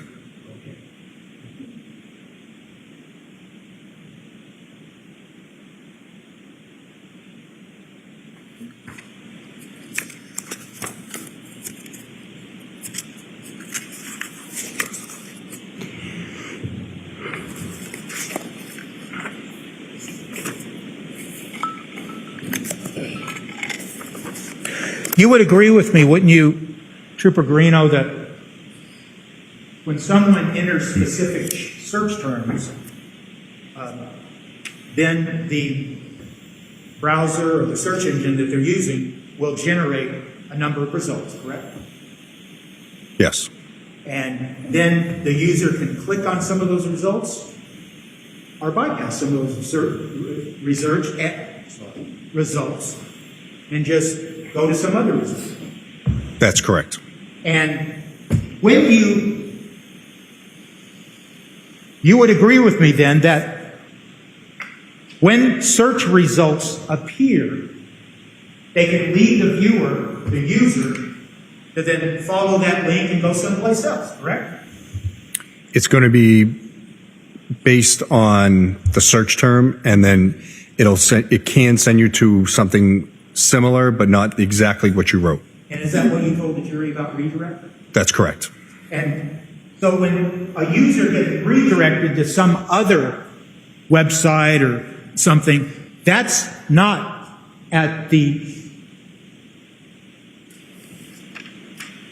that's not a result of the user saying, I want to be redirected. That is the software doing it on its own. Well, the user would have to click on the web page for it to open for them to see it. Right, but to be redirected, it's the algorithm or whatever's going on that directs the user to some other website. Again, but it's going to be similar terms to what that were written. It's not like they type in, basketball and they get sent to, something about space. Oh. Yeah. Maybe this means I'm not asking you. I'm saying someone types in particular search terms, and then the software, the browser, then generates search results. That's correct. And at times, the browser and the software redirects the user to something that it thinks, hey, maybe this is what is relevant to what you're looking at. Yes, that's correct. And I know that it doesn't talk to the user, but you understand that. Yes. And you saw instances of that in your review of the data in the map. Yes, I don't know the exact number, but there's a handful that I saw.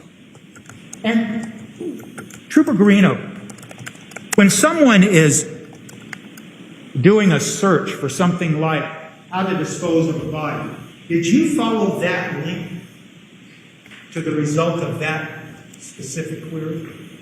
Don't know if that specific one, but I did go to many of the ones that were listed.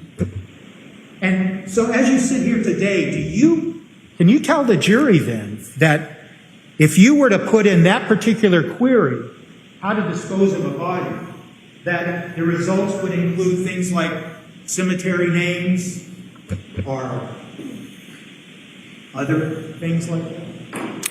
Well, it would constantly change. So if I did it now, the results would be nothing like they were 2 or 3 years ago. Okay, and that wasn't my question. Yeah. But that's fine. Let me ask it again.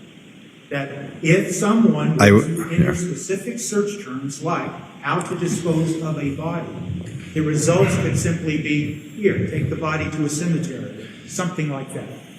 Again, I would have to search it to see. I can't say definitively. So you didn't do that? For that specific one, no.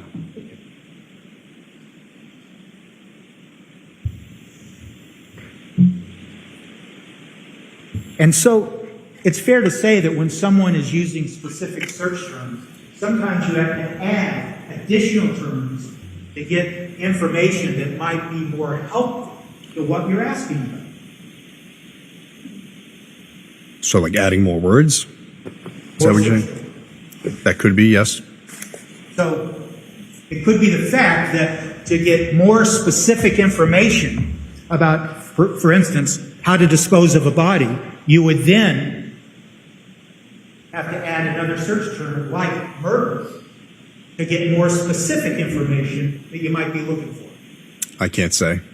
So you didn't try that out in your context of your investigation in this case. Again, this was years ago that I did this, so I have no recollection of it.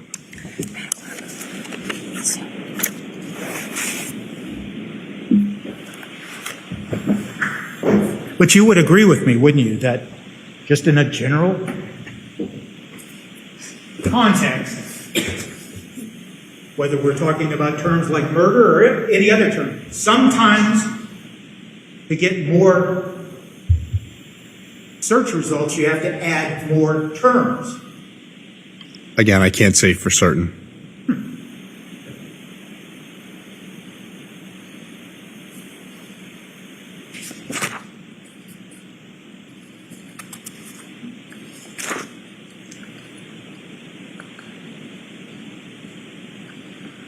So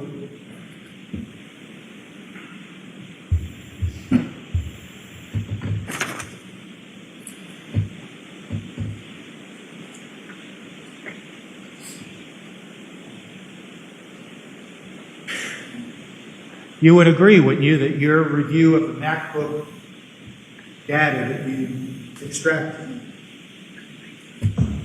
that all of these dark search queries that you were asked specifically on direct examination, that they all occurred only after 4:52 a.m. on January 1st, 2023? That I was able to see, yes. When you say able to see, what do you mean? Well, I didn't have anything going back prior to the 25th, so I only have what was limited via the search warrant, but everything was from the 1st to about, I believe, the 4th. Right, but we've already been through this, so let me ask you again. If you wanted to see if there was a searches conducted on this MacBook where someone is trying to figure out how to dispose of a body before January 1st of 2023, and you thought that was important to your investigation, once again, you could have gone back and applied for a warrant to see if there were, right? Well, I'd have to show probable cause for the warrant to show why I would need to go back further than the 25th that I've already written for. So you had no probable cause then to go back to the court and say, I have reason to believe that someone might have been trying to learn how to dispose of a body prior to January 1st of 2023 at 4:52 in the morning. Objection. Overruled. That's correct.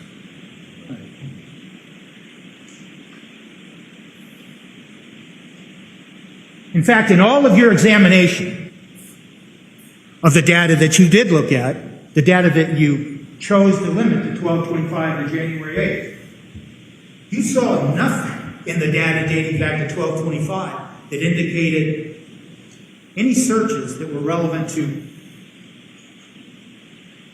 how to dispose of a body. That's correct. You saw no searches about anything about DNA or anything of the sort. That's correct. You saw no searches about how to get rid of blood. Yes.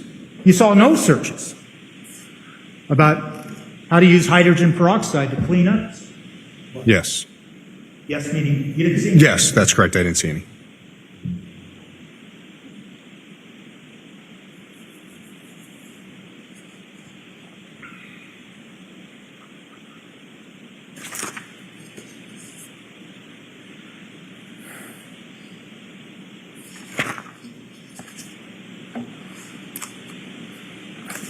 But you would agree then, just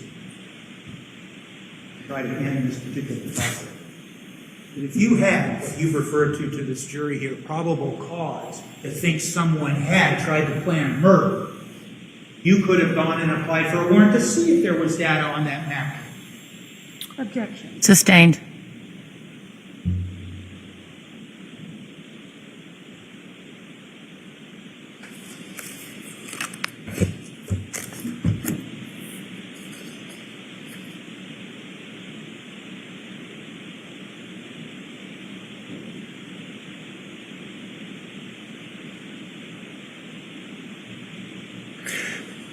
In your review of the MacBook digital data, did you see anything indicating a search for a man named William Fessler? Yes. Was that on? I believe so. Do you recall when that search was? I don't. I believe it was prior to January 1st, if I'm not mistaken. So you have no recollection as you sit here today that you had a discussion with the Commonwealth about searches specific to William Fessler? No, that's correct.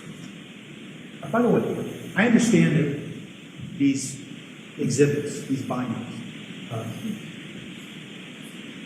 sometimes they're referred to as reports, but it's a report generated by Celebrate, right? That's correct. Or Axiom. Or Axiom. Yeah. And regarding a report, you never wrote any report summarizing what it was that you found on the MacBook. That's correct. I take it directly from the software. That way I don't make any mistakes from transcribing it from one to another. And is it fair to say that this binder that you have there on the shelf, it's 1,034 pages long, correct? I believe so. And it contains many, many entries referred to as records, correct? Yes. How many records? I can tell you in a second.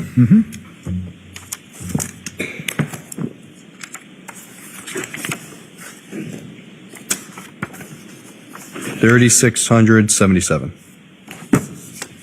Out of those 3,677 records created in this Celebrate report, can you tell the jury how many of those records are relevant to your investigation specific to this? The exact number of the records? No, I couldn't. Can you give us an estimate? No. You would agree, wouldn't you, Trooper, that it's a very relatively small amount of those records, those over 3,000 records, that have any relevance to the point of the investigation of this case? No. Well, then how many records do apply to the investigation of this case? Again, I'd just be guessing, but I think a good portion. And what's a good portion? I don't know. I don't have a specific number.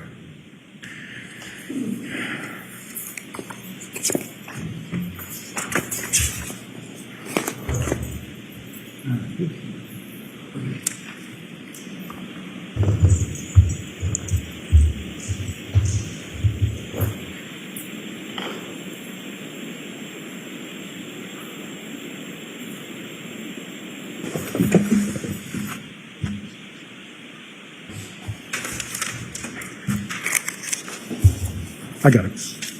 Counsel, see at the side of the bench.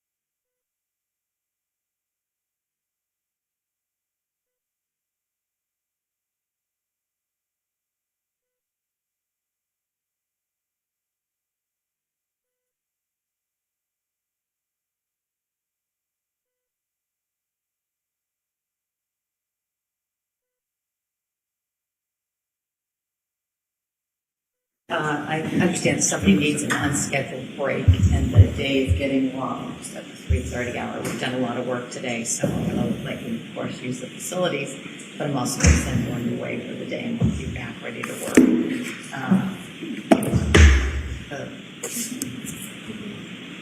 Weather. I know you guys aren't watching, you're not listening to the news media, so the weather probably looks like nothing better, as my would say. Safe travels home. Before I leave you, I want to remind you, jurors, don't do any research about this case.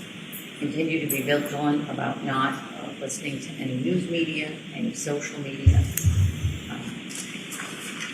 Talk to anyone, don't do any research about the case. Continue to have open minds. With those warnings, you're ready to come home for the night. I appreciate your work. To see you back. You're ready to work in the morning. All rise for the court, please. Jurors, close your notebooks.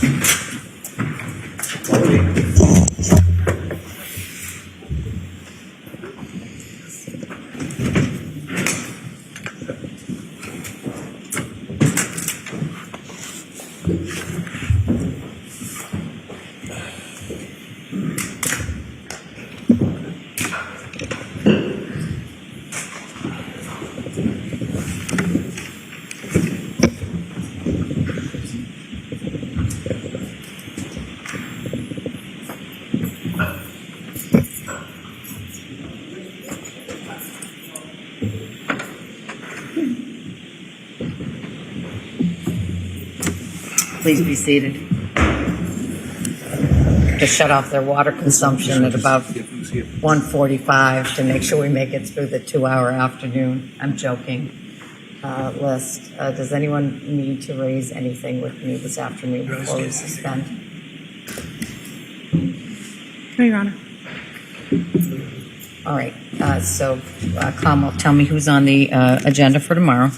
We'll finish up with this trooper, and where are we going from there? So we will have keepers of the records from Uber, Lyft, and JetBlue. We would have Sergeant Reardon from Cohasset PD, who is a K-9 officer. William Foley from U.S. Customs and Border Protection. Michael Kenyon from Swampscott PD. Maybe A.B. Waterman from the Massachusetts State Police. And then I'm trying to determine if we're going to have, based on witnesses' availability, is it going to be Connor Keefe, Davis Gould, and Heather Sullivan. I've been calling her Sutherland for about 2 months now. I apologize.